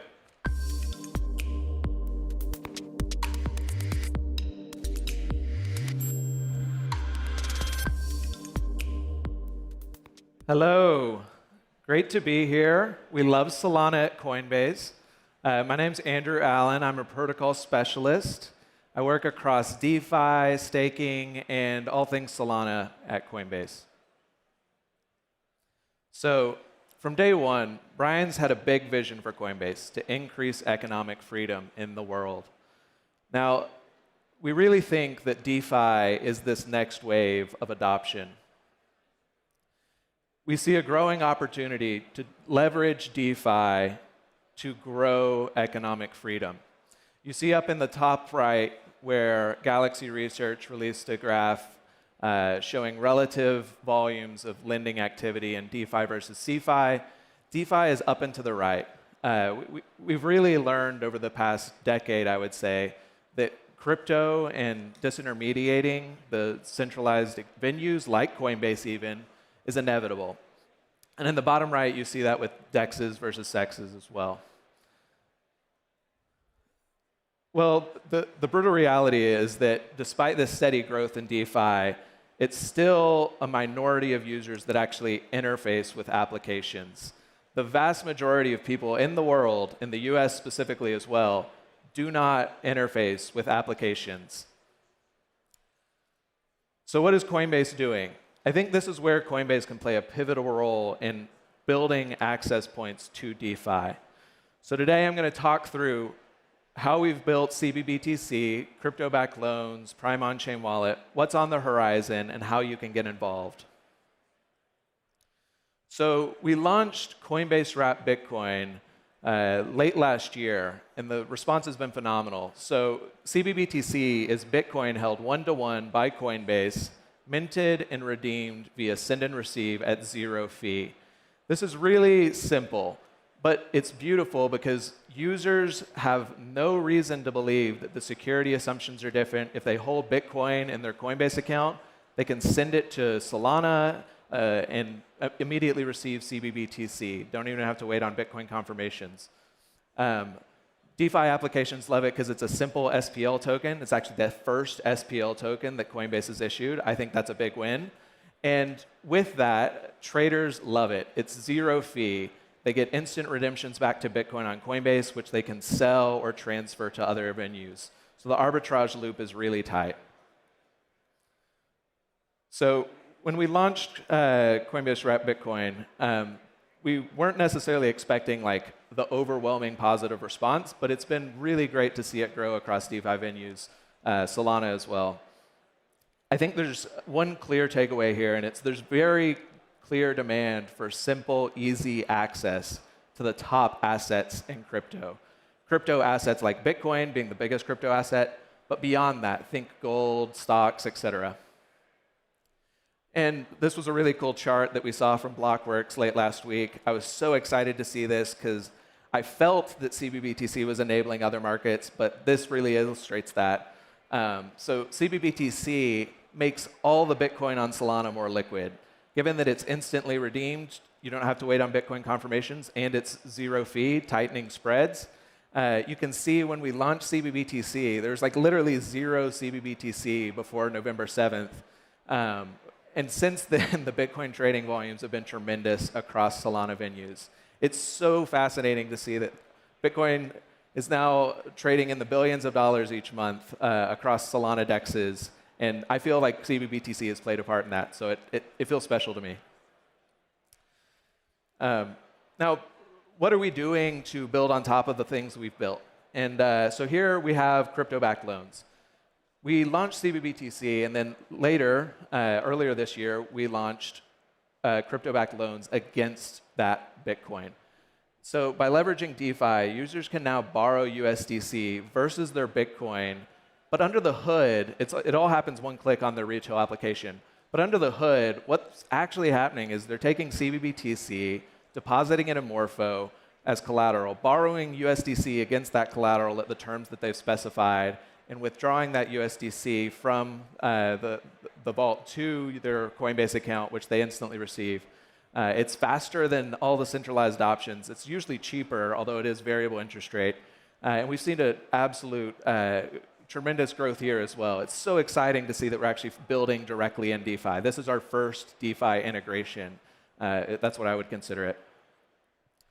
And so here you can kind of see how it's taken growth-wise since we launched. So launched in January, we have over 200 million in total originations so far. That's active loans against Bitcoin held by Coinbase users. And something that's really unique about this, you can see on-chain 5,000 active users. And this is like one of the first times you can actually know that one address ties to one user.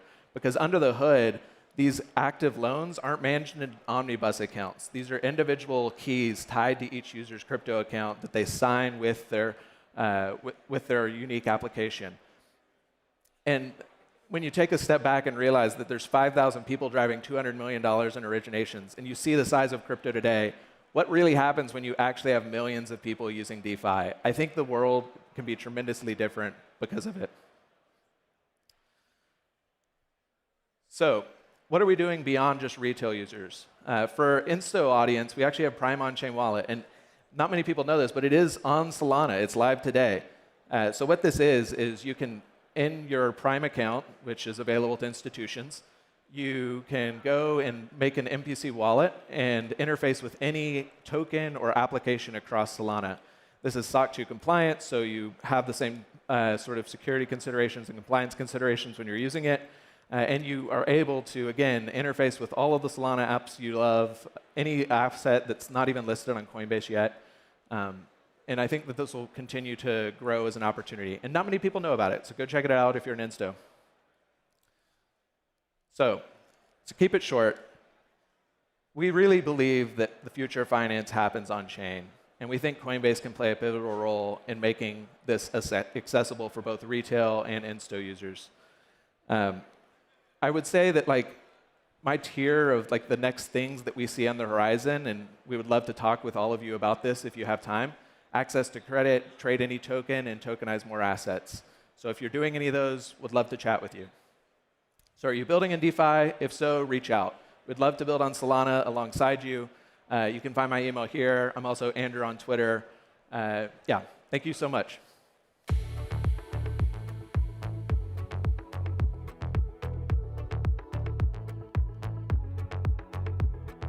Wow, keep it going for Andrew. Amazing job. Pay no attention to the screens, Andrew. We definitely still need centralized exchanges. Wow, what a good-looking audience. I see some people in the back. Feel free to filter in. There's tons of room in the front. Up next, we have two industry legends that definitely don't need an introduction, but I'm going to give them one anyway. We have Kane Warwick, the founder of Infinex, as well as Mert Mumtaz, the CEO of Helios. Incredibly excited to see what they have for us today. You definitely don't need centralized exchanges. Keep everything in DeFi.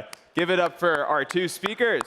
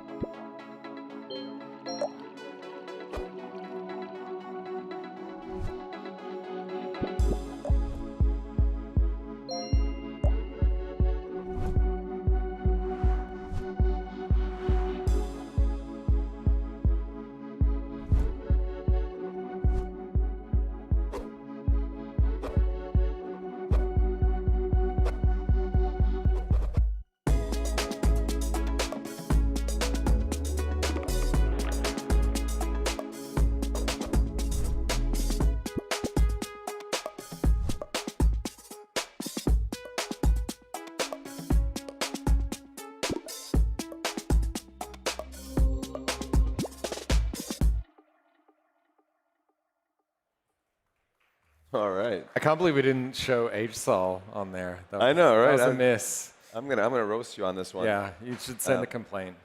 Well, so that was Infinex. Tell us what we just saw there. What is it about for people who've never seen it, or who don't even know who you are because you're from Ethereum and you're an ETH maxi and yeah. Recovering ETH maxi. Yeah, so I started Synthetics, which is one of the original DeFi protocols back in pre-DeFi summer days. You were one of the 3 first founders of DeFi. Yeah, like all of it. Yeah, I think at the time there was like Maker, ETHLend, which is Aave, and us. There weren't too many DeFi projects around then. So. But you know, was building in DeFi for a long time. I got into meme coins on Solana in like 2023, and I think I just had this view that we still needed better UX. We needed to build better applications, and so we decided with Infinex to make our own full stack application. We launched with Solana natively, which was unusual at the time for a cross-chain dApp. And so we had native Solana and a bunch of EVM chains. But instead of using the typical dApp architecture where you connect Phantom Wallet or connect MetaMask, we built a full-stack signing architecture. And so what that video is showing is us now taking that full-stack application and signing architecture and making it available to other dApps to use. Okay, I got it. Okay. And so it's a cross-chain application, but you've architected it such that it's full stack. You can sign in with a passkey. You can, I think you call it Switch, which is Switch, yeah. swap and a bridge at the same time, right? How should people, who's the target audience for this? How should people on Solana that are super into DeFi think about using it? How do they get the most out of it? Yeah, so the target, I mean, obviously in the Solana ecosystem, there's a lot of trench warriors, right? And there's things like Photon, like there's a lot of trading platforms that are designed for pro traders to be trading meme coins, sniping launches, all of that stuff. And those are those platforms are great, right? Like they're designed to execute transactions super fast, avoid MEV, bundling transactions, but they're not necessarily accessible for a trader who's used to spot trading on Binance or Coinbase, right? So the thesis is if you want to bring those existing users who are on centralized exchanges on chain and get them trading meme coins, trading on Jupiter, trading in places like that, you have to abstract away all of the wallet architecture and seed phrases and so by using passkeys we can make that onboarding experience for someone who might have been in the space for a while but has only been trading on a SEX before, make it easier for them to get on chain without being a pro trader, without having to learn all of this new stuff that doesn't necessarily have anything to do with the actual experience of using the application. You just want to be able to click buttons and do things. Got it. Okay, so this isn't it's not for replacing the trench warriors' favorite trading app. It's more because you're anti-sex, basically. Like yes. you're casting war on Andrew, who was just here from Coinbase. Yeah. And tell me, maybe just to challenge you a bit on that, why should people use decentralized exchanges over centralized exchanges? Like, what tangible benefit do they actually get? Yeah, I mean, the benefit, and this is building in DeFi for a long time, I've had to kind of unlearn a lot of things that in the olden days, right, 2017, 2018, we used to kind of live and die based on, right? So one of the things that we used to believe really deeply was this idea that everything has to be maximally decentralized, everything has to be censorship resistant. Applications at the application layer have to be censorship resistant. And so the challenge if you do that and you have that approach is that you're never going to be able to compete with the experience of a centralized exchange.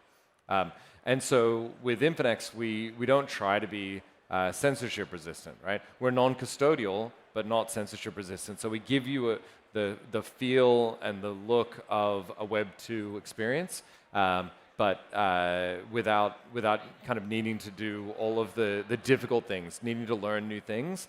And so I think the reason why you should trade on-chain, not just because that's where the alpha is, right? But also because it allows you to have self-custody. But self-custody as a feature for most users is not that interesting. It's definitely better, but it's not enough to kind of move the dial. You need to have other things that make trading on-chain better. And I think that for most of the people in this audience, this is an easy pitch, right? We know that the tokens that you want to trade are on-chain first. They're on Pump, or they're on some other launch pad first, or they're trading on Jupiter or wherever.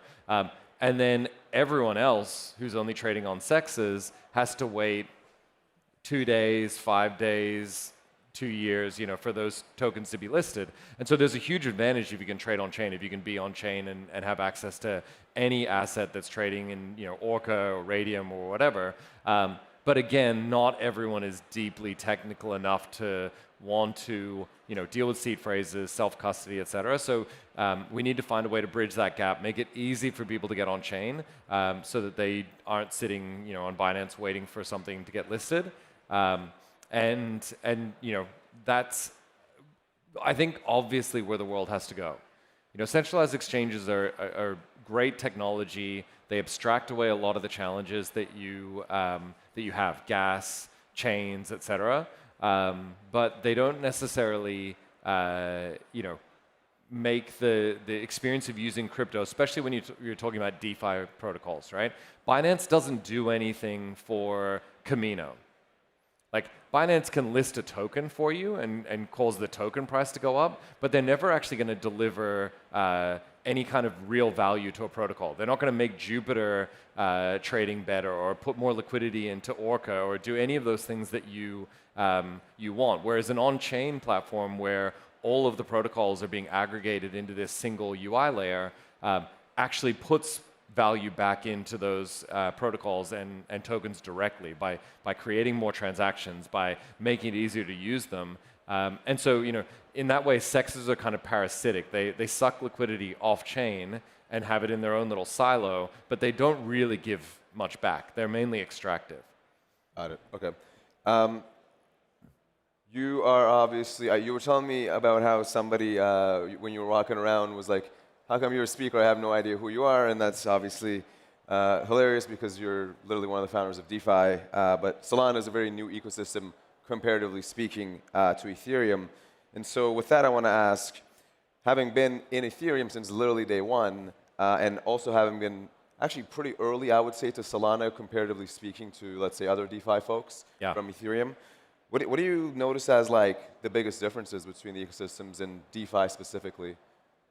And what can they learn from each other, perhaps? Well, the funny thing is when I first got added to the Solana DeFi chat, which I think was like mid-23 or something like that, I had this very funny realization that there were all of these super smart people that were building very interesting DeFi primitives, but they were really kind of ignoring everything that had happened in ETH. And so I would watch these debates happen where it would be like, hey, what about this and what about this and this weird thing? And it's like ETH DeFi people had already gotten wrecked by this. And the Solana DeFi people were like, no, we really need to also be wrecked by this before we learn the lesson. They didn't want to learn any lessons from Ethereum, even the retarded stuff that the ETH maxis did, which I thought was kind of hilarious because, obviously in Ethereum DeFi, we all ignored everything that TradFi had learned over hundreds of years and just had to relearn everything. So it was funny to see another ecosystem just being like, no, there's nothing to learn over there. We're just going to do it ourselves. And I think the second thing that was really interesting to me is that the engineers and the engineering mindset in Solana is quite different.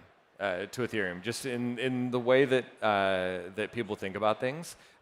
You know, we have obviously an EVM and a Solana team in Infinex, and the Solana devs are just a lot more pragmatic. Like they're really looking for like how do we actually solve the problem in you know the most straightforward and pragmatic way. Whereas in Ethereum, I think there's a lot of things that people feel like they need to do because it's the way that it's done, and you know it's not always super pragmatic. So I think that was one of the most interesting things is seeing like, oh, you can just do something this way, and so therefore we should do it, which you know has allowed Solana, I think, to move a lot faster, and you know especially when it comes to building consumer applications, you just want to pragmatically solve the problem. You don't need to create this whole convoluted system. Got it. Well, we're almost out of time here, so how should people get started with Infinex? What should they do? The first one or two things. Yeah, so the big thing is Infinex Connect is launching in a couple of weeks. So you'll see we're going to have a few apps launching like probably like early June through until July. So yeah, that's the plan is to make the Connect SDK available to dApp developers in Solana so they can start building multi-chain dApps and sucking liquidity from other ecosystems into Solana. Fantastic. All right, well, that's all the time we got. Thank you, everybody.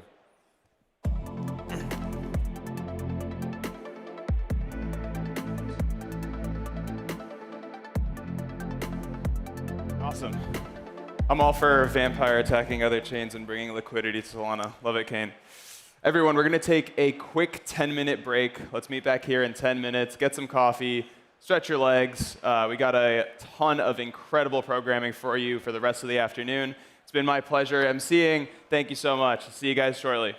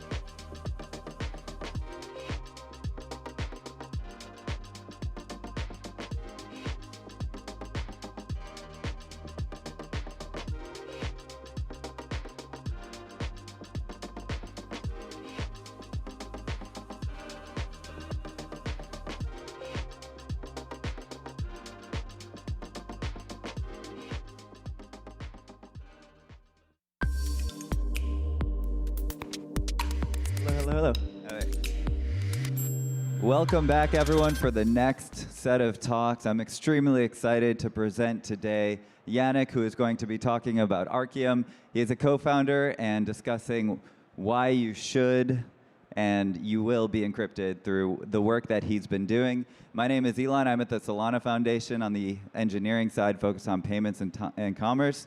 This next set of talks is going to be all about ditching your bank and how important it is to be able to do things on your own in a self-custodied manner. So very excited to introduce Yannick. Please, everyone, welcome him on stage and give a round of applause. Thank you.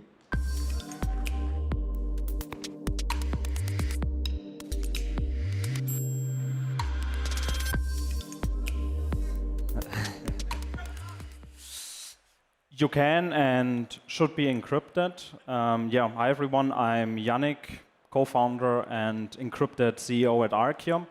And what I want to give you a little bit of context about today is a set of powerful applications that our encrypted supercomputer at Archium is enabling. So the problem that we are addressing with Archium is by default, everything on-chain, everything on Solana is public. But there's some stuff that should remain private. And so there's a myriad of reasons why stuff should be private. But I think one very logical reason to think about privacy is onboarding more people onto Solana. And for that, we have to realize that some users have an expectation in regards to privacy. And if, for example, we look at institutional finance, more than 60% of daily US spot volume isn't being traded within exchanges, but instead off exchange in dark pools, where there's privacy by default. So if we want to onboard these kinds of users into Solana, we need to provide them with the infrastructure and platforms to remain private. And so in general, when thinking about privacy, I always want to transport the message that we have to think about privacy in means of enabling new and more powerful applications instead of thinking about privacy as a purely political issue. And if we think about privacy as something that becomes a logical business decision to adopt because it enables more powerful applications, we will see more privacy adoption. And so with Archium, we allow everyone to encrypt their data. And what that means is that within your transactions on Solana, you just include some encrypted messages. And you encrypt them in a way where programs on Solana can have encrypted shared state. So encrypted state by all of the users. And then using Archium, we are able to process that encrypted data using encrypted computations without ever having to see the underlying data. That's the powerful new primitive that we're enabling on Solana. And so you can think of Archium as sort of an encrypted network extension to Solana, where Archium is an encrypted computing providing stateless network that sits beside Solana, enabling encrypted shared state and encrypted computations. So in order to facilitate all of that, we've done a lot of foundational research at Archium. And right now, Archium is in public testnet. And our goal with Archium is to streamline privacy as much as possible, enable every application to have encrypted computing, and do so in the most efficient and high throughput way possible while remaining as trustless as we can. So one of the first applications that we are enabling with Archium is a new form of DeFi, confidential DeFi. And confidential DeFi is basically a set of different kind of confidential markets, like, for example, dark pools or encrypted order books, private lending, etc. And what's so interesting about these applications is that all of your trades and orders can remain fully encrypted, fully private, while the matching of all of those orders is being performed in a privacy-preserving, fully encrypted way using Archium. And by using Archium, what we enable is the elimination of trust requirements and single points of failure. You can simply, as a developer and user, use encrypted computing without having to worry about any trusted intermediaries. And this kind of privacy is a fully configurable kind of privacy. That means that it can enable not just data to fully remain encrypted, but data can also become public. Data can be shared with different parties. It's all configurable at the end of the day. And we currently have a demo of such an application live on Solana DevNet using the Archium testnet, where there's a fully encrypted order book hiding all of the trades and matches. We are not just enabling encrypted computing for DeFi, but for basically every application on top of Solana. I think that most applications benefit from having access to composable encrypted computing without having to be entirely encrypted, for example. And some example application could be a deepen project using Archium to coordinate in an encrypted way and aggregate data in an encrypted way. What we are essentially doing is opening up a new design space. And so what we also did last year is we acquired our largest Web2 competitor, who've been leading in encrypted AI for healthcare, defense, and finance. And this acquisition allowed us not just to accelerate the technology that we are offering at Archium, but also allowed us to greatly accelerate the movement speed of cryptography and encryption on top of Solana. And so one of the new use cases that we are now able to facilitate is end-to-end encrypted machine learning, which means that there's data, in most cases highly sensitive data, that is being used to train models. That data is getting encrypted. The models that are being trained remain fully encrypted as well. And the inference into those models can again be fully encrypted. So no inputs, no outputs, no underlying models and training data have to be exposed. And that becomes especially interesting if being paired with Solana programs, which then are being used to gate access to those encrypted models to which nobody has direct access in order to create new economic incentive models for providing the actual data used to create those models. What we're also working on is what we're calling encrypted intelligence. And in this regard, we've started onboarding traditional healthcare into Archium. So within hospitals and healthcare institutions, there exist those isolated data silos of high-quality data that cannot be shared. And using Archium, we are able to protect this sensitive patient data. And we are able to train models over that data without anyone ever having to share their data, because all that's happening at the end of the day is an encrypted collaboration between all of the participants involved. And what that leads to is a new form of shared encrypted intelligence amongst all, leading to some amazing new properties, leading to more insights and better predictions. So what I want you to take away from this is that encrypted computing is composable. It allows for an entirely new design space on top of Solana. And this form of encrypted computing is only possible by pairing cryptography and distributed computing. And we are not just enabling this design space on top of Solana for Solana developers, but we are at the same time onboarding institutions and players that don't care about Solana, that don't care about the underlying technology, that just care about this form of encrypted computing. So I'm looking forward to this better internet that we are building together, and the part that we are doing in that regard with Archium is allowing for everything to be encrypted while anything can be computed. Thank you very much for your attention.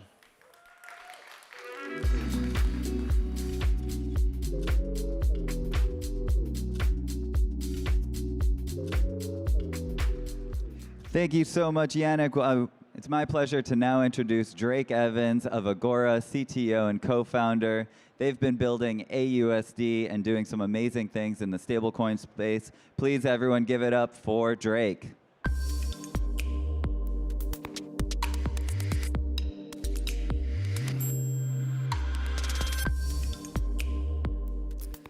Hi, everyone. Super excited to be here today. I'm Drake Evans. I'm the CTO and co-founder of Agora. We're the issuer of the AUSD stablecoin. And I want to talk a little bit about the next generation of stablecoins, what we call stablecoin 3.0. Agora is building the money, stablecoins, and the infrastructure to power the digital finance revolution. Blockchain-based finance has the opportunity to transform global financial infrastructure. The transition to blockchain-based finance will, over the next 10 to 15 years, dwarf the cloud software economy. Stablecoins enable greater access to financial products and wealth creation for the people across the globe, both people who are served well by the traditional system and people who are not. We're building the money network because we want to be the infrastructure that powers this global revolution and the applications that we'll see built over the coming years. The opportunity is huge. There's trillions of dollars sloshing around in the existing system, and all of it today can be upgraded with blockchain. But it's about more than just what exists today. The bigger and more exciting opportunity is the fact that stablecoins and blockchain-based finance can give to the over 1 billion people across the globe who are currently unbanked and underserved by the existing system, either because of government or they're just not deemed valuable enough. There are 250, probably more by now, since I made this slide, stablecoins in existence with a market cap of over 230 billion. And the stage is really set for that number to explode over the next 5 to 10 years. New stablecoins offering new features like AUSD issued by Agora, as well as lawmakers and regulators across the globe, are starting to provide better and better regulatory clarity as well as structure for markets so that more and more businesses can take advantage of these opportunities. Look at this chart. Up and to the right. We're crypto people. We love this, right? So what's the catch? Well, I think the big problem today is that arguably stablecoin UX still kind of sucks. There's actually quite a bit of friction that's still there, and we have a long way to go. I'm sure you've explained to a new person about crypto, and you get the inevitable questions like, what happens when I lose my password? What if I pass away suddenly? How do I recover my account? Or the classic, okay, what if I get scammed? Who do I call? How do I get a refund, right? These, what we typically talk about as features, instant settlement, self-custody, provide real roadblocks to consumer adoption. Luckily, a number of projects, many of them here today, are working hard to solve this UX for consumers. Instant settlement, self-custody, not such a big problem for large institutions. These are things which you can solve with essentially throwing a bunch of humans at the problem and institutional scale. But there's one problem you can't solve, and that's privacy. And imagine telling a big institution enterprise that their corporate treasury, all their assets are visible in real time to anyone with an internet connection. Or tell a trading firm all their position sizes are available online to their competitors. And more importantly, if they don't execute properly, someone can front run them with relative ease. Add on top of that, legitimate and quite a lot of global regulation, which just flat out requires enterprises to preserve the privacy fully of their customers. So what's the solution? Well, at Agora, we believe it's to build better money. For a long time, people have talked about the value and the promise of programmable money. At Agora, we're actually building it. Stablecoins, what we call Stablecoin 3.0, the next generation of stablecoins, will have to build tools around privacy and compliance into the asset itself. Not as an add-on, not as a separate protocol, directly into the money itself.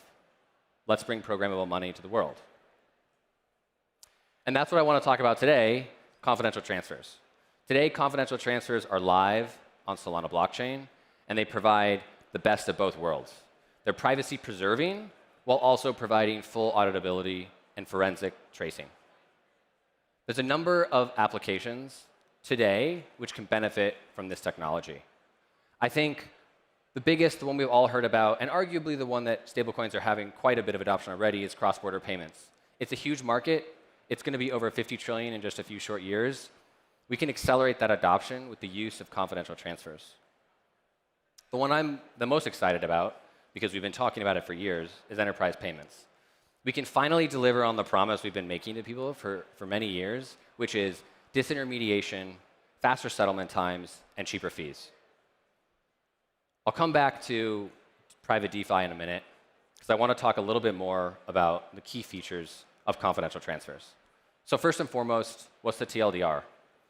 There's a few things that are hidden. There are a few things that are public. So what's hidden? Your balances, confidential balances, they're encrypted, and your transfer amounts. What remains visible? The sender, the recipient, and the date of the transaction. All of these items are visible and able to be decrypted by the issuer. This is the same trust model we're all familiar with when you swipe your Visa card or you use your bank. Your bank can see where you sent the money, but nobody else can. What's the technology that powers this? There's three fundamental pieces. The first is homomorphic encryption. This allows for the encryption of transfer amounts and balances while still remaining verifiable. There's range proofs. This allows us to ensure that nobody mints tokens out of thin air and nobody sends tokens that they don't actually own. And the third piece is zero-knowledge proofs, which we've all heard about before. But this allows validator set to verify transactions without a loss of speed or high levels of execution cost overhead. You can still move money at the speed of Solana. What does a typical user experience feel like? It's actually really simple. Step one, I have some tokens. I convert them to a confidential balance. We call this a deposit. And this all happens within the token itself. Once I have a confidential balance, I simply send them in the same way I would to every other with a public transfer. Once the recipient has them, I'm done. And the recipient has two choices.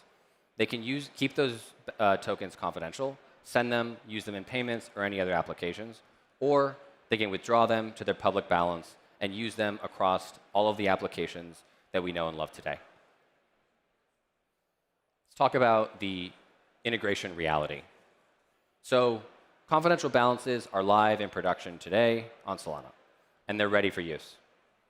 Solflare and Phantom will be adding support over the next few months, and existing DeFi protocols can add in confidential balances with very little additional work. Everything's fully backwards compatible because public balances and confidential balances sit side by side. So what's next? For developers, start experimenting with Token 2022 confidential transfers. The tooling is excellent, the documentation is excellent, and the system needs pioneers.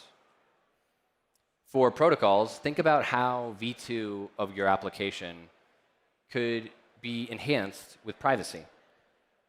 Think about things like a lending market where your collateral isn't public. It's verifiable that you've met your margin call, but the total balance is private. Or a DEX where your position size is private as well. Or yield farming where your strategy isn't transparent to the public. And these are all existing protocols which could be upgraded with confidential transfers today. But there's a host of new projects which will be unlocked with the wider adoption of confidential transfers. Imagine vendor payments, where the terms of your agreement aren't public. Payroll, where everybody's salary isn't public. Anybody who's been paid on chain knows what this feels like. And then on top of that, there's a whole host of other things like what we call pick and shovel projects, which can build the tooling to help issuers and regulators and law enforcement work with confidential balances and ensure compliance. And what about everybody else? Keep getting the word out. We came into this space to build something. Privacy is a human right, and together we'll build a system that preserves privacy, but also allows us to deliver on our promise of a digital revolution. Thank you. I'm Drake Evans. Find out more on Twitter. Follow me there. Excited to be here.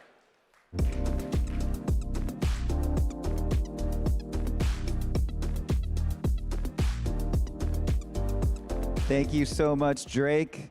And next up, we have to also push forward not only with stablecoin innovation, but with innovation on the peer-to-peer transfer front. It is my pleasure to introduce Simon Amor from Sling Money. Give it up, making real-world peer-to-peer payments a thing of the future.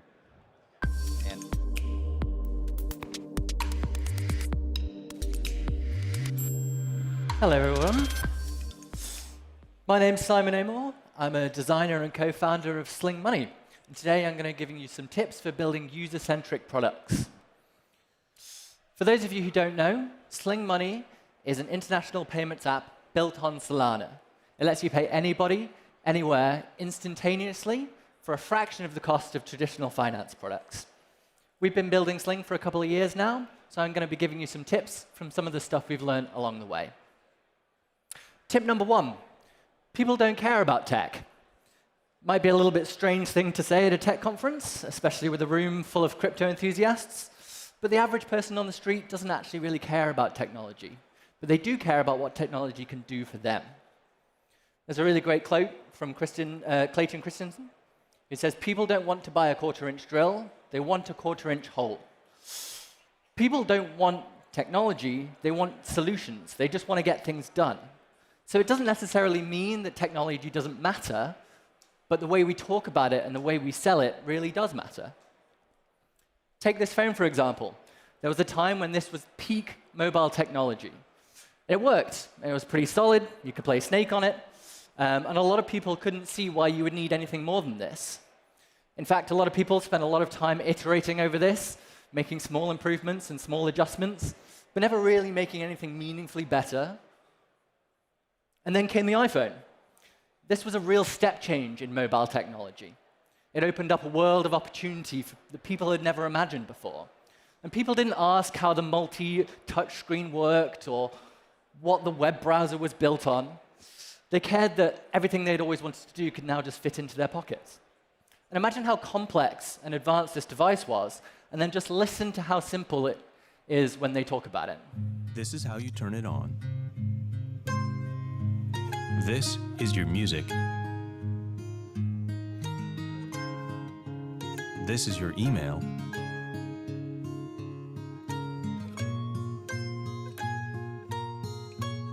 This is the web. And this is a call on your iPhone. It's so simple. And we here today are all lucky enough to also be building on a step change level technology, on the blockchain. And how we talk about this technology to our users really matters. So for Sling, we're not building a Solana-based mobile application built on the blockchain with a focus on stable coins and deep integrations with local payment partners. We're building an easy, instant, and affordable way to pay anybody, anywhere in the world. Number 2, know your strengths, because you can't do everything. There are at least 200,000 finance apps between the app stores, and that doesn't even take into account all the stuff on the web as well. So you've got to know what makes your product different. Why would people use your product, or why would people use Sling over any other of these products? And we knew when building Sling, we didn't want to build just a slightly better payments product. We knew we wanted to build a 10 times better payment product. And we believe building on Solana would allow for this. They would allow us to make a 10x better payments product. But there are already a lot of finance apps, and there's already a lot of apps on Solana, so how do we stand out? Well, we stand out by knowing our strengths, doing one thing, and doing that one thing really, really well. And that one thing for us is sending money from A to B. So simple that anybody can do it, whether you love crypto or whether you've never heard of crypto before in your life. It means that Sling Money is basically just a big send money button. There's no meme coins, there's no NFTs. You can't buy ETH or swap your Bitcoin for Bonk. There are lots of other amazing apps that allow you to do that very well. That's not where our strengths lie. Our strengths lie in sending money from A to B. So when users want to pay someone, all they do is search for their name in our global directory, select the currency, and hit send. And that's it. You've got to give users the right information at the right time. Let's be honest, crypto can be pretty overwhelming. But when it comes to teaching users how your product works, it's very important to educate them. But expecting users to learn about all of this while they sign up to your product is impossible. Sling onboarding could look like this if we wanted it to. But it's important to keep in mind that people aren't signing up to Sling to learn about the blockchain. They're signing up to Sling Money to send money. So if we do this, you're going to experience a lot of churn because they're getting in the way of what they're trying to achieve. We do something called timely progressive disclosure. So when users are doing something in the app, we give them a little bit of information about how it works. So when they're adding money to Sling, we tell them that it's being converted into stablecoin. And if they tap on it, it takes them to a little bit more information about that. And then from there, they can go in even more information if they want to. So we are giving users the opportunity to significantly deep dive into how the blockchain and Solana works. But for those who just want to send money from A to B, it doesn't get in the way for them. Don't reinvent the wheel. The better than educating your users is not needing to educate your users. Like I mentioned, there are 200,000 payments apps out there that are already doing amazing payment flows. Web 2 products have spent years and years refining these products. So we can take those best practices and give our users a comfortable experience, and then sprinkle on some Solana blockchain magic, so when they press the send button, it doesn't take 3 days to get to the person they're trying to send the money to, or it doesn't cost an absolute fortune. And sometimes it's just about integrating deeply with local partners, so that Sling feels as native as possible, no matter where you're using it, anywhere in the world. This could be Apple Pay, Google Pay, banks, and cards, or like in this example, this is mobile money across East Africa, or Pix in Brazil. So no matter who's using Sling Money, they get a native experience that they can understand. And number 5, talk to your users. Early on, you might not have the data to back up your decisions or to let you know what you're doing right. But if you talk to your users, they will let you know. Sling Money has a Slack community that people give us feedback and come and talk to the team. But you can also do surveys, phone calls, or emails to reach out. Or, like this, App Store reviews. They'll tell you what you're doing right. They'll tell you what you're doing wrong and report bugs for you.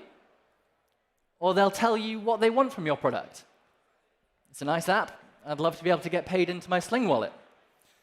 And we've been listening to our users. So this week, we rolled out virtual accounts. And at the tap of a button, in 119 countries, users can get access to euro and dollar accounts. Money sent to these details gets converted to stablecoin in the background and deposited into their Sling Money wallet. They can store that money in EuroC or USDP. They can send it to over 140 countries for free, or they can withdraw it to 70 local payment methods. So now that anybody can get paid easily, no matter where they are in the world. So remember, when you're building consumer-based products, no one cares about the tech. Know your strengths. Just do one thing and do that one thing very well. Give the users the right amount of information at the right time. Don't reinvent the wheel, but talk to your users. You can download Sling Money today. It works in 140 countries around the world. Thank you very much.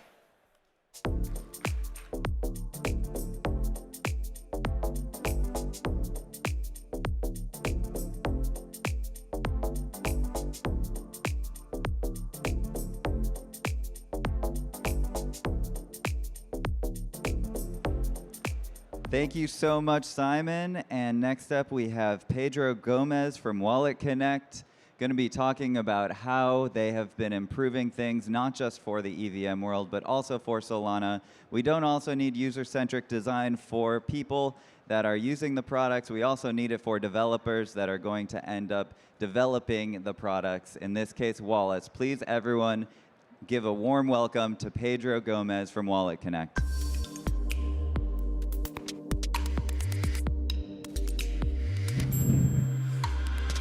Wow, honestly, what a stage, and this has been an amazing 2 days, and I love seeing everyone here, because really, Wallet Connect has been present in Solana, but it's truly when you come to these events that you see the amazing community that it has. And as it was already said, my name is Pedro Gomez. I'm the founder of the Wallet Connect protocol and the director of the Wallet Connect Foundation. And this is a project that has been building for 7 years, since 2018. And many of you might know Wallet Connect for its famous QR codes. You know, every time you need to connect your wallets, you might have a different wallet. Everyone has a different choice. But we do provide that choice, the interoperability for users to really use any wallet on any chain and on any app. And many wallets in Solana already support it, and even, for example, if you go to Jupiter, you can use Wallet Connect, and this is something that has been growing very fast. Like, when you look at the growth in the last 7 years, Wallet Connect is really capturing a lot of users. And today, we'll find 45 million unique active wallets. That's a lot of people. And this is our wallets that are downloaded either on your phone or on desktop. And they've been connecting for millions and millions of times, like 300 million cumulative connections. That's a lot of users. And we only are able to do this because we have such a broad ecosystem token. The Wallet Connect token is really important because without the token, we wouldn't have the ability for the governance to be built around the builders, the partners, the node operators, the wallets to all gather together to define the future of what Wallet Connect is, but also to have the staking and the rewards that is necessary to incentivize what is a very core piece of infrastructure. When we launched the token, we launched this token on Ethereum because we had such a large presence within that community. But today, I have a very exciting announcement about an upgrade for the Wallet Connect token that I wanted to share with all of you.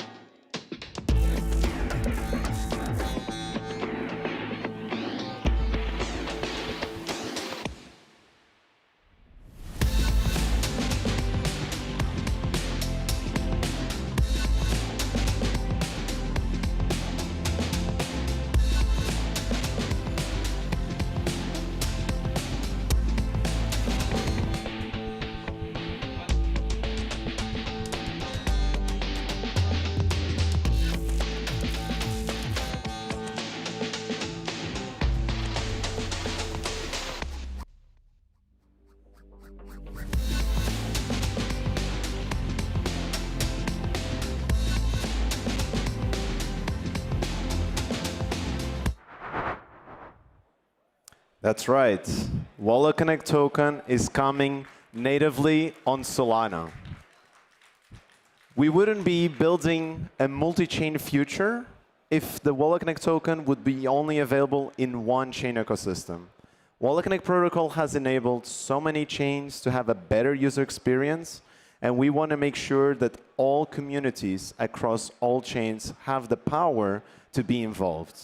And you might ask, why Solana? Well, we cannot ignore the growth. Like the growth that has been seen across not only developers, but also users and adoption across Solana is something to not be ignored. And when you look at this event has been an amazing connection for us.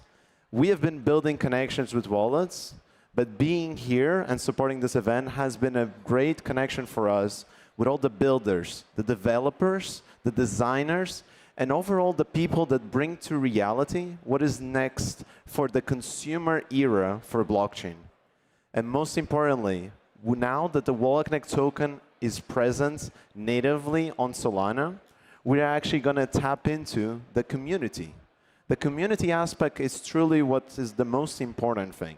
It's not just about the users, it's also about all the creators and the partners that we have in this ecosystem that are now going to be able to tap into the network effects of the Wallet Connect token, which has been natively minted on Solana, powered by the wormhole integration.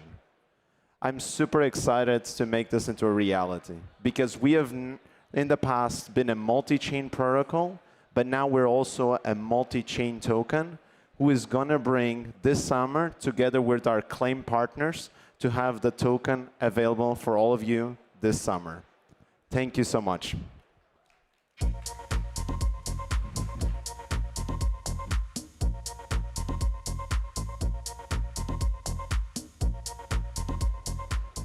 Thank you, Pedro. And next up, we have Christian Montoya, who's a product lead at MetaMask, to talk about everything they've been doing there, and specifically how they have recently launched Solana on MetaMask, the largest wallet in the entire world. Give it up for Christian.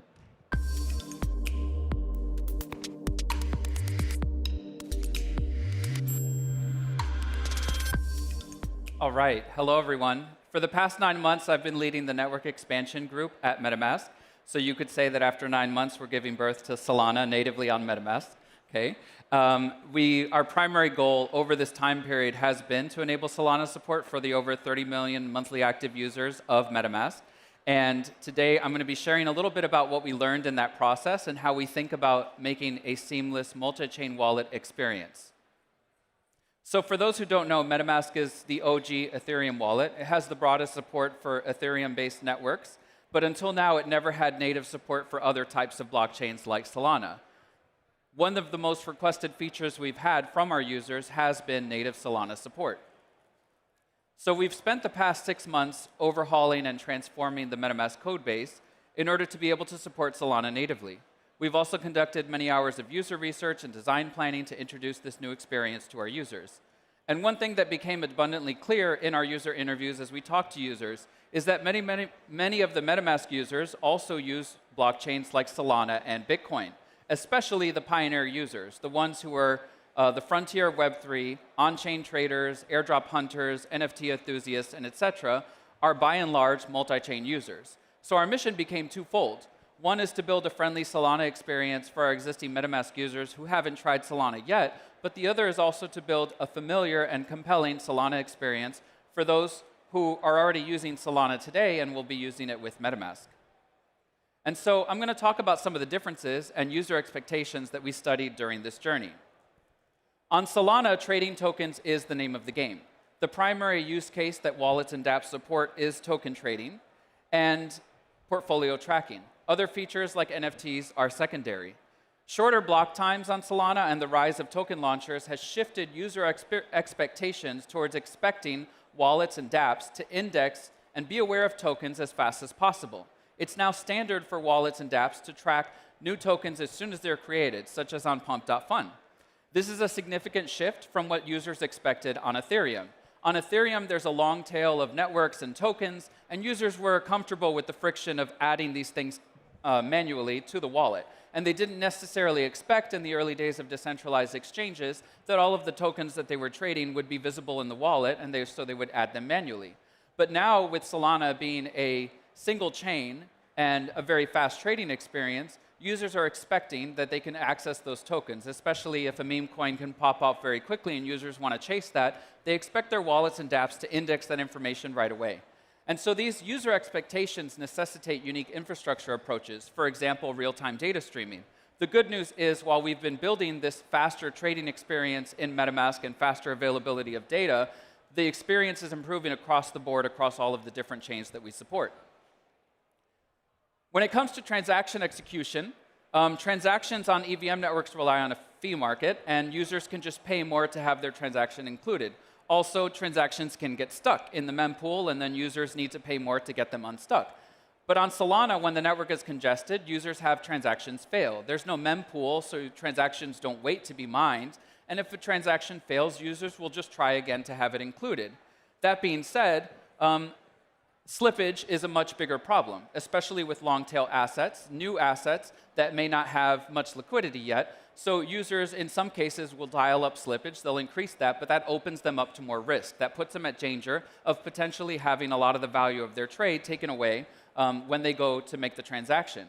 And so in order to, so users can dial up slippage, but that's dangerous. And so what wallets and dApps are now doing is engaging in dynamic slippage, right? Predicting the right slippage dynamically, which makes a much better and safer experience for users.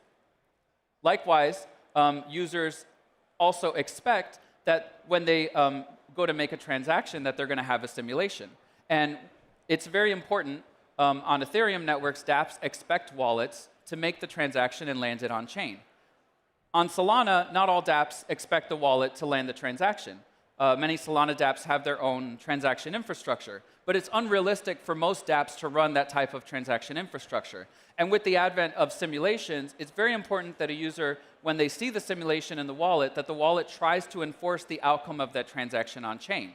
So what I think you're going to be seeing more and more of as we move towards dynamic fee prediction, dynamic slippage, and much better transaction execution, and trying to ensure that users get their transaction included the first time, which is especially something that Ethereum users expect, then you're going to see more and more dApps relying on the wallet to execute the transaction on chain.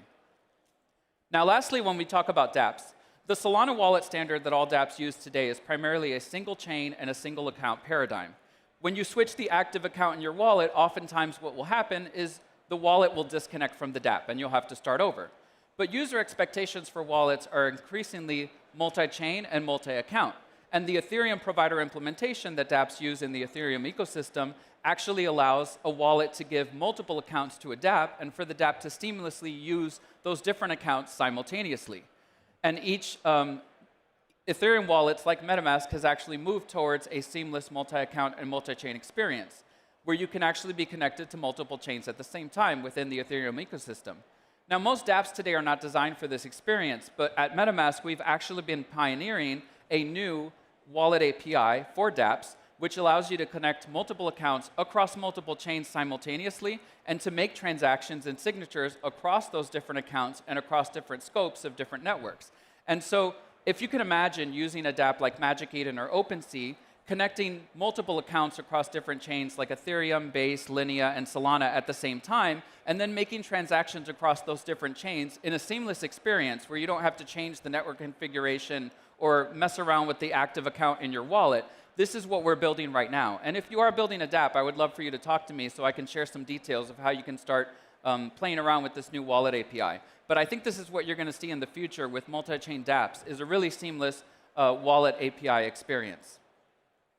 So to wrap this all up, we believe that making a user-friendly wallet experience is it's about ensuring that users have the information they need to make fast, informed decisions, to be able to browse, trade, and even take risks with confidence. We've built a framework at MetaMask that allows us to create a seamless multi-chain experience while also being able to build expressive and tailored user flows for the unique features of each blockchain ecosystem. This is important because users want to explore the multi-chain landscape while also being empowered to access the unique frontiers of each ecosystem and to have a consistent experience where what they expect is what they get on-chain. And the right user experience and the right wallet makes both of these possible. So we're excited to be turning a page in the MetaMask story, to be embarking on a true multi-chain future with our users, and to bring all of our users to Solana so they can explore and get all the benefits that the network has to offer. And I just want to thank you and thank the Solana Foundation and Solana Accelerate for giving me the opportunity to share a slice of what we have learned. Thank you.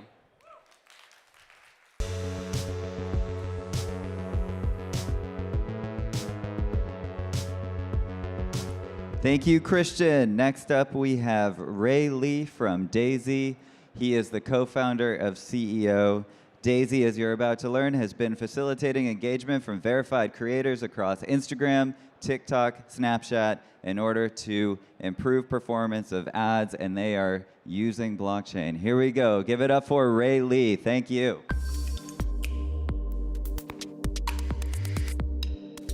So let's talk influencers.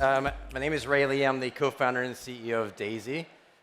We really set out this mission because it was 30 years of accumulative experience in this influencer marketing, influencer SaaS world, which really came from our three founders. And we started to identify some of the gaps in like KOL or influencer marketing. And the biggest gaps that we saw is like, how do you actually tie performance?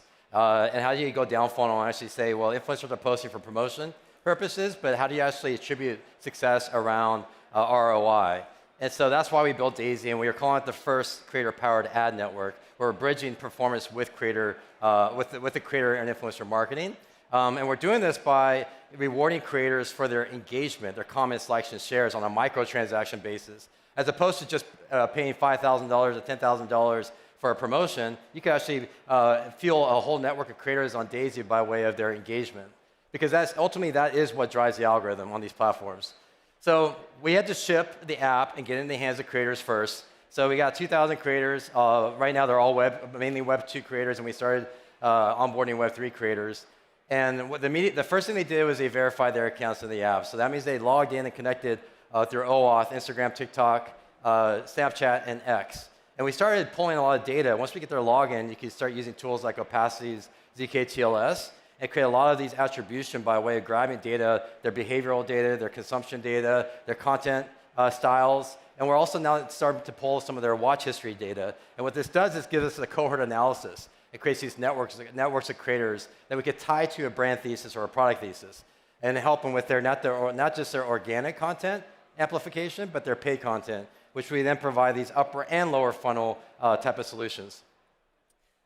We like to use this kind of a reference of like a Wi-Fi booster where we're actually facilitating engagement. So everyone probably in this room has experienced like this KOL marketing, and typically you have to do this one-to-one. You have to contract them, maybe it takes 30 days. You have to, first of all, you have to identify them, and then you have to trade some video drafts, approve them, and hopefully you have to chase them down and post on at the optimal time. And what we're saying is that, yes, think about promotion with creators and influencers, but think about distribution, because creator networks are probably the largest distribution channels in the world. And so now take 50 creators on Daisy with the price of one KOL and actually use that to amplify your posts and create this massive distribution, because we made it really easy and intuitive for them to engage on your content. So what it looks like, this is a product that we shipped on the brand side, which is the ability to self-serve and launch a branded campaign by simply just putting the post ID. And when you put the post ID, you can set a budget. Let's just say it's $500. Immediately, because we have 2,000 creators with the app in their phones, they are able to get notified through a push notification of an opportunity to earn by way of a comment, like, or a share, or a repost. And within minutes, they start participating. So, and within 24 hours, you get 50 creators that are actually engaging with your content, and immediately you see this curve go up to the right. So from like 1,000 views to maybe like 20,000 views, maybe 5,000 views that you would normally get to like 100,000 views. But most importantly, we're seeing this like go down funnel, and we're seeing it actually convert to like a CPV of like 1 to 2 cents on average. But we're also starting to see GMV increase if you're looking to sell a product on TikTok or Instagram. I love this stat. We get 100% of creator participation every time we launch a campaign. Creators love it. I love these quotes. These are real quotes from creators. Easiest way to earn with my camera off. This is a big deal because there's a lot of anxiety around turning your camera on and creating content for brands. You can actually earn with your camera off because you're engaging with the content. You're not producing content. I earned $100 while brushing my teeth. This was a true statement from a creator whereby they actually spent like probably like 2 minutes or 3 minutes engaging on content that they were rewarded to like $100 to actually maybe share the story on Instagram or repost on TikTok. I love the last one because this is actually new. Daisy pays for my groceries every week. At the end of the day, we're optimizing and we want to win with the creators, because if you win with the creators, you're going to win with the brands. We wanted to show these screenshots because Danny has 300K followers on Instagram, and she first showed us the screenshot whereby she said, I am loving Daisy because it's actually paying for my Air One addiction. If you guys don't know, Air One is this bougie market in Venice, and she earned like $20 for like a comment campaign. But like 2 days later, she sends another screenshot. She's actually at Air One, waiting in line, and she gets a push notification from Daisy to earn $20. And she says, you can't make this stuff up. I'm actually sitting here in line waiting for my smoothie, and I get this notification. So she said, this feeds into my addiction for my smoothies about a month ago. She also said it now pays for my groceries a week ago. And some days she's now going to say it pays for my rent every month. That's obviously our goal. So what does a creator kind of landscape look like for us? It's about 51% of the creators are 50K followers or more. This surprises us. It's not micro and nano. It's actually macro and mega that are actually participating in these campaigns. We get a 100% retention rate as well, so creators come back and obviously love the fact that they could earn repetitively. They're earning $100 a minute. That's $6,000 an hour, and that's based on these opportunities that they get to earn to engage on the content. $300,000 of payments are now being distributed to creators every quarter, so about 100K a month on fiat rails. And I'm excited to announce that we're moving all that flow to stablecoins on Solana. So now the creator, and now Danny is going to be able to engage on the content immediately in the app. She's going to be able to earn. It's going to be sitting in her wallet within, and inside the Daisy app. And in the future, she's going to now be able to have some sort of Visa-backed stablecoin debit card where she could actually spend. So imagine her now at Air One using this to spend and using stablecoins. All this flow could happen within like the same 30 minutes, which is really what we're excited about. So I know this, the theme of this conference is ship or die. I didn't want to be that morbid, so I actually changed this to ship to win. And for us, it's about building and shipping product. So we were able to ship 30 updates in the App Store within 7 months. And it was about iteration for us. We were able to generate $1 million in revenue from brands within that first 7 months. And we were also able to work with 50 clients. And we just did word of mouth. We're going to open it up whereby we're hopefully going to see that number grow exponentially soon. The last stat that I love is 10,000 transactions. This is through all microtransactions. Again, the creators are getting rewarded for their engagement. 10,000 transactions to us means that we're shifting this mindset of the attention economy being about promotion to the attention economy being about transactions. And so we're delivering 10,000 attention-based transactions in the last 7 months. So we're super excited about what we've been able to build, but also where we're headed. But I appreciate you guys listening in, and thanks for taking the time.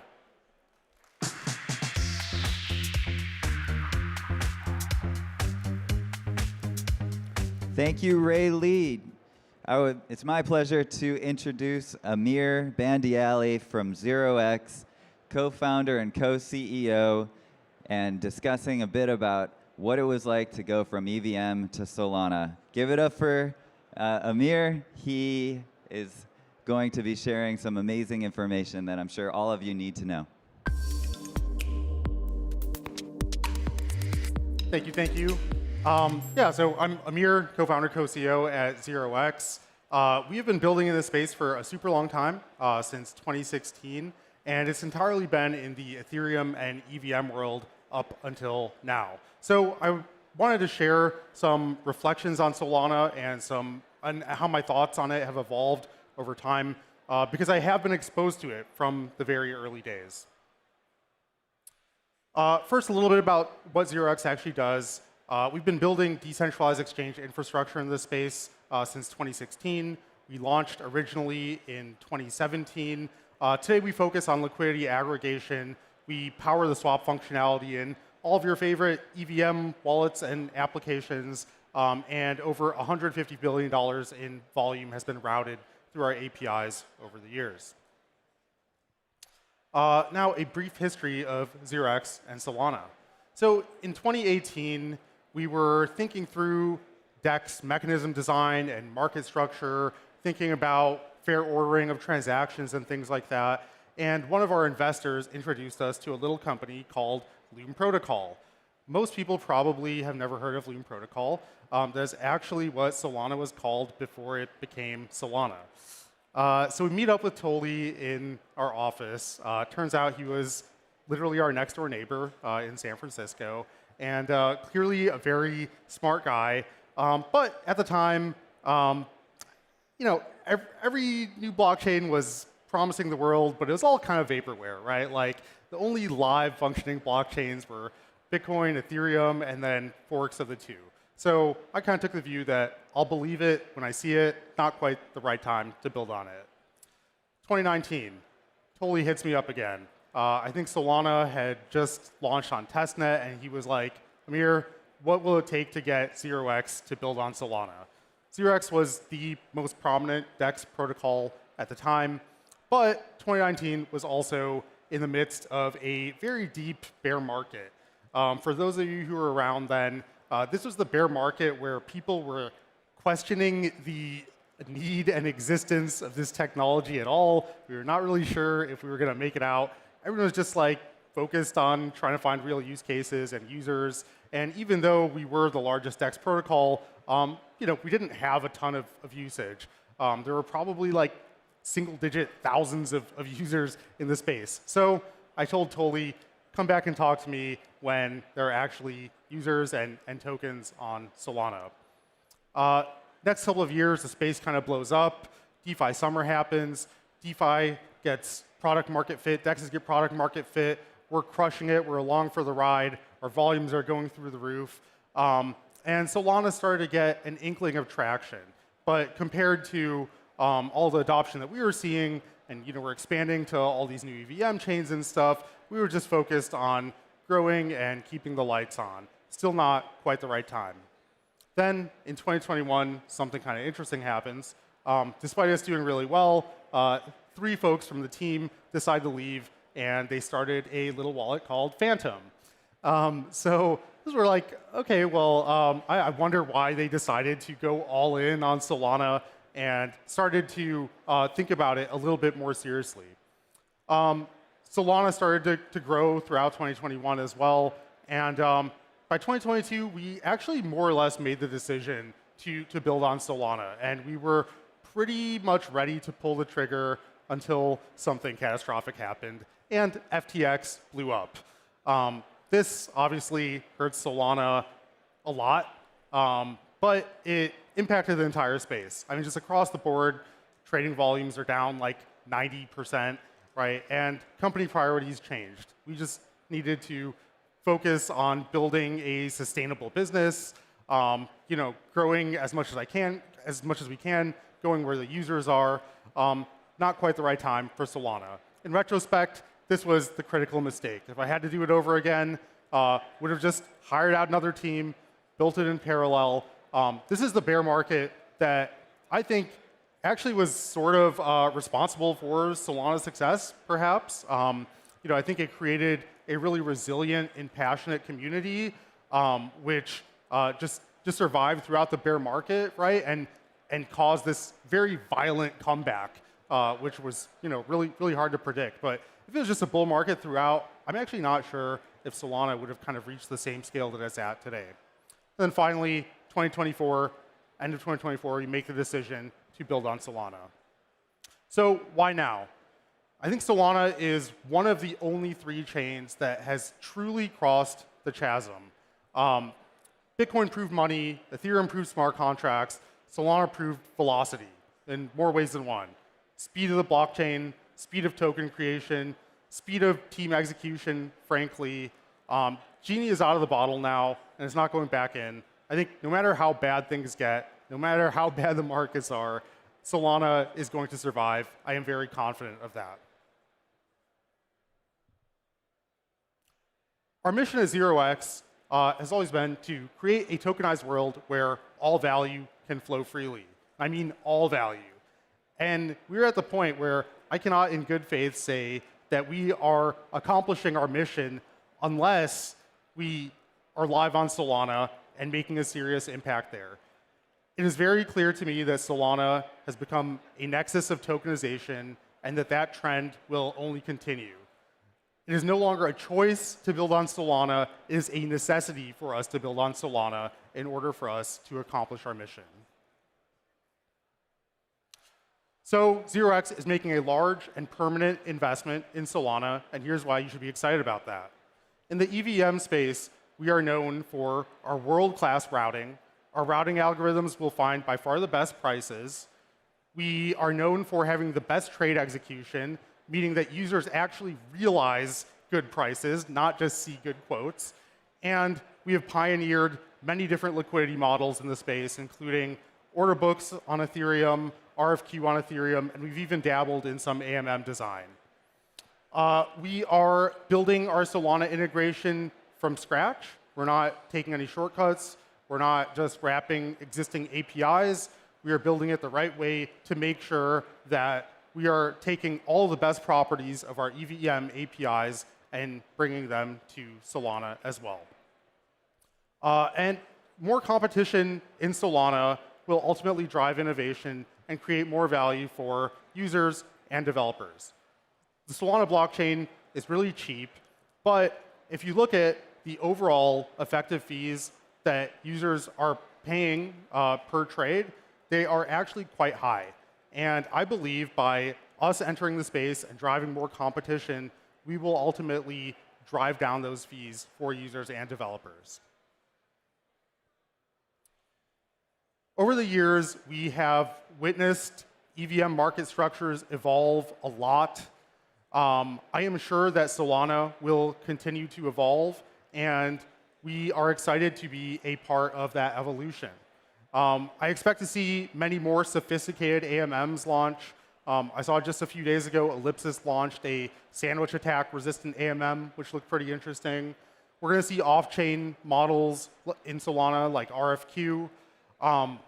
We're going to see unique types of tokens. Today, everyone uses the same token program in the Ethereum world, token standards are much more flexible. They could do weird and annoying things, and they're difficult to manage, but they're much, much more customizable. I expect to see this type of behavior in Solana as well, and we will see more complex MEV markets. We are very excited to be building on Solana and be along for the ride with you all. IBRL. If you are interested in learning more about ZeroX, building on any of our products, or getting early access to any of the technology we are building, please scan this barcode and reach out to learn more.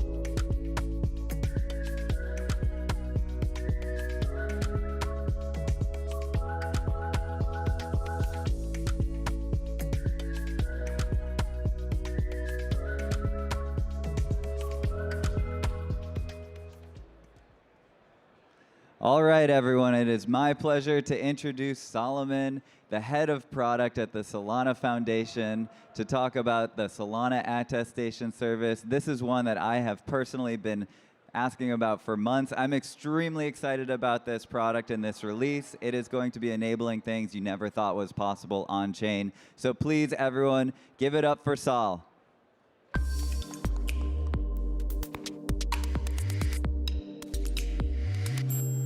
Hello, hello. Hope you're all having a great second day of Ship or Die. This has been a wonderful conference. I've met a lot of great people here, and I'm excited to introduce the Solana attestation service.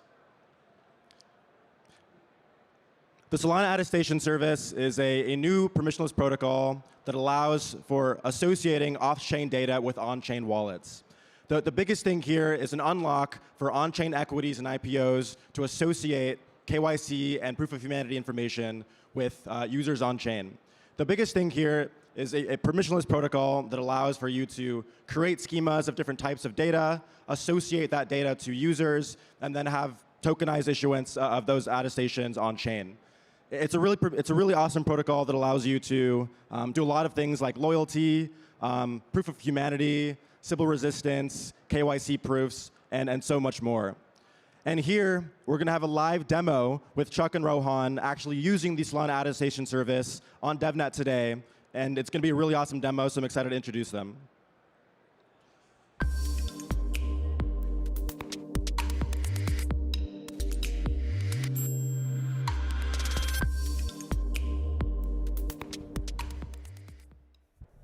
All right, GM, Solana fam. Very glad to be here, loving the vibe here at Ship or Die. Let's go ahead and run on to the slide here. We are here not to sell you a product or tell about ourselves today. You've heard plenty of that earlier. What we're doing here today is to show you a real-life use case for the Solana attestation services. And we're going to try to show you what SAS is actually doing to empower the users, empower the builders, and empower the entire industry as a whole. My name is Chuck. I'm the CFO of Polyflow. We create the identity management as well as the payment infrastructure for our strategic partner, Roam. Hey guys, this is Rohan. I'm the BD lead for Roam. And Roam is an open wireless network that helps you stay connected to internet at all times. And at the same time, it rewards you. So I'm pretty sure all of you here are connected to internet some way or the other. And what we do is we help users stay online using Wi-Fi or eSIM technology. And today we're going to be launching something super cool. So make sure you have eyes out on this demo. So what is the super cool thing that you guys are going to announce? OK, so let me follow up on that, Chuck. So we already have an eSIM that gives you data. But I'm really, really happy and proud to announce that today we're going to be launching a premium eSIM. This eSIM gives you a phone number, text message, plus the data.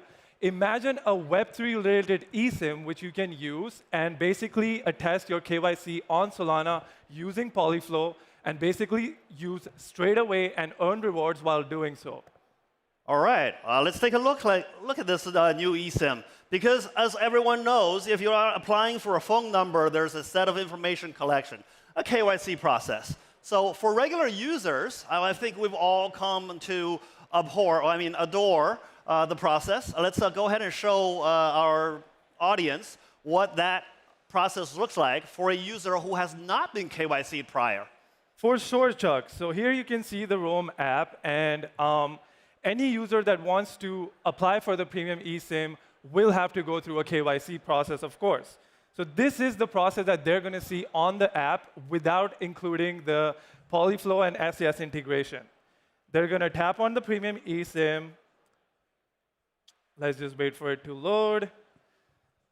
Because again, it's not running on the premium eSIM right now. That's why it's running a bit slowly.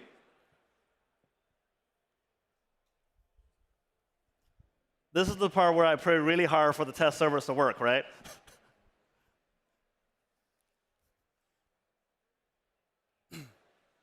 Okay, let me. You guys may not know this, but right when we're backstage, we're doing exactly the same thing. And we tested this bit maybe 20, 30 times. I hope we did not crash the test server. In all honesty, the first ever iPhone that was released, Steve Jobs also couldn't make it work. So let's hope this one works now.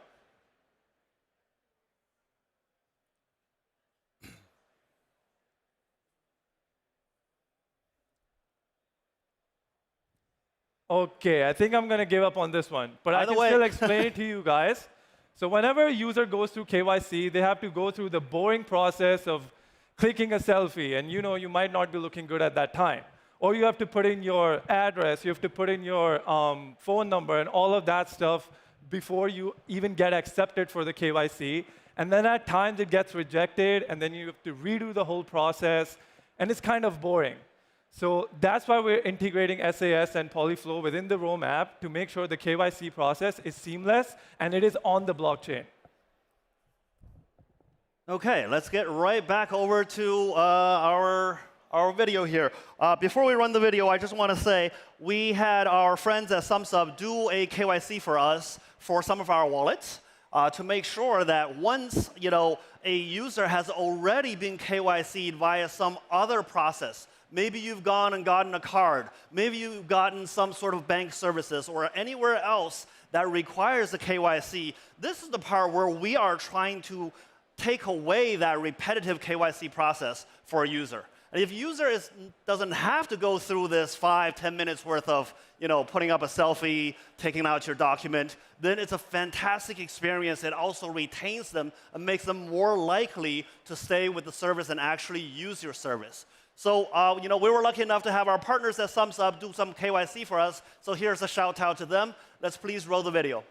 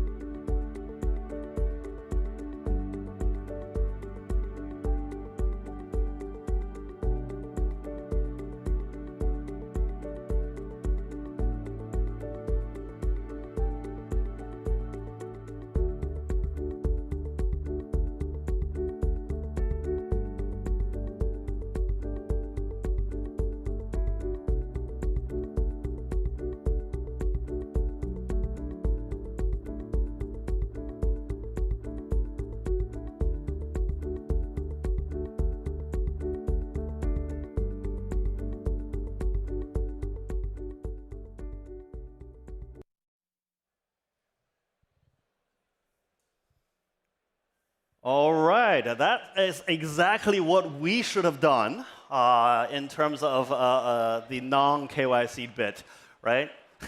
So, all right, thanks for shout out to our friends over at SumSub. They have been gracious enough to provide us a KYC wallet for our demo purposes. Let's go back to the slide. All right. So what happens now is that once a user has already been KYC'd via some other process, they're able to come onto the Polyflow platform and bind that KYC, or rather bind that attestation to their ID to say, hey, someone who has been trusted by everyone else, hopefully SumSub, and has already done the KYC process. And now, instead of us collecting all sorts of data and then introducing one extra point of failure, or rather one extra point of risk of losing your data, we are able to go on SAS and pull that information directly because it's now sitting in your wallet. So Rohan, please, let's go ahead and try to demo for the PID that we have. Yeah, for sure, Chuck. So as Chuck mentioned, Polyflow fetches the data from Sumset, and it's already on the blockchain. So let me just quickly try to log in. OK, so here you guys can see the PID that is already connected to the Solana wallet address that has been provided by SumSub. And you can go to the settings, and you can basically see that this email and the wallet address have now been bound together. And all the data and all the attestation has been fetched by Polyflow already. All right. Once that process is done, Polyflow is a strategic partner of Roam. We provide all of their identity management and their purchasing infrastructure. So Roam is already integrated with Polyflow data. As a Roam user, when they come on to say, hey, I see this new product being launched, I want the ability not to only have eSIM, but also a phone number and text attached to mine. So now, as a prior KYC user with an attestation on SAS, let's see how that works. So let's just say now the attestation has been fetched by Polyflow and connected to your email or the wallet address. The Roam user will go on to trying to activate and purchase a premium eSIM. So they will tap onto here, go to the premium eSIM details. See, now it requires you to complete the KYC in order to get the phone number, right? So let's try the process. You proceed.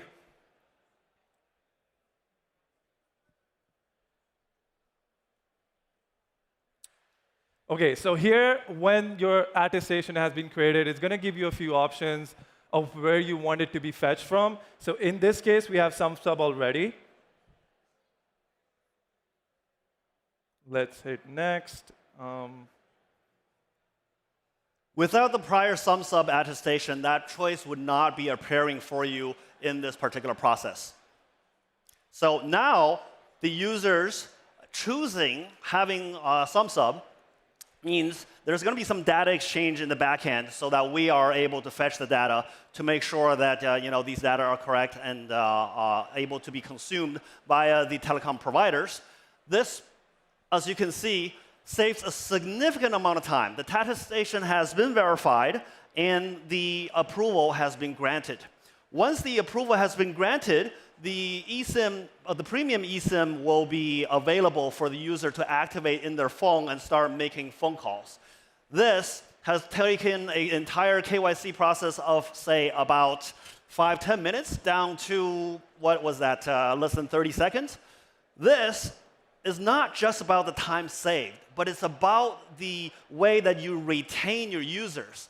It saves time for the users, but it also saves that repetitive process that users have to go through. It saves their pain.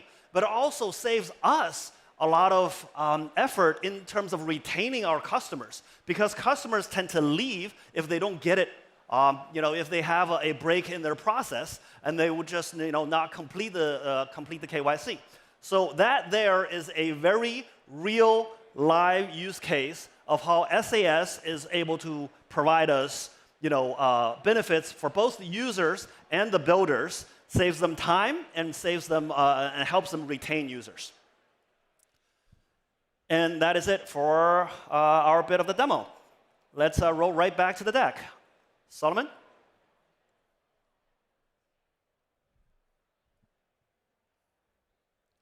All right, thank you.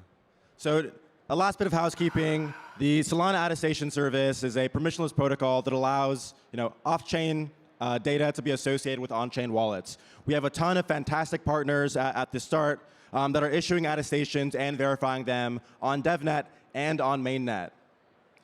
Today, Solana attestation service is on mainnet. We've deployed today, and anybody can go permissionlessly issue their own attestations and verify them accordingly. So we're excited to open up a plethora of use cases across loyalty to equities and associate more off-chain data with on-chain wallets. You can go to attest.solana.com to get more information, and feel free to reach out to me after the end of the talk. Thank you.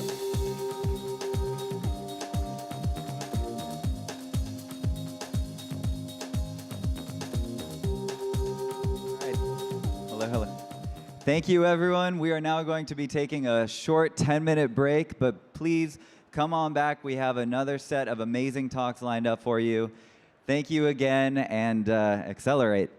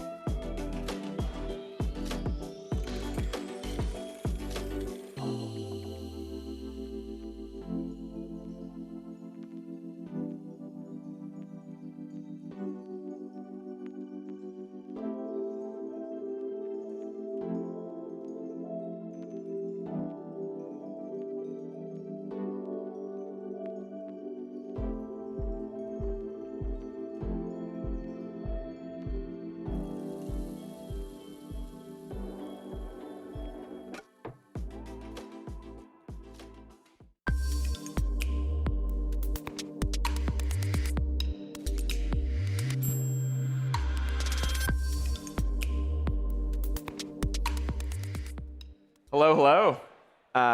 Awesome to see everyone, and super excited to restart the programming. We've got a really, really interesting set of folks coming up. I'm Colleen, by the way. I do growth stuff at the Solana Foundation. I lead our efforts in AI and games. And actually, in this upcoming segment, we're going to talk about both of those things. And we've got a great lineup coming. We're going to start with Ali Yahya and Alex Bolania. Ali's a general partner and investor at Andreessen Horowitz, awesome guy. And Alex is the founder of Tools for Humanity. And they're going to chat about WorldCoin, proof of humanity, and just what's interesting in crypto in general. So welcome, Ali and Alex.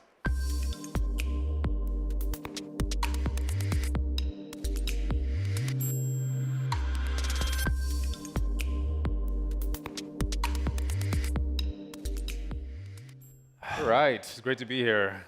Thanks for joining. Thanks for having me. You guys have had a very exciting last few weeks with the launch of World in the US, which I think is a massive event. And Proof of Human, I think, is having probably its most critical moment now with the inflection of AI. The problem of knowing whether you're interacting with a human on the internet is greater than ever. I think back in the 90s, there was that line, like, on the internet, nobody knows you're a dog. And I think in 2025, it very much is on the internet, nobody knows if you're a bot.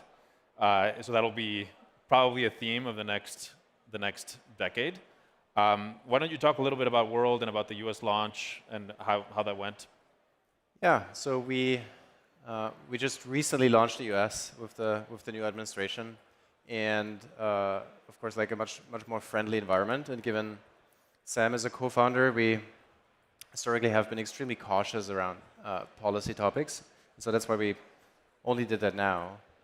And the idea for this launch was really to get a lot of attention, get people really talk about it, but slowly ramp up the actual operation in the country. So we now have locations in many of the major cities in the US, actually not still not in New York because of the with the regulatory situation here as well. Yeah, it would have been nice to have an orb. It would have been nice. Accelerate. We don't have it here, but we have it in San Francisco, LA, Austin, and many other cities, and it's really going to ramp up. So by the end of the year, we will have 12,000 devices in the US. So it's going to be pretty much everywhere.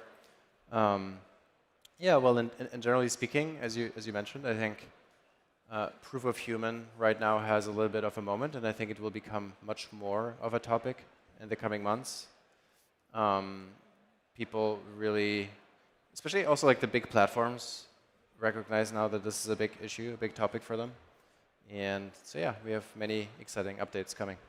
What did you think of the launch? I thought it was great. Very good execution, lots of excitement around it. Did a good job at getting the message across. I think and the orbs I think are also looking incredible. I haven't been at any one of the retail locations because I'm in New York, and so I'm waiting for the moment when New York becomes a hub. But I have gotten my eyes scanned. I think actually I may have been the first person to get scanned within. Yeah, first one in the US. Yeah. Within New York, yeah, in the US at your office, and that was an incredible experience. So very excited to see where it goes from here. Actually, I was having a conversation with Eddie Lazarin on our team. He's our CTO, and he was telling me about a story you told him about this research project that was conducted in the University of Zurich. That was fascinating, and so maybe I'll let you tell. If you know what I'm talking about, I'll let you tell the story because I think it really drives home the point about why proof of human is important. Yeah, one of the more interesting situations that happened recently, and I think made it into kind of public press, was there was this experiment by University of Zurich, and they had AIs respond to comments on Reddit, and not only that, but they had the AIs previously fine-tuned on the profiles of an individual. So like, say you have someone post a thread, you have an AI previously check out the profile, their political orientations, their ideas, their concerns, and then had this AI interact with that human on the platform. And I actually don't remember the exact data, but they were able to change the public opinion on these subreddits very, very drastically. And so that turned out to be a big problem for Reddit. And I think it's like an outlook of where we're going. I think by default, everything on the internet will be not trusted, or we won't know where it's coming from, versus like until pretty recently, the opposite was the case. And so yeah, I think proof of human is going to be a big one, but there's chances for many more attestations that I think like other startups should take on and should build. So yeah, fundamental platform shift in that direction, I think. Yeah, I think it is insane that a little lab, a research lab over in Zurich could do this, like could actually fundamentally shift the view, the consensus view inside of say like a Reddit subgroup about something controversial with just a couple thousand AI agents, because a research lab is not a nation state, right? And so you can only imagine what would be possible down the line. This was just a research project. If someone wanted to actually operationalize something like this, you can see how important it becomes to have some sense of whether or not you're talking to a human. And the thing we discussed since really the formation of the company, given we had the OpenAI perspective, was that eventually these systems will be truly superhuman in all of those domains. They will be superhuman profilers, persuasion, everything. And so it's kind of, you will debate a superhuman system that will just try to change your mind. And yeah, it's not just debates on Reddit. It's going to be video streams, the content we watch and see. So it's going to be a big thing. Yeah, it's extremely exciting. What is exciting to you right now in general? Well, I think the most exciting near-term thing from our vantage point is likely stablecoin adoption. And this is following, hopefully, what will be the introduction of legislation, hopefully next month. The stablecoin bill will hopefully pass. And then later in the year, maybe the market structure bill, or maybe early next year. And then I think that combined with the increased interest from traditional financial institutions who are now entering the space for real, issuing stablecoins or integrating stablecoins into their workflows, will, I think, become a very legitimizing force for the space as a whole. Yep. And it will give crypto finally its first true killer use case, where now you have ideally hundreds of millions of people who use crypto in one way or another. And as that begins to happen, I think it will legitimize the space to the point at which all of the other things that we've wanted to see happen in the space can begin to happen too. And that'll include, I think, most immediately DeFi, because once you have stablecoins on chain, it's very straightforward. It's not a great leap to think that you could have all sorts of other assets on chain, and that those can actually now take part in a programmable financial system, namely DeFi. And then beyond DeFi, there are a million other use cases that I think we and many others have talked about what crypto can really do. If we have a narrative change about what crypto is about, those things can hopefully finally come to the fore and begin to work. So that's what's most kind of exciting at a high level. Are there any specific use cases you would steer younger builders or earlier builders towards with stablecoins right now? Like, where do you see opportunity? I think a lot of the actual sort of the full stack of being able to use stablecoins in a way that's straightforward continues to be very much in development, and there are probably many opportunities at various parts to make it very seamless, user-friendly, efficient, fast, cheap. A lot of it obviously comes down to the infrastructure, so it's great that layer 1 blockchains like Solana exist, because now you're at the point where you have the ability to move an arbitrary amount of money for under a cent in fees, or order of, and then in under a second. And that's really kind of like the table stakes baseline after which this becomes extremely compelling. So then on top of that, you just have to build the whole stack to make it very intuitive for users, for developers, for financial institutions to really drive the use cases home. What about crypto AI intersection? Something that people really like to talk about. What is interesting there? Yeah, that feels like it's a big trend. I mean, one of the biggest problems in the world because of AI currently is the problem that you guys are solving, just being able to make sense of all of the media that emerges because of AI, some of which will be pretending to be human or pretending to be derived from humans. And so having proof of humanity, I think, that is like a really cool way in which crypto is a counterweight for AI. Another kind of vector here within the intersection of these two worlds is decentralizing the actual AI infrastructure itself. So there are various projects, one of which we've invested in. It's called Jensen, that is building a network that acts as a kind of marketplace for compute.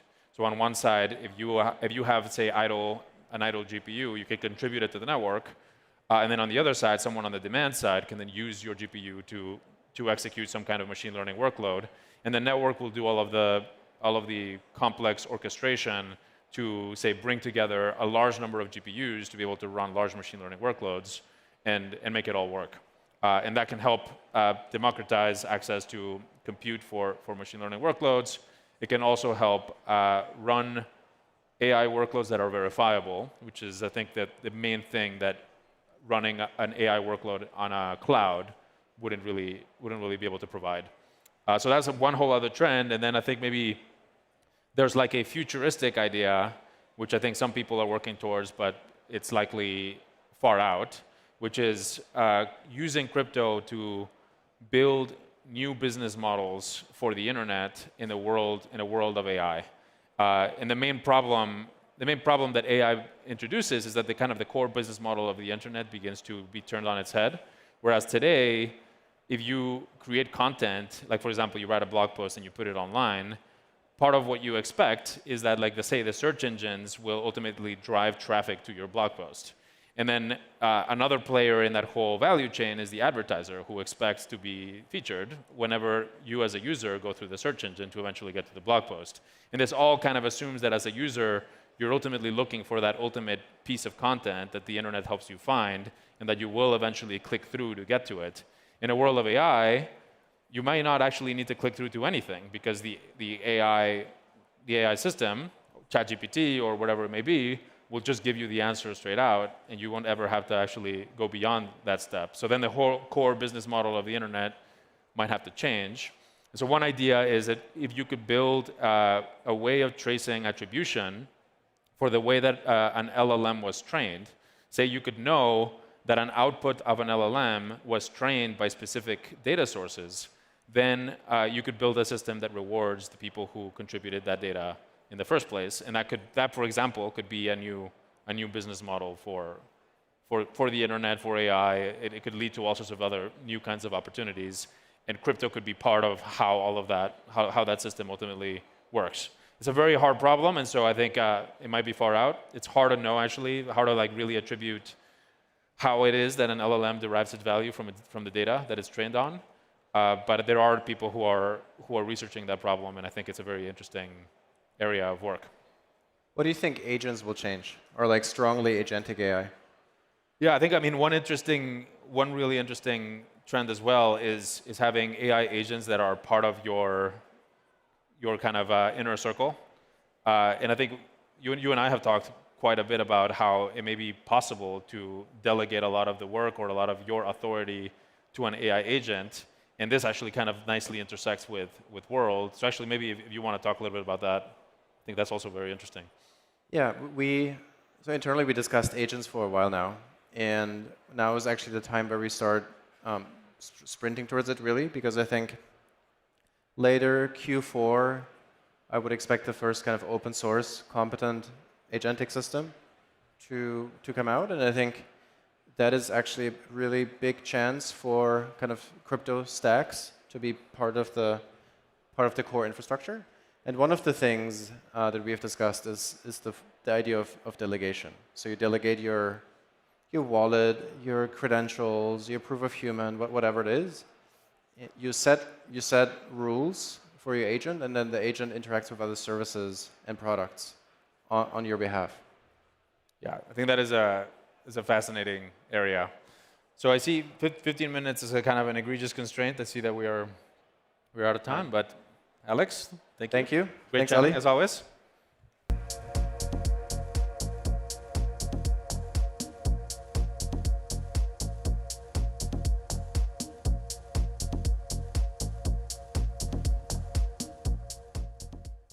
Hello. I'm back. We're going to do a little bit of a setup change. But I actually kind of was curious in the crowd, because I know WorldCoin is like an extremely well-known project, but one that is a little bit of a lightning rod. So I don't know if there are any hands in the audience, people who have gotten their eyeball scanned or know someone who has. Do we have any takers here? Oh, we do. OK. Yeah, I think they're expanding in the US pretty rapidly, so I expect that number is going to go up over time. Awesome. All right. Next up, we've got Anna. Anna's the founder of Vana, founder and CEO, and they're going to do she's going to talk about some very awesome data as an asset class. Solana is about internet capital markets, and Vana is about creating data as an asset class, and there's going to be some really interesting synergy at that intersection. So, Anna.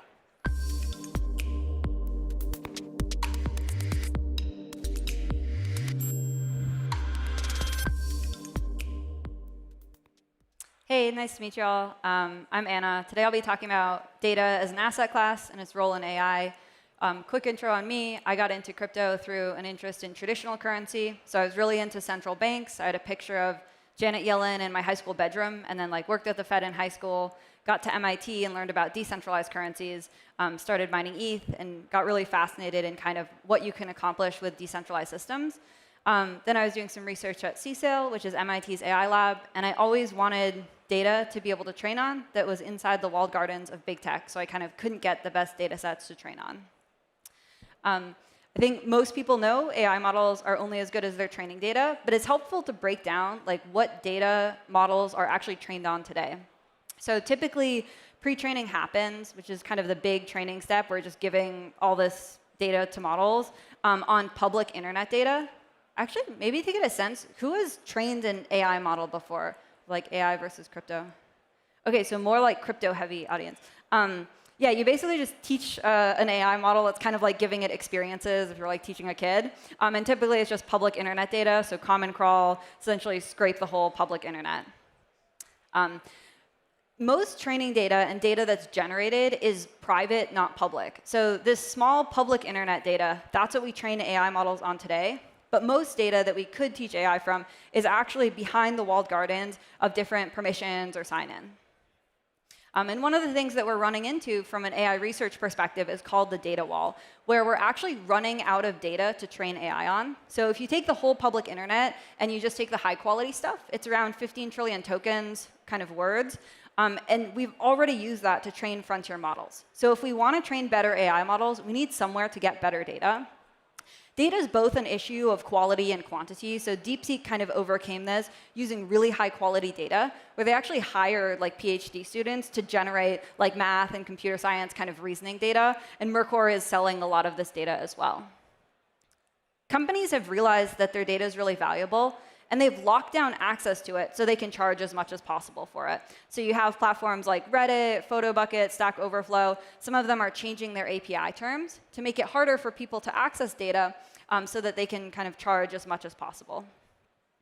Something a lot of people don't realize is that users have full legal ownership of all of their data. So in the same way that when you park your car in a parking lot, the parking lot doesn't own your car. When you put your data in a platform, it's entirely legally yours. So you can go to any platform that you use, whether it's Tesla, Google, 23, or me, you can always actually get your data out.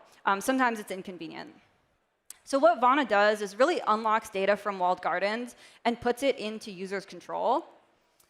You can kind of think about data on Vana as acting like a programmable currency. So one of the main applications people build today are these data DAOs, where essentially you're tokenizing a data pool that's owned by users. So you have a large group of people export their data from platforms, have it verified and pool it, and then be able to decide what happens to it. So there's a car data DAO, which is aggregating Tesla data, selling that to car battery companies. DevDoc is a coding co-pilot, which basically takes data out of like a VS Code plugin and contributes it. And there's the Reddit data DAO, which is one of the largest ones with 140,000 users. One of the core economic units behind the data DAO is a VRC20 token, which is a data-backed tradable asset. So each data set is tied to a VRC20 token. And when data contributors contribute verified data, they earn that data token. And then when a data buyer accesses data, they burn that token to access it. And the access happens in a secure compute environment. So you can kind of think about the data as being like rented instead of sold. One of the things we're excited about right now is bringing data markets to Solana. I included a DM from Nate who was just asking about like how to launch a data DAO on Solana, because I thought this might resonate with some of the audience.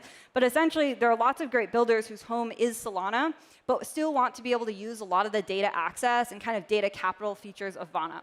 So what we're doing is kind of making a way to be able to trade data tokens on Solana while still using Vana as the universal data layer for verification and access. What that does is it kind of makes sure the data capital is available on Vana, but gives you the robust on-chain liquidity of Solana. If you want to launch a data DAO, you can do it in a long weekend. We have Memorial Day coming up. So first, you just choose a data set. You don't need like permission from the platform or anything like that, because you're using individual data rights. You can launch your data DAO. Probably takes 30 minutes to get a template one set up, and then you can modify it, and then really kind of scale and monetize. So being able to grow your data set and monetize it for AI training and analytics. One model we're working on right now is called Collective One, which is the first user-owned foundation model. This training is led by Flower AI, which is like a Web2 AI company, but it's doing full pre-training across all the data in all the different data DAOs. And so what's interesting about that is you're able to access data that isn't on the public internet, right? It's this private data to actually train better and better AI. Something I'll mention too is if you already have user-owned data, you can turn that into a data DAO and plug it into AI model training like Collective One and kind of access that data demand on Fauna. Finally, I'll mention Fauna Academy, which is an accelerator program with 9 weeks of expert support on kind of how to build a data business. In this new age of AI, we think that data is kind of the most important asset underlying all of it. But building with data is really weird, right? There are a small number of people who buy data and understand how to monetize it. So we're bringing in kind of some of the largest data buyers in the world, people who understand how to source and have collected data for big tech companies, and also understand how to think about the economic design that should go behind kind of data tokens and data as an asset class. And so if you're thinking about building a data DAO or otherwise building with user-owned data, this is a great program too. Great. That's everything. Thanks so much.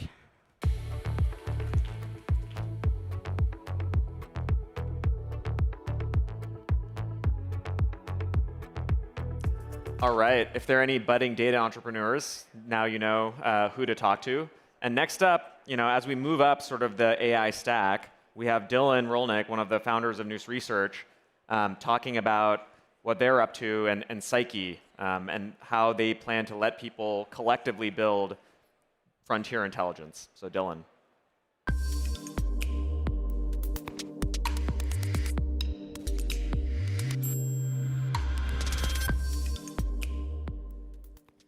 Hey everyone, I'm Dylan Rolnick. I'm with Noose Research, and today I'm going to talk to you about decentralized distributed intelligence and some of the history behind AI alignment.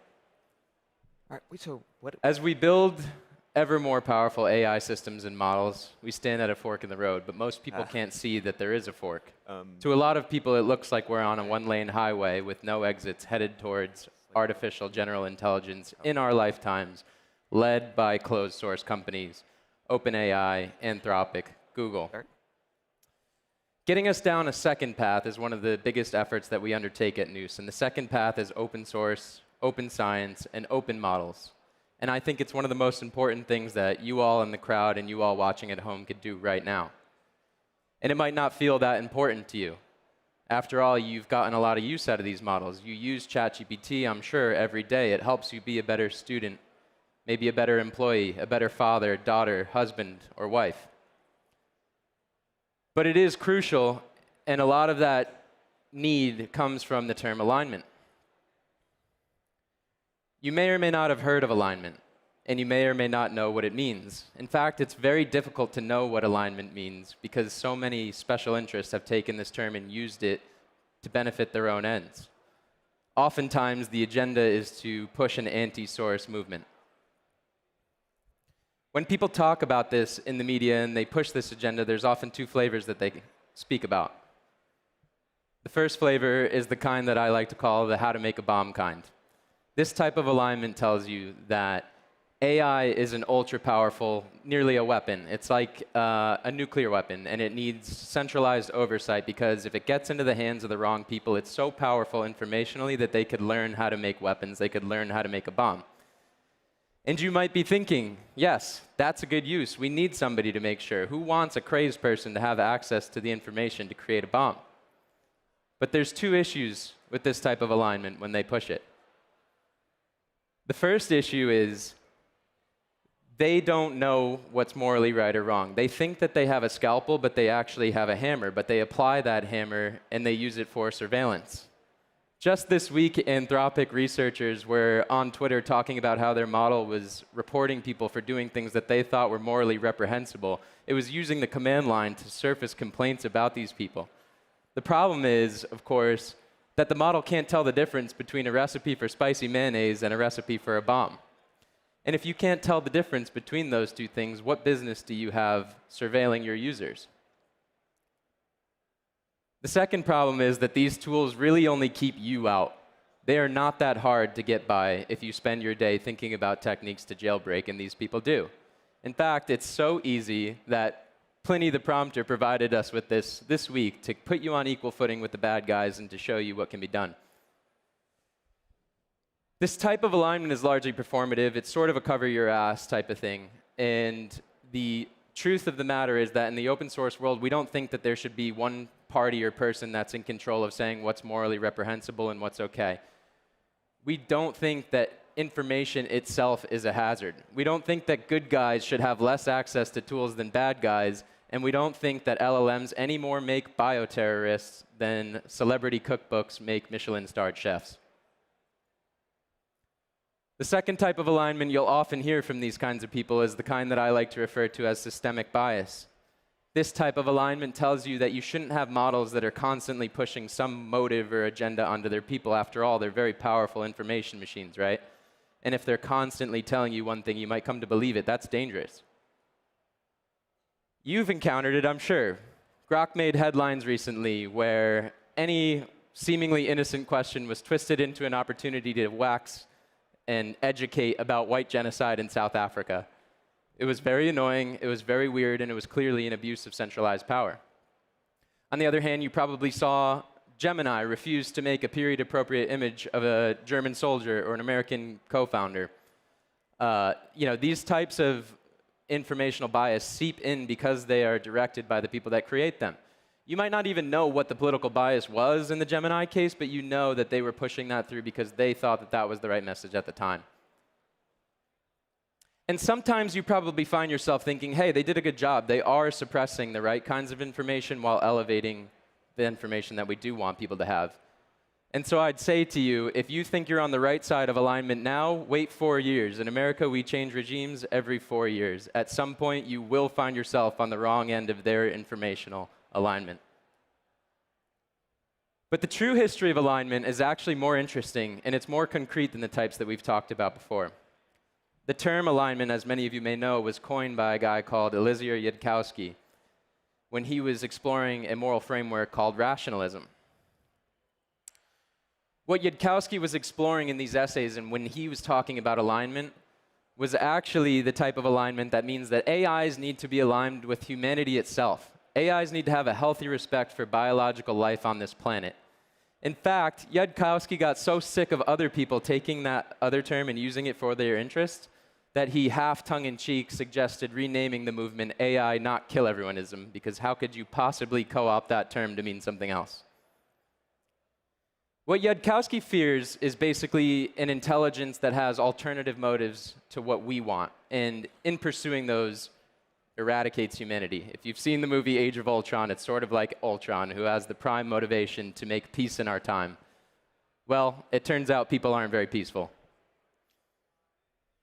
And Yudkowsky, when he was going around talking about this kind of alignment, he didn't have a huge audience. There weren't people gathered here that had experience using chat models that they thought could feasibly replace them in their job in 5 years.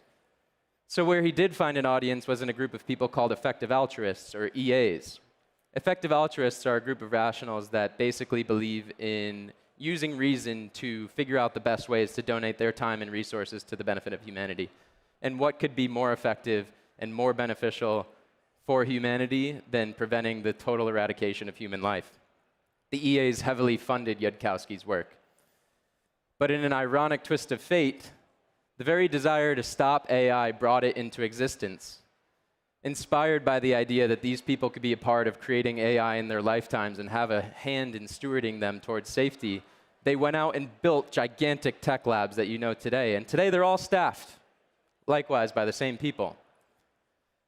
The Open Philanthropy Project is an EA donor. It donates something like 98% of all funding in the EA sphere every year. The guy who runs Open Philanthropy is married to a woman named Daniela Amodi. Daniela Amodi is the sister of Dario Amodi.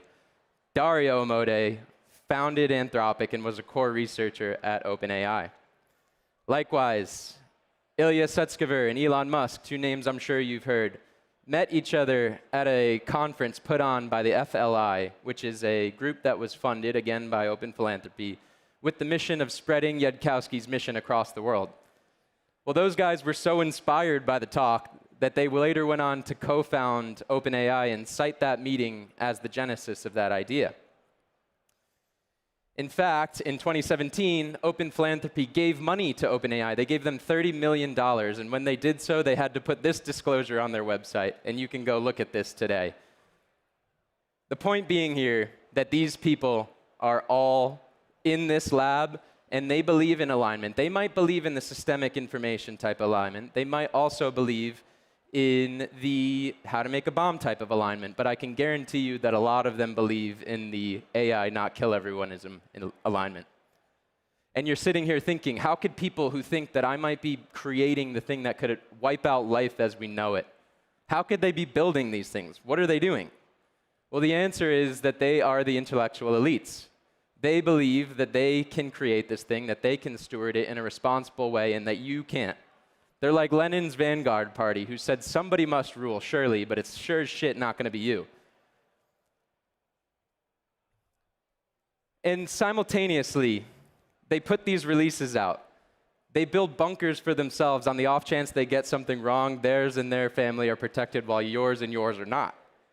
They believe the thing that they're creating could become so valuable that it could render the concept of labor itself meaningless. It could make money meaningless. And they've thought about that too. Their solution is usually flavors of universal basic income. Or in particular cases, it's we'll put a profit cap on this thing. And if we should hit these insane valuations and profit caps such that we've satisfied the fiduciaries that have given us money, give it back to us, possibly the same people that created it. We'll dole it out to all of you all who have been obsoleted. And so we're sitting here thinking, what do we do?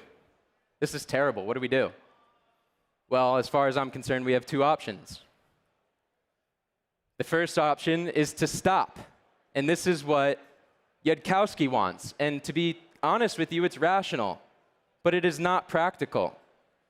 Nuke the data centers. Stop AI research. Outlaw matrix multiplication. It's too late for that. China will not stop. The closed labs will not stop. And this is not the Solana Do Not Ship conference. But there is a second path. The second path is open source, open models, open alignment. And I have good news. There has never been a better time to pursue this path than right now. It feels like we are far away, but we are not. Noose Research is on a mission to take us down that path. And in service of doing so, we created the Psyche Network. The Psyche Network is a pre-training network, which at this moment is pre-training a 40 billion parameter model with compute sourced from all over the world.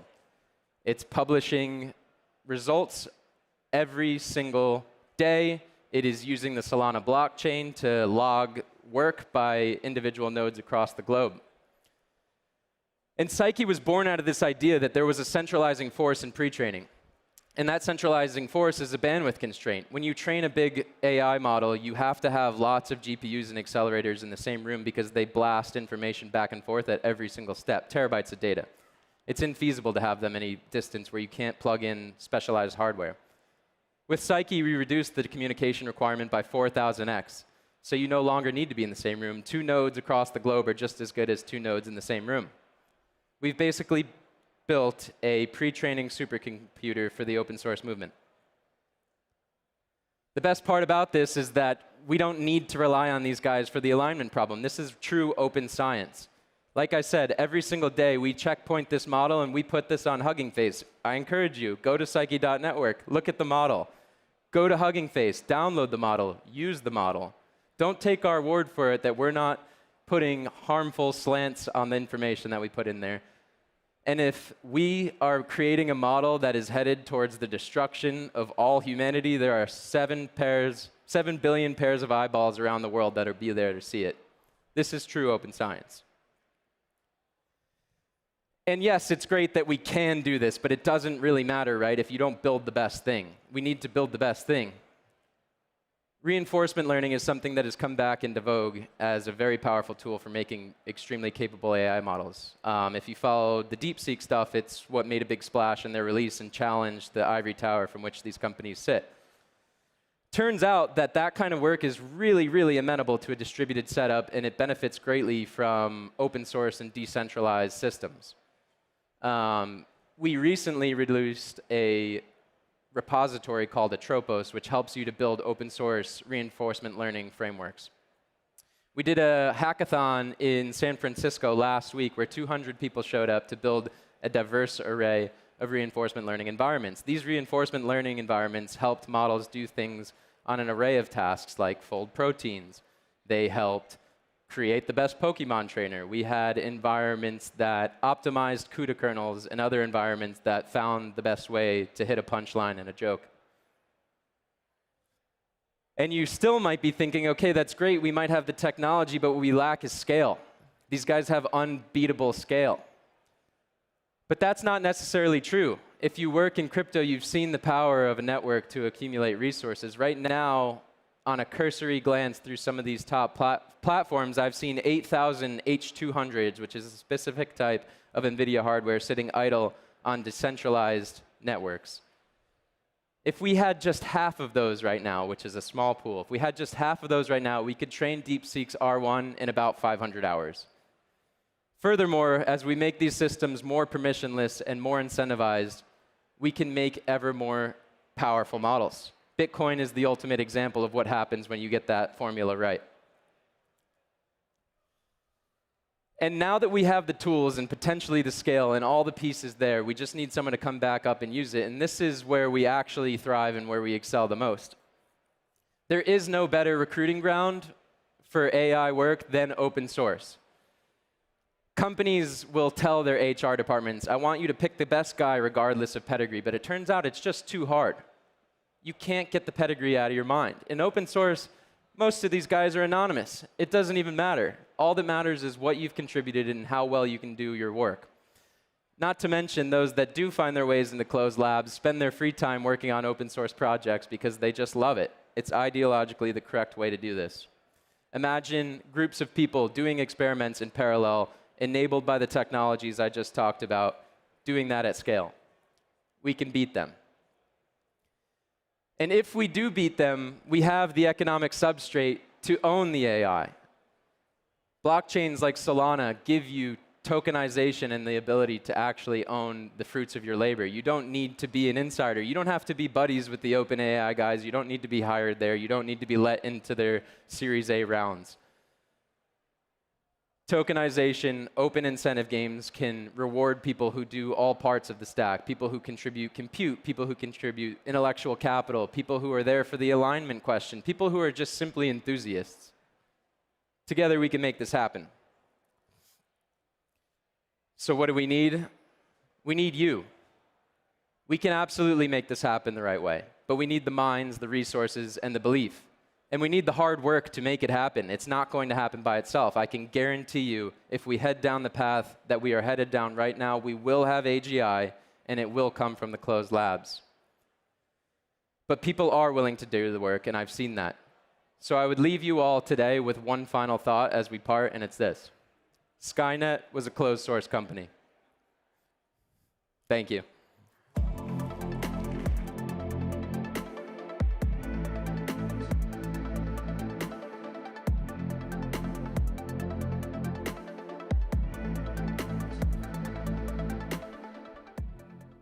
Hello, everyone. Well, that was a riveting talk. And I will say, of all the talks I think I've seen so far in the last few days, those slides were absolutely unmatched. Like, whoever is making those things, that's incredible. Any case, I'll stop fanboying over the quality of the slides. Next up, we've got Chris Zhu, founder of Sonic, and Tim, an AI researcher at Meta. And they're going to talk about some very interesting things about sort of the way digital infrastructure evolves as AI and crypto really collide. So Chris and Tim, come on up.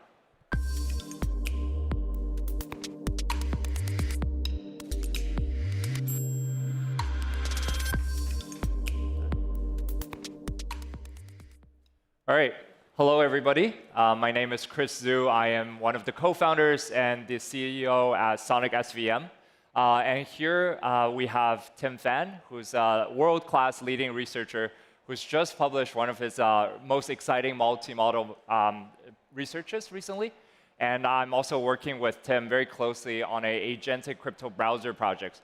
So Tim, why don't you just share a little bit about your background, your research, and the most recent model that you rolled out?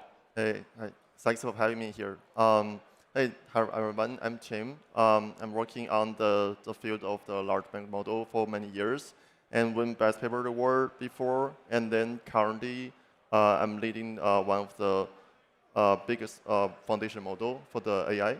So let me quickly talk about the open source model we just talked about. The name is Bagel, which is one of the open source foundation model. We're offering the chat abilities like GPT, but the difference is basically it can show multimodal conversation. You can chat with it with text, with image, and also with optional videos.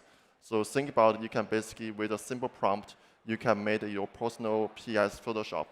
So this is one of the work we're working on, and we just announced it and released it yesterday, and it's already accumulated over 1,000 GitHub stars, and also like we see roughly 1,000 adoptions. People start to fine-tune it, and people got really crowded and excited about it. Right, and the name is Bagel, I remember. Yeah, that's true. So Bagel is the first fully open source multimodal model out there.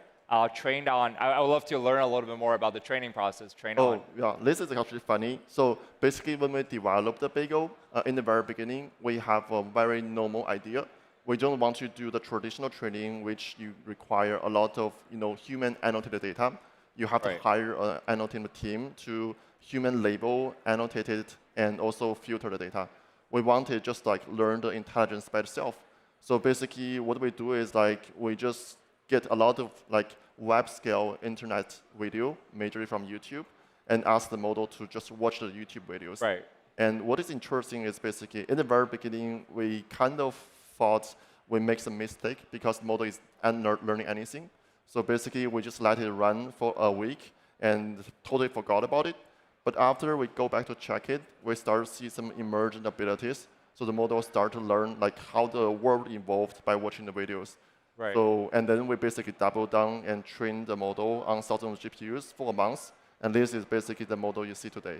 Got it. Well, congratulations for the release. It is currently already available for the public to interact. And I was talking to Tim backstage because we're working on this project called Donut, which is basically a torus-shaped object, and Bagel itself is also a torus-shaped object.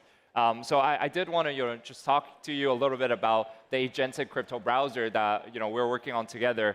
What led you to kind of the decision to come work with us on this? And also being Silicon Valley, being in the center of AI research, have you seen recent trends around agentic browser in general, maybe not in the crypto sense, and what's going on there?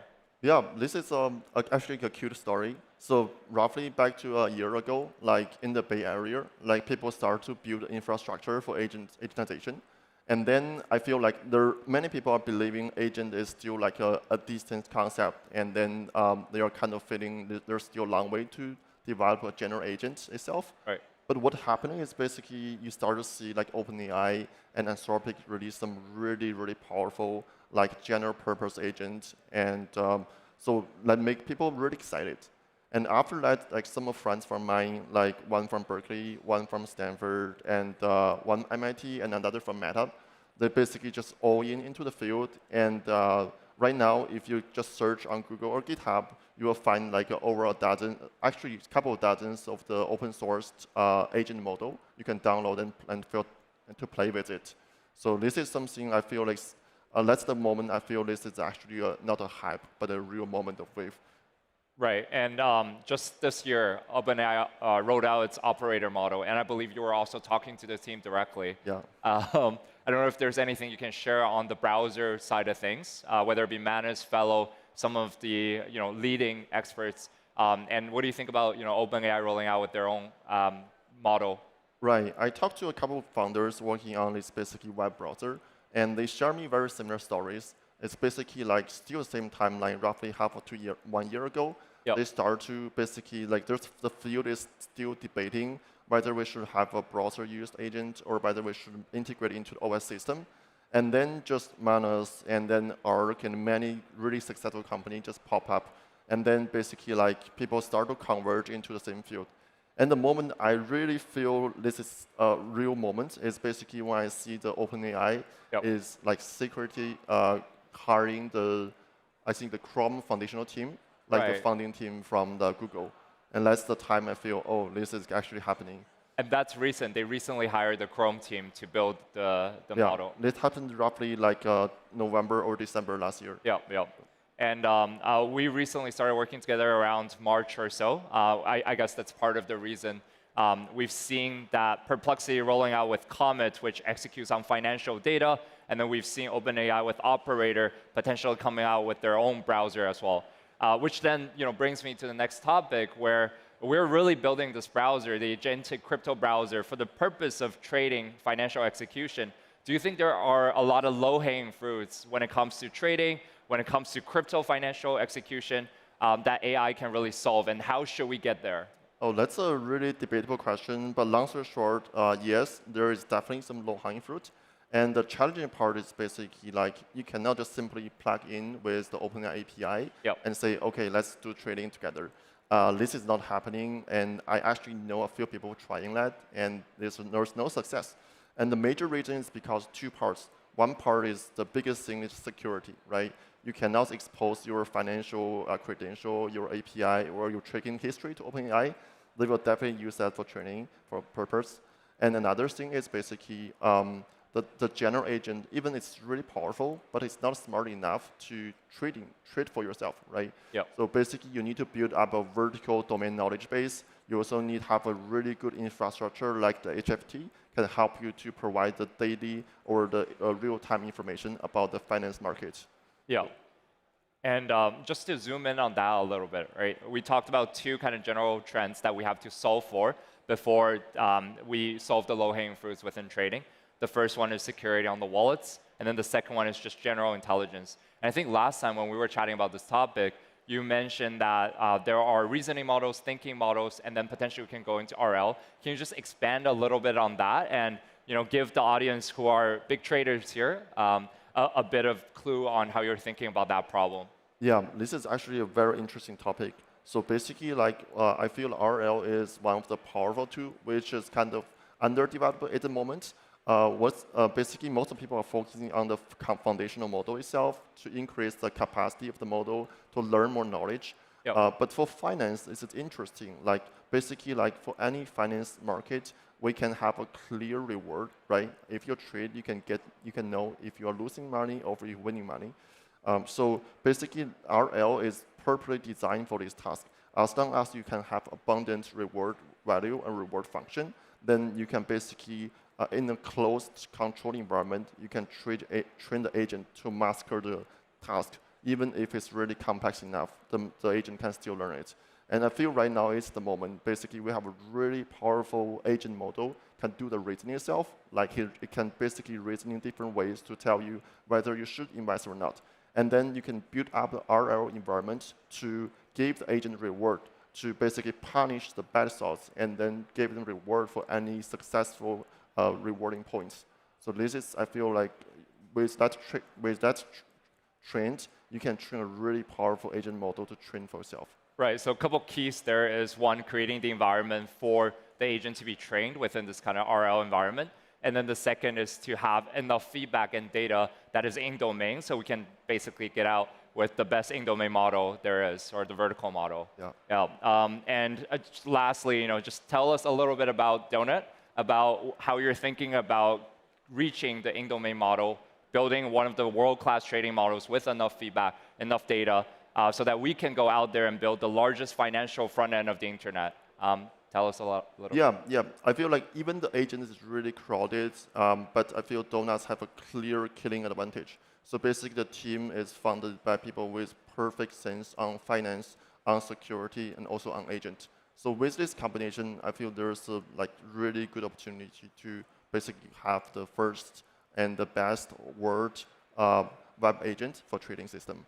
Right, and I think it's echoing back to what Nus was just talking about, right? We were building on top of a closed internet where execution is not possible. And we're kind of second-class citizens to this internet where all of your wallet extensions living in a secondary menu, and we're being left over by all of the AI products that are out there. When you ask it what crypto yields are, they're not helping you execute those transactions. So really excited to work with Tim on Donut, which is going to roll out next week and announce to the world the first crypto agentic browser there is. And that's it, everybody. Thank you so much. Thank you, Tim. Yeah, thanks so much.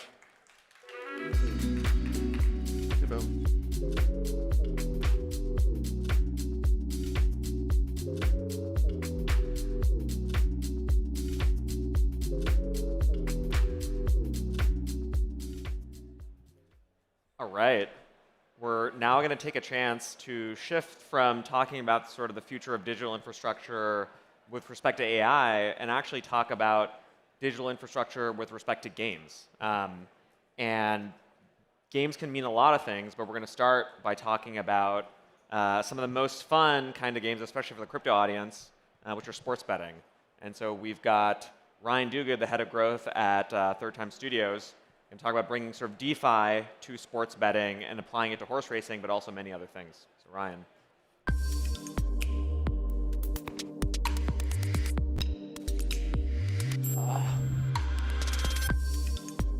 Hi, good afternoon. My name is Ryan Duguid, and I lead growth for Photo Finish Live and Third Time Games.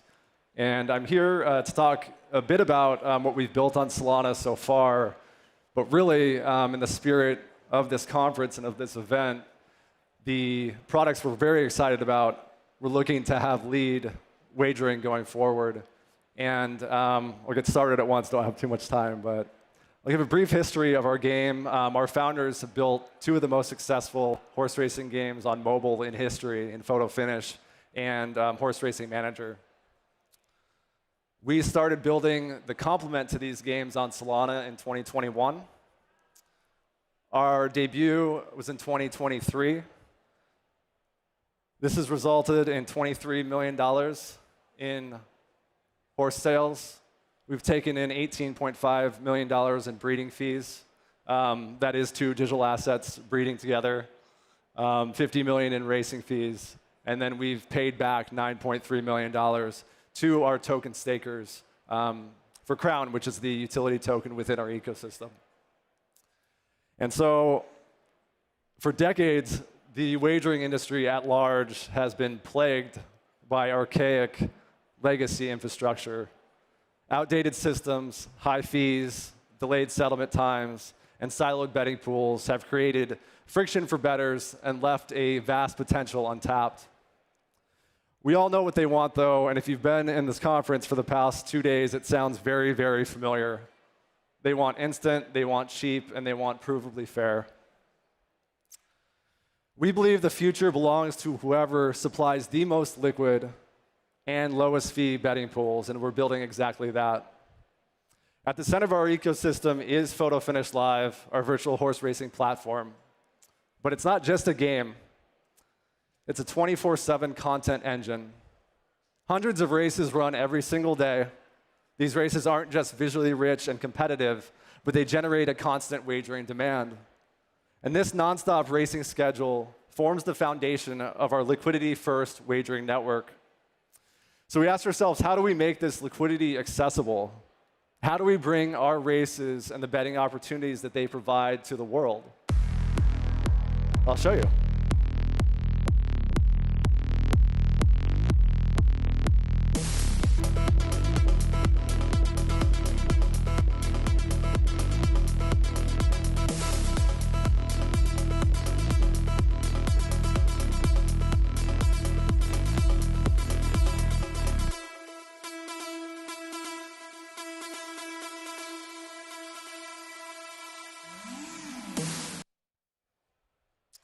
So Simulcast puts our races and odds on every spare TV for free. Whether you're in a bar, a betting shop, or just browsing online, Simulcast turns any screen into a wagering opportunity. We're distributing our content the same way that traditional tracks do. We just have the power of blockchain behind us to do so. And so with that, very happy to introduce what we're calling Open Tote Protocol. This is a brand new, custom-built smart contract that efficiently handles creation, odds payments, and teardown of any betting pool. These are fast, they settle in seconds, they're cheap, with pennies, a fraction, the typical Solana standard, I guess, per bet. That means instant gratification for users, and an entirely new standard for betting platforms. OpenTote's first product is the OTB, an off-track betting site for Photo Finish Live. This is an exercise in us eating our own food in a sense, ensuring that Photo Finish Live can simply and easily create pools and access liquidity without any heavy lifting. But OpenTote isn't just for our content. It's built with one powerful idea in mind, and that's that any partner, any game, any esport can plug into these pools via a single API. Our roadmap includes sports props, creator-driven prediction markets, global lotteries, and more. Think about the possibilities. A streamer launching a live poll where viewers bet on the next game in action. The result of all of this is what we call a compounding pari-mutuel liquidity network. Most platforms today operate in silos. Every sportsbook, every app, every game is fighting for its own slice of the pie. We're doing the exact opposite. We're creating one massive pie and letting everyone tap into it. The house take will even be utilized to grow and encourage liquidity. So not only are we incentivizing users, we're constantly growing the pool itself. More bets lead to deeper liquidity, which leads to better odds, which bring in more users. It's a compounding flywheel, and it gets even better. All this is underpinned by Crown, our native token. This isn't just a speculative asset. It is a coordination tool. It aligns the incentives of players, venues, token holders, and developers. So when the network grows, everyone benefits. But we're not stopping at horse racing. We've been around this our whole lives. Our team has decades of experience at EA Sports, at FanDuel, and at Zynga. Each of these got us to where we are today. Create top-tier content, own the pools, and then delight millions. OpenTote, combined with the lessons and technology that we've built for Photo Finish, for Simulcast, and for Crown, is about creating the future of wagering. This isn't about one game or one protocol. It's about redefining the core economic engine of digital wagering in general.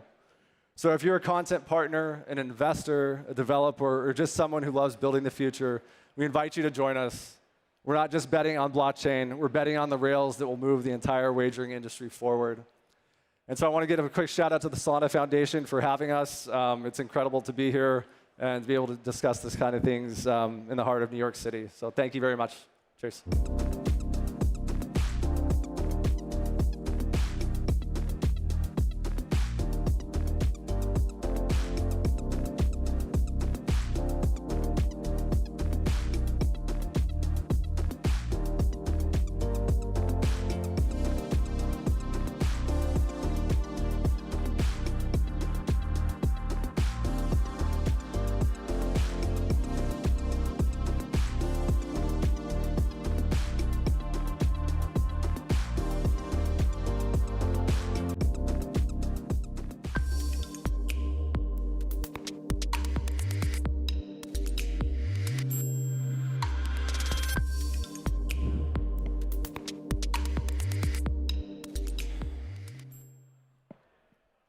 Hey guys, I'm back, but I'm in the seat this time. We're going to talk about Web3 games, what's broken, what needs to be fixed, and maybe open game protocol's role in this. But yeah, just as a reminder, I'm Colleen. I lead gaming at the Solana Foundation. And with me, I've got Justin. Hey, everybody. Justin, you want to give a little bit about your background? Yeah, sure. So I'm the founder of Open Game Protocol. I've been in games for almost 20 years now. So my first company was Zynga. We built games like Words with Friends, Farmville, and many others on Facebook and then on mobile. And now I've been spending my time trying to figure out what we can do to grow the Web3 game ecosystem. Awesome. All right, let's get into it. What's wrong with Web3 games? Why haven't they worked? Yeah, so I think the single biggest thing is that we haven't brought game developers into this ecosystem, in crypto in general, in a way that they can easily get involved. And so when I think about what we're asking of game developers, it's already so hard to build a game that succeeds. And so on top of that, we're asking them to create new assets that also succeed. And so I think if you think about the challenge from just like what a game developer has to get done in order to be successful, we've been asking too much. That's my main sort of opinion on this. And I think what we need to do is provide a lot of the benefits with less of the sort of work required. And one of the main being, how do I distribute my game? And how do I reward my users for playing is a big part of that. Absolutely, yeah. It's been really interesting to me to see that distribution has been such a chokehold item for games, and the behaviors that result from distribution being so constrained, both in terms of like how you advertise for your games, and you see this phenomena for mobile games. I mean, maybe some of you in the audience have experienced this, like fake ads. You get advertised a game that's about saving a princess. You click on the ad, you download the game. It's actually nothing about saving the princess. It's a match 3 game. And the reason that behavior happens is because everyone's just optimizing for ads that convert to an install, not anything that's honest or makes sense. And then on the flip side, you sort of see gaming content also coalesce towards games that monetize well enough to justify the ad spend. So everything on mobile is like a match 3 game or a casino game.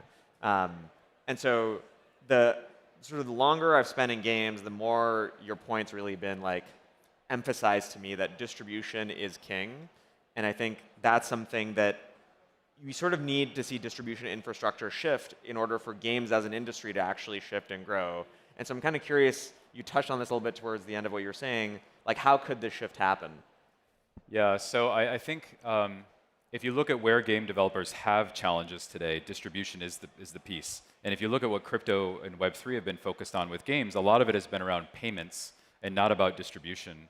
If you solve distribution for games, you will bring all of the game developers into Web3. So what we've been thinking is just how do we take the communities that already exist and how do we take these growth levers that others have proven out in the ecosystem and make them easily accessible to game developers. So the thinking is that game developers, they make $100 billion a year. It's an industry that doesn't have a monetization problem, but as Colleen mentioned, the biggest challenge is finding the users in the first place. And when it comes to releasing a game in the App Store now, everybody discovers games through ads. So every single game that you play at this point, you probably had to discover it through an ad on Facebook.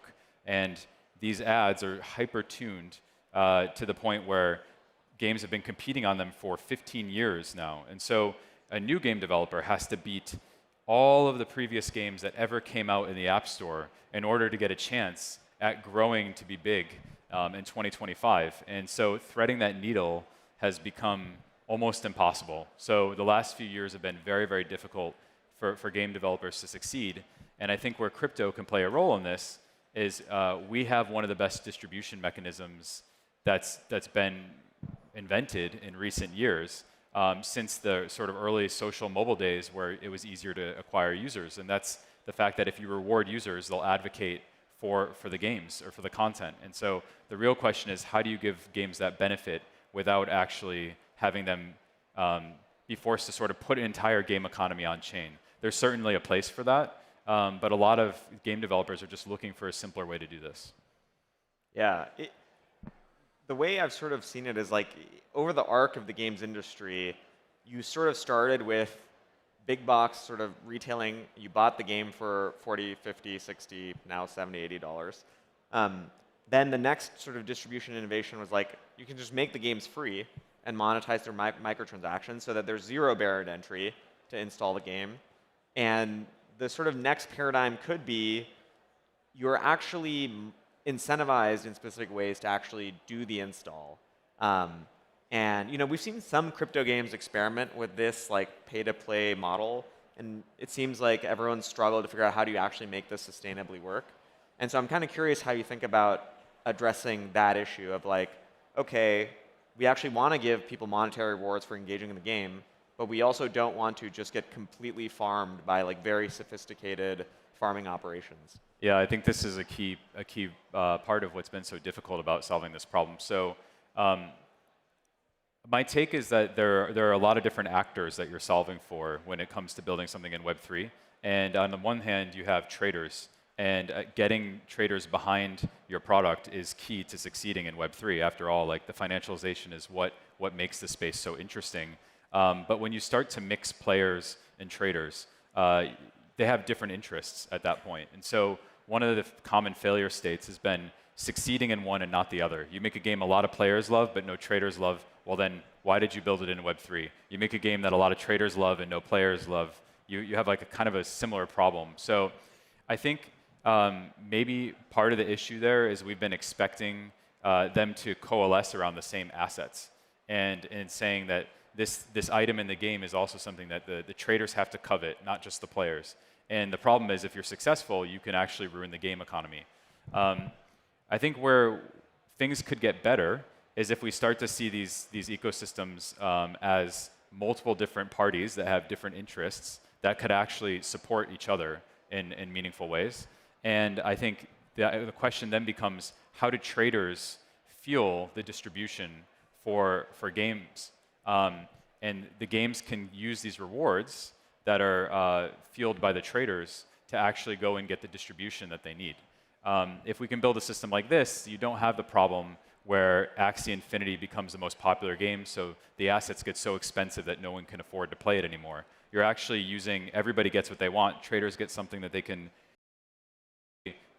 focus on, thinking about what the value of this asset should be, and then the players get like some sort of small reward where they're just focused on playing the game and earning a little bit at a time. I think when we focus on trying to make the game something that's so financially rewarding that it can replace like a full-time job, now you're in the realm of like inviting farmers when really what I think people are after is meaning. So if you think about like why are licensed games or sort of IP-driven games like Monopoly Go or Pokemon successful, it's the association with a brand that we feel affinity toward.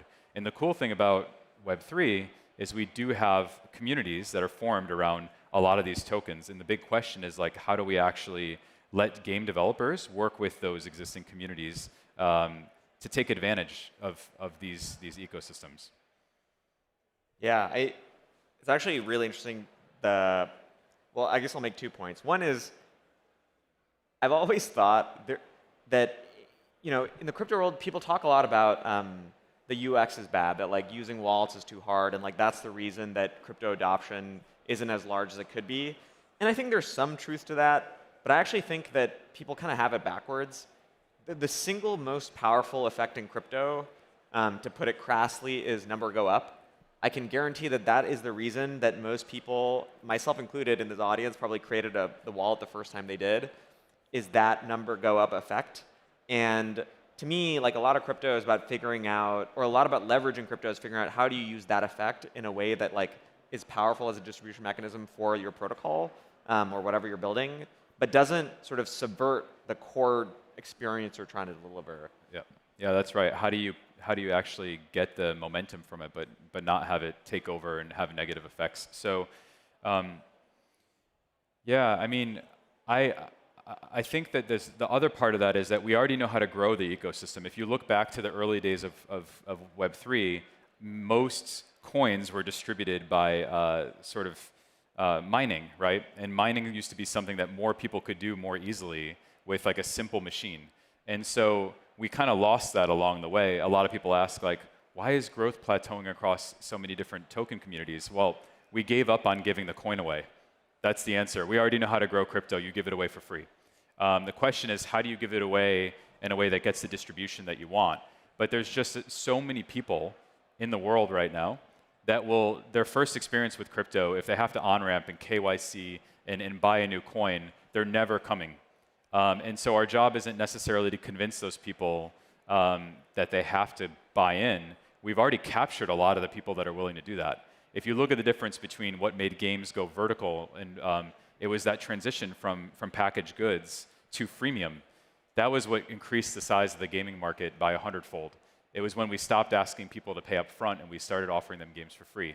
And the irony is that we already know this in crypto, that this is how most of the networks started. Back when no one valued the tokens, they were given away for free for mining, and that's how these networks became popular in the first place. But somewhere along the way, farming came, and we had to spend more and more time thinking about preventing Sybil attacks and focusing on getting people to buy first, and we actually slowed the growth of the ecosystem. So I think at the most base level of Web3, when you think about adoption, what's the number one thing we can do?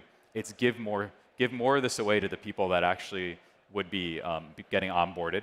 Do it in a way that's supporting like an actual ecosystem, and to make sure that on the same token, like when when I spoke about developers before, I said we're asking too much of them. We don't need to crypto pill a game developer to build in this ecosystem. We need to have a way where anybody can implement in 5 minutes something that integrates with Solana, where they're not actually forced to think about redesigning their entire game economy to be part of the ecosystem. And if we can accomplish these things, we can go from having mindshare with 0.0001% of game developers to everybody, because they all want distribution. They all use Facebook. They all look for these channels today. So yeah, I think this is the big unlock for games over the next year. Yeah, I love that. Actually, one thing that we think a lot about is this sort of transition from having to buy into your first crypto to getting to earn it. And I think the earn part of this is extremely powerful, and one thing that I think both of us want to see more games tap into. So we've got, we're sort of wrapping up here. Any final things you want to hint at, Alpha, you want to drop for the group? Yeah, so Open Game Protocol, you can go check it out. We are extremely close to shipping, and our hope is to basically take all the sort of ecosystems that already exist in Solana and find a new way for game developers to build and collaborate with these token communities. So you'll be hearing from us soon. Awesome. That's time for us. Thanks, Justin. And actually, guys, so this was the last piece of official programming on the stage. Thanks a ton for being here. I hope that you guys got to enjoy your time Accelerate, learn stuff, make meaningful connections, and are just excited about what's to come. And we really look forward to seeing all of you guys in Abu Dhabi for Breakpoint in December. And in the meanwhile, I just have one word to say: accelerate.